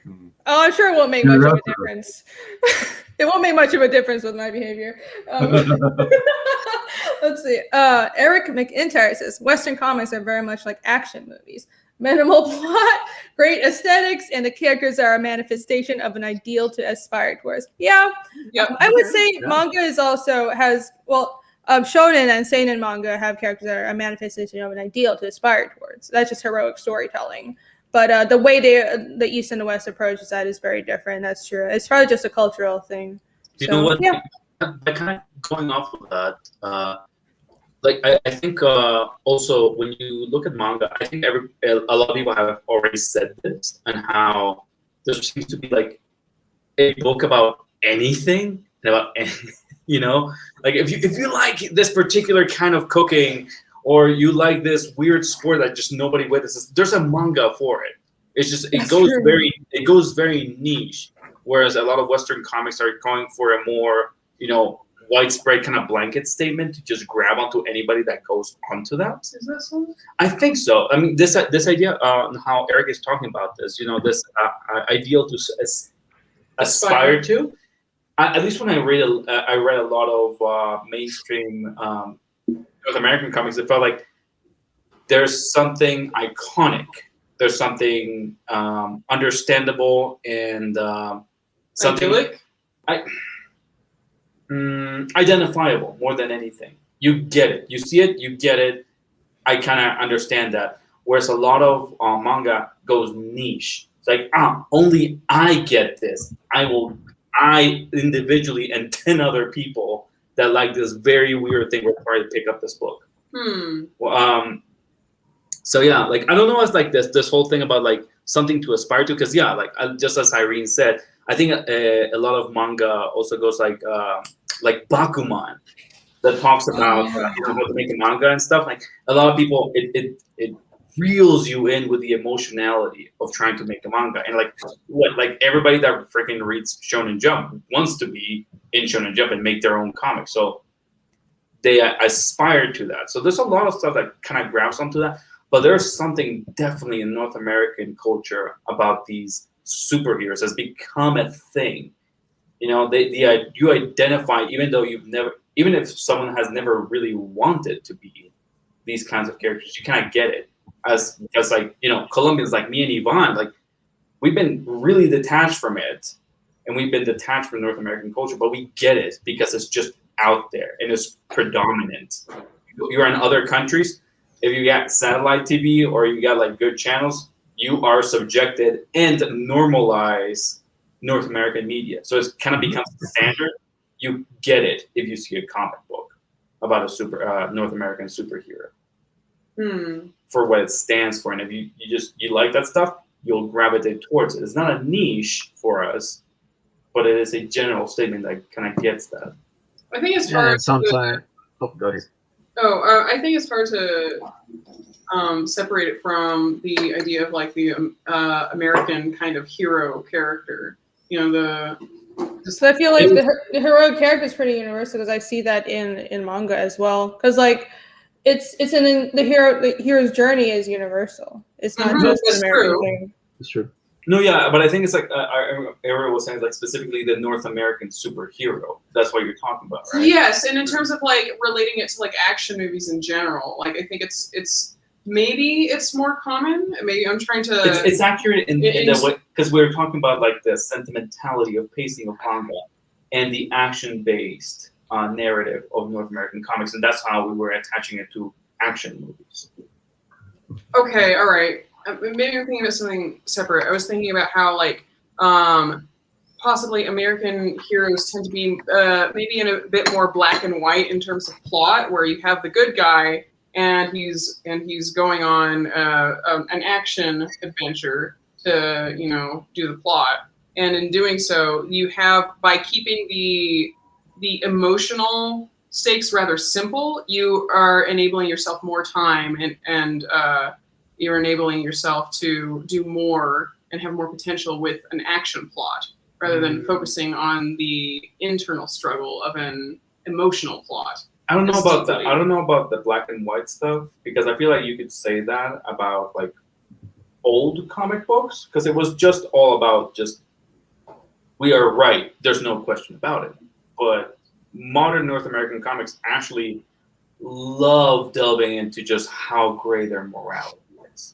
So that I don't really think that that's a valid current statement. You can talk about that from the origin of how the superhero was created and accepted, because even now you will have general audiences that might not even agree with characters like the Punisher or Guardians of the Galaxy or on any of these people that give themselves a little bit of leeway morally.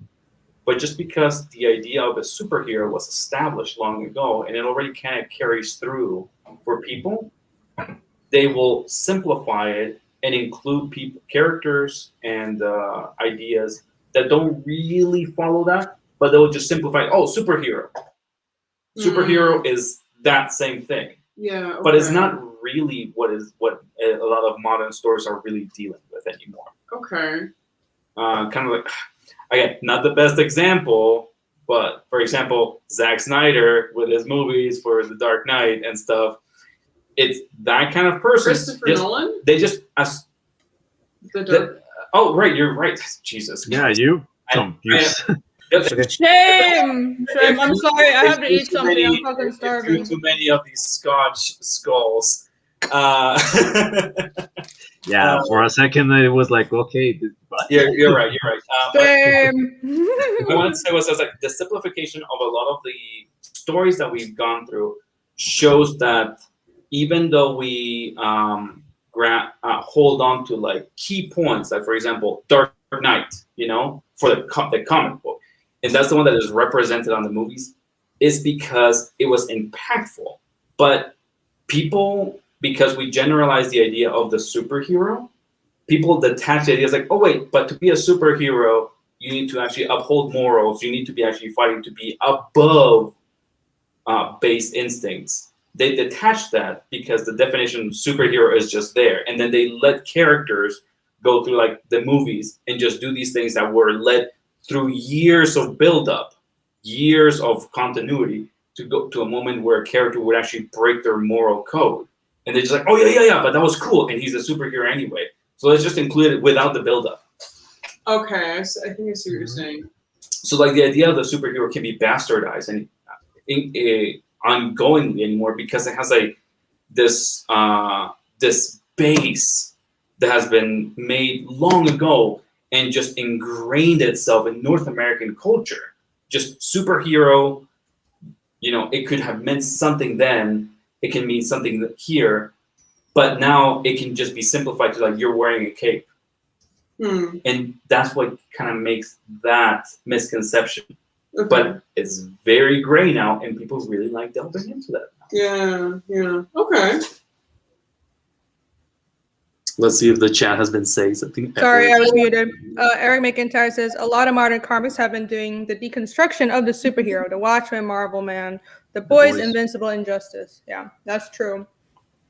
Yeah, I find it interesting, but on the other hand, I think the Watchmen is modern. Oh my gosh. Well, relative to entire history of comics, yeah. Well, people have been reading it, but also it has been reintroduced, and again, it's kind of readapt. It's, yeah, you know, when the movies came out again, that's when people. It was like the deconstruction for the people that were actually originally following comics, but now that there's this new wave of people that have come in because of the movies and are getting reintroduced to what comics are, like Invincible and Watchmen are the modern deconstruction that was already there. Yeah, that's a good point. You're right about that, Eric. Yeah. Oh, sorry, Eric. Keep going. Oh, I don't think I was particularly going to say something. Wise guys can't comment? That's stupid. Okay, no. What if I wrench you? It's what's going on, it seems, is I'll comment and then YouTube's bot moderators hold my comment for approval. And then mods have to come in after the and authorize it, even if I say something really tame. Because I'm like on their hit list. Is it just particularly you for some reason, or what is up with that? It happens to people now and then. I don't know their rhyme or reason. Oh, okay. No, YouTube just likes to be an asshole sometimes. So, yeah, I don't know what to do. Maybe if I modded you, then you would be able to comment. Sugar Chris says, I guess YouTube is considering you spam or something. Yeah. Oh my gosh. Yeah, because in chats, I very rarely use profanity. I usually verbalize it. You are now wrenched, so you should be good. Or I hope that would help. No, yeah, I know, YouTube is really weird. Their algorithm flags things that are not a problem at all the time. The Sultan of Zanzibar was commenting, it's like, what ifs and elseworlds being very entertaining.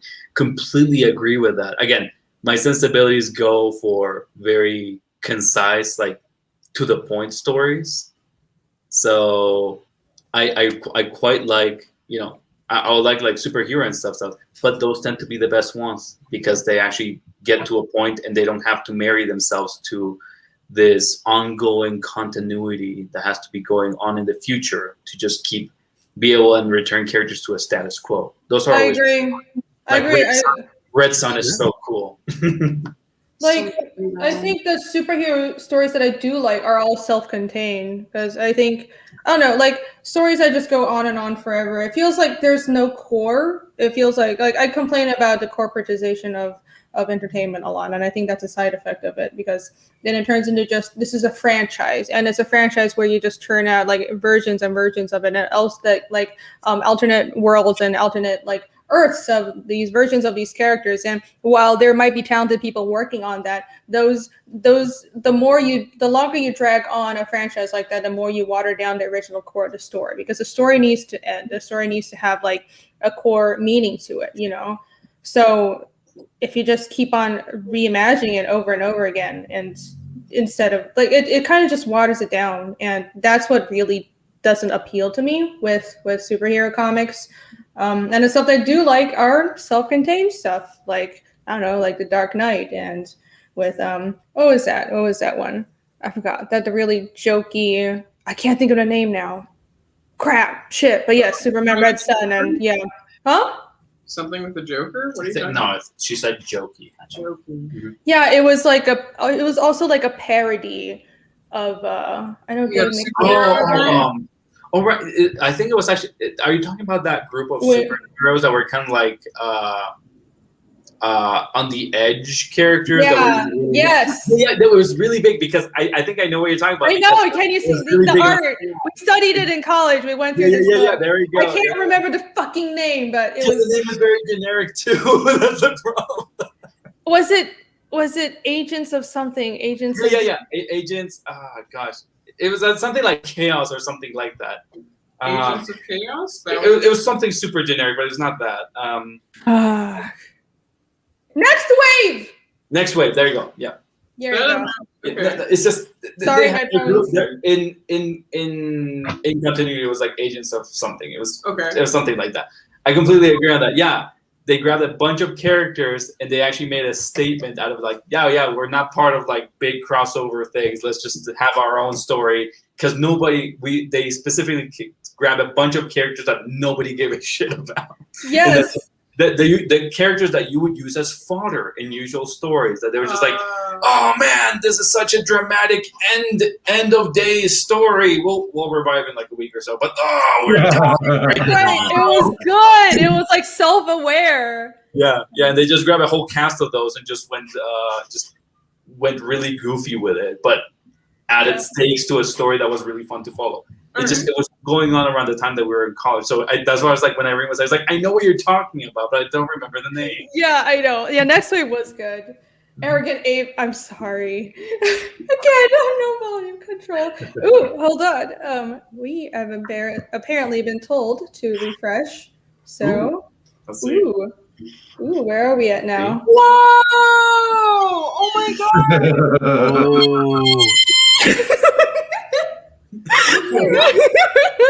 Good call, your volume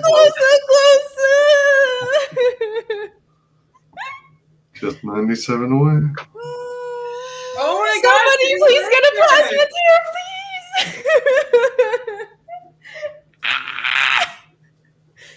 It would be so sad if we just ended on this one bit. Oh my god! Come on, don't hex it. No, I'm not gonna jinx it.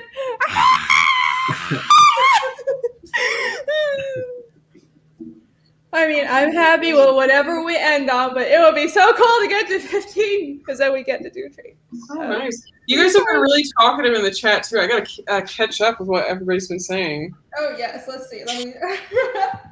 Yeah, Red Sun being awesome. I completely agree. Yeah. We need a reconstruction movement. I agree. I think My dog just run out of the room on poor thing. Oh no! I love doggos.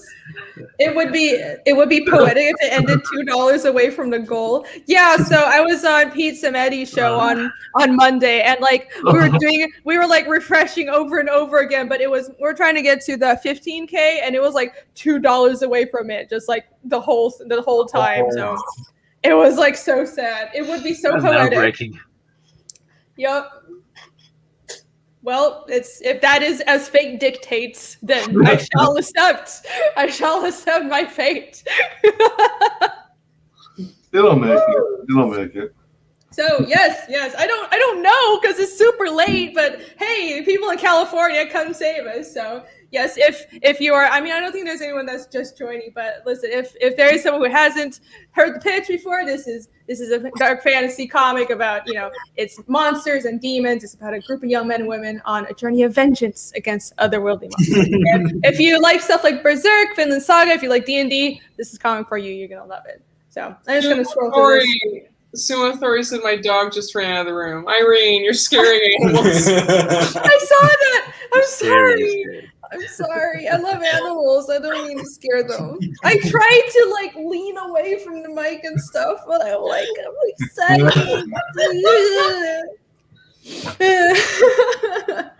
Yeah, I tried. Yeah, 14,903. Oh my God, look at that. 596%. Holy cow. That's a statement. I would never have imagined. If I told myself 2 months ago that I would get this number, I'd slap myself. This is awesome. You guys are freaking awesome. Yeah, people, thank you so much. Wow. Yeah, thank you. I mean, this is just really inspiring to me because I was expecting to have to keep on drawing Fiendish with no attention, for years and years, and then hope it would pick up. But because you never know, you have to find the right crowd, right? Because I had always felt like there was an audience for indie comics out there, and for what I did, but it just felt I couldn't find my audience. You jumped so early out of college into Marvel that was probably kind of like the circle that you were kind of gone around, and then you're kind of tagged as a Marvel artist for a while. I know, and it was so weird because I never wanted to be that, but I don't know. I'm pretty sure that especially coming out of college, there's a despite you not saying that, I'm pretty sure there has to be a good number, a level of pride of having been able to just get that right off the bat. Oh yeah, it was I was happy to get it, but after a while I was I realized I didn't want to be that, but I didn't know where else I could find an audience. Mm-hmm. It was just a mystery to me. And it's always been a struggle just finding an audience for you because you always struggle to just how North American and how manga do you go and where can you be accepted? Again, going for the D&D things a half elf accepted nowhere. A half elf, I'm accepted nowhere. I'm the vagabond. Who was this? Dark and emo story.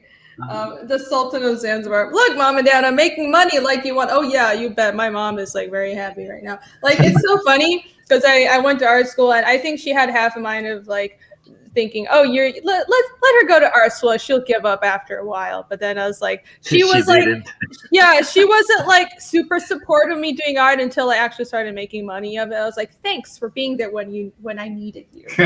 Thank you, mother. Family members that just are not, even when they're into art, comic book art is such a out there thing for a lot of people. You can kind of understand why it's just they can't help but just all right, please have a plan B, sweetie.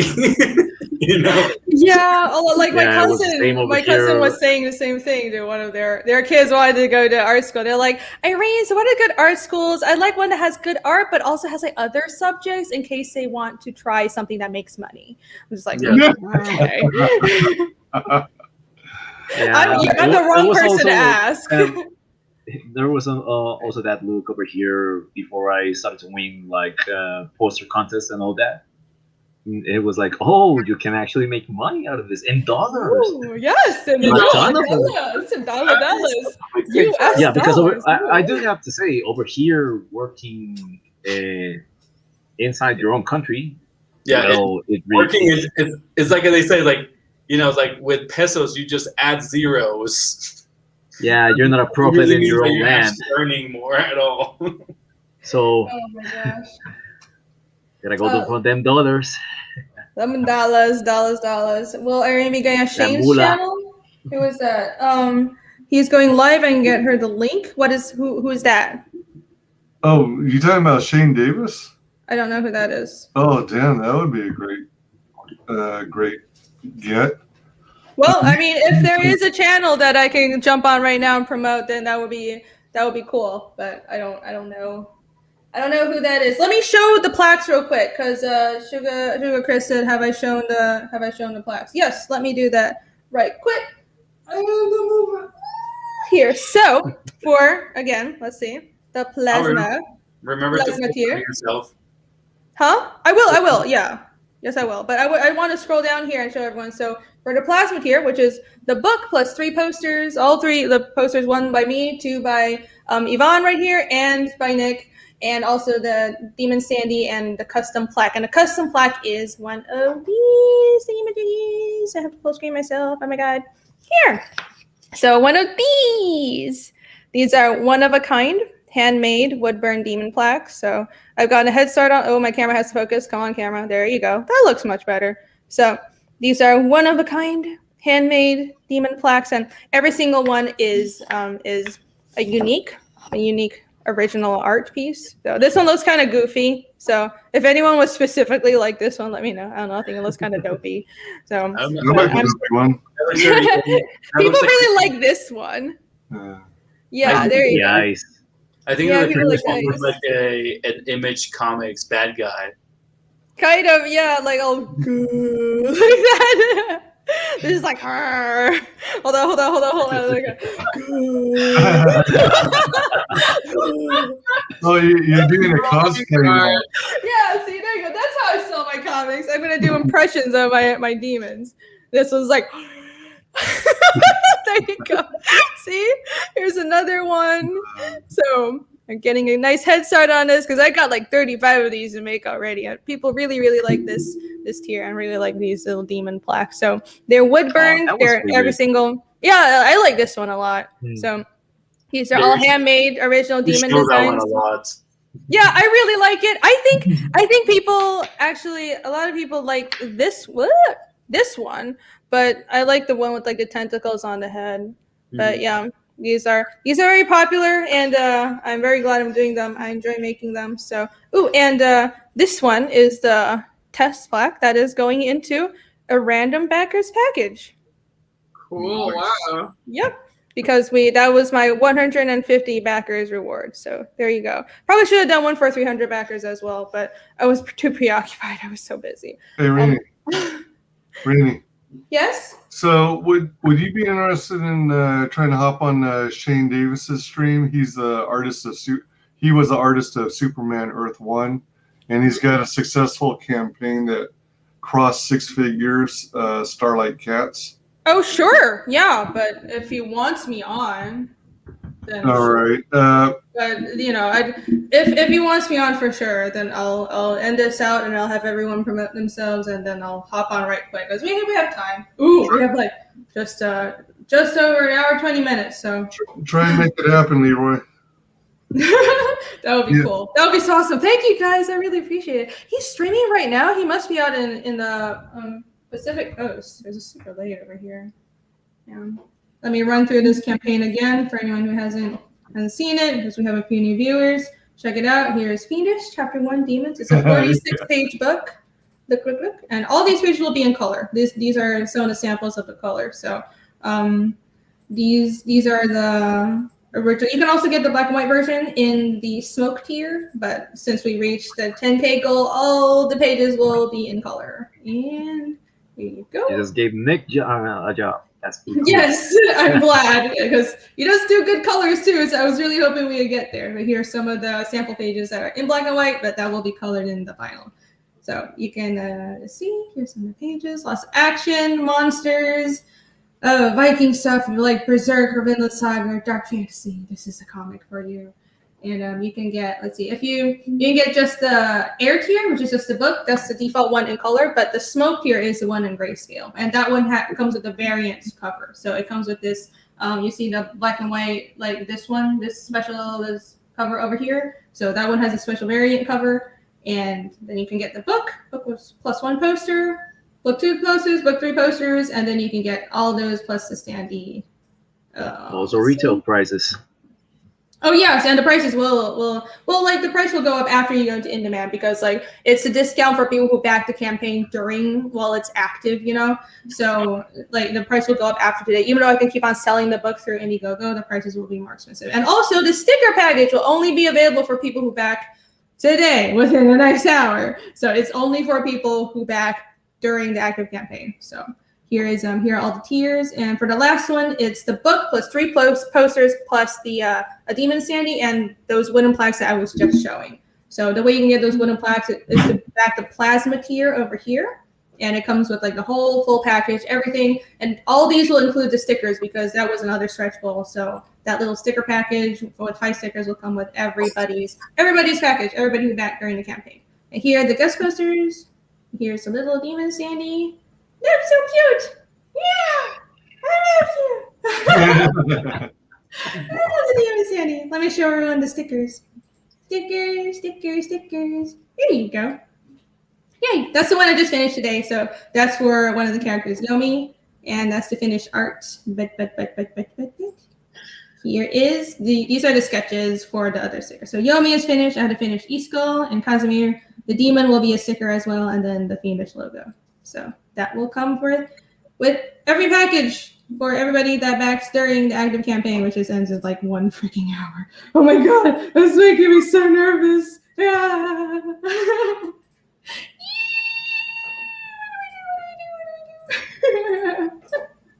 Never been this nervous before. Let's see. Okay, let me see. What is the chat saying? Yeah, catch up on all your chats if you will. Yeah.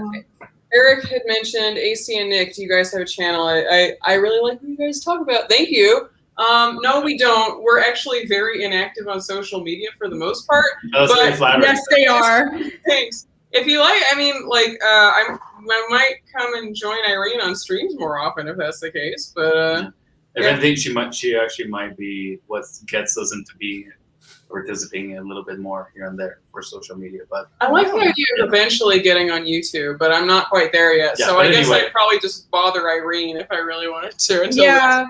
So yeah, these guys have some good stuff to say, don't they? But they're not very social. So I'm trying to bring them out of their shell. You guys are always welcome to come on my channel. I love having other people to talk to, especially when I'm drawing. It's kind of awkward when it's just like I have to do all the talking and also draw at the same time. So you guys are always welcome. It just depends on you, but it's an open invite to everyone here.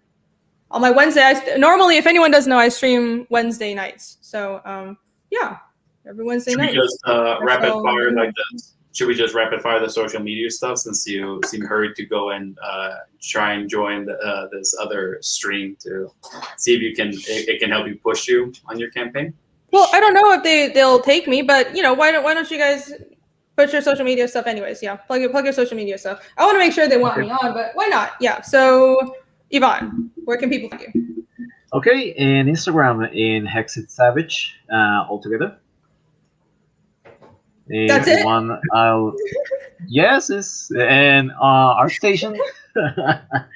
I need more social media. I know. Wait, what's it on Twitter? Hexen Savage? Hex Savage? Are you like one word? Yeah, Hexed Savage. Hexit Savage. HEXSAVAGE. I don't know if I can type over here, but it's his name is written. Yeah. Just look at Yvonne's little name quote underneath him. It's pretty much like that, just as one word. There you go. Yeah, I posted over the private chat over here. I don't know if it can be posted in the other chat as well. Oh, okay, I can repost it.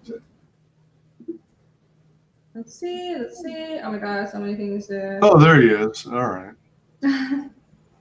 It's got the eye with what looks like upside down crown or a claw. Yeah, that is. All right, got it. All right, next. You can find me at AC Zamudio on Twitter and Instagram. Nick and I are both fairly quiet, but we're always pushing each other to try and do more. And so that's where you can find me. Do you have two of them? Two accounts? AC Zamudio and AC Zamudio 2? I mean, L or 1? I'm sorry. Do you have your accounts? Never mind. One of them is Alejandro. Never mind. Yours is AC Zamudio, right? I will post links. I'm gonna post links to everybody's Twitter right now. That's gonna help. Cool. Yeah, that'll be good. Thanks. Okay. There's actually somebody took my name on Instagram, so you have to put like periods. Oh man. But it's fine. If you search my name, you'll find me. It's me. So. You have a frog and a lily pad, right? Yeah. Oh yeah, yeah. There Yes. you go. Like, iconically, like- if you found something with frogs, that's AC. That's correct. Yes. Yeah.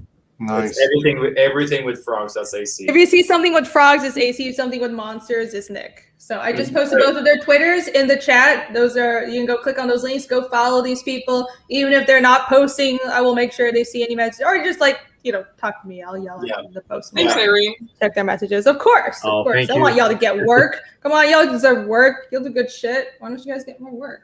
Infuriating. So Nick Huh. said, I actually lost a follower. what? It's going good. You lost a follower? How did you lose a follower? Oh my god. Guys, go follow You took too everyone. long to figure out how to say Hex Savage. Holy cow. You lost me there, man. You lost me there. Are you on Twitter, Yvonne? Because I never see you. No, that will be for not safe for work works, and I don't want to share it. Okay then. I have, Now we know. yeah, I've been getting commissions of that sort, so man. I mean, we don't care. So we don't particularly care. Yeah. So, anyways, I guess. Maybe we'll break him out of his shyness for next stream. Yeah, he's so shy. In any case, like, do you need to just jump off or? What is your Instagram? Oh right, yeah. We covered it earlier. What is your Instagram? I actually opened all of my other things just for that. I don't even know your Instagram. I will find Nick's Instagram for him. I think it's really just Wow. Don't even- it's ink.imp Yes. for Instagram. At inkimp in Twitter, and again, it's not. I know that it's not current, but it's actually where most of my work is. So if you guys want to check out my stuff, it's just at ink-imp.blogspot. I have a lot of my portfolio and stuff on there. And again, thanks to everybody here, I'm being pushed to try and put it out there on other places that actually people look at more. But yeah. Yes. Yeah, we're not Using really used to Blogspot. TikTok. Thank you. Dear Lord Almighty. Yeah, it's all Okay. Ink Imp or Ink Imp Nick. You guys can find me there. And Okay. anything that has demons on the decoration, I'm there. Yes, there. I posted a link His to. ink works top notch. Rini, Yes. now check your Twitter DMs. I think you may have a link to the stream. Oh, do I? Let me see. Oh crap! Okay, I guess there is a stream that we'll have to hop on. So yeah, I am gonna go do that. All right, best of luck. Thank you Hope- guys for yeah. Go get those Oh my god, 100. I don't even know who this is, but it's cool. I'm gonna go for 1 hour. 1 hour left. Holy shit! I'm so Go nervous. blow out their eardrums, not ours. Okay, Come on, you so can I make will. I'll go blow up their eardrums. So, anyways, thank you everyone in chat for joining me for the super long time. I'm so surprised there's so many people that are still watching. Go over to I guess Shane's. Go follow my Twitter. I'll retweet the stream that we're on, but go over to that stream and check it out. Thank you to everyone for joining me, for Yvonne, AC, Nick, and Wyman. You guys are awesome. So I didn't have to go through this on my own. I have to talk to myself for 5 hours. But you guys are fantastic. Subscribe, like the channel, and you can always follow me at Rini Draws pretty much everywhere. So yeah, that is all. I will hop over to this mysterious stream and stream some more. everybody. Okay, Thanks bye again for all the everyone. help. Hey, See ya. everybody. Bye. Have a good night. Take care, everyone, and thank you.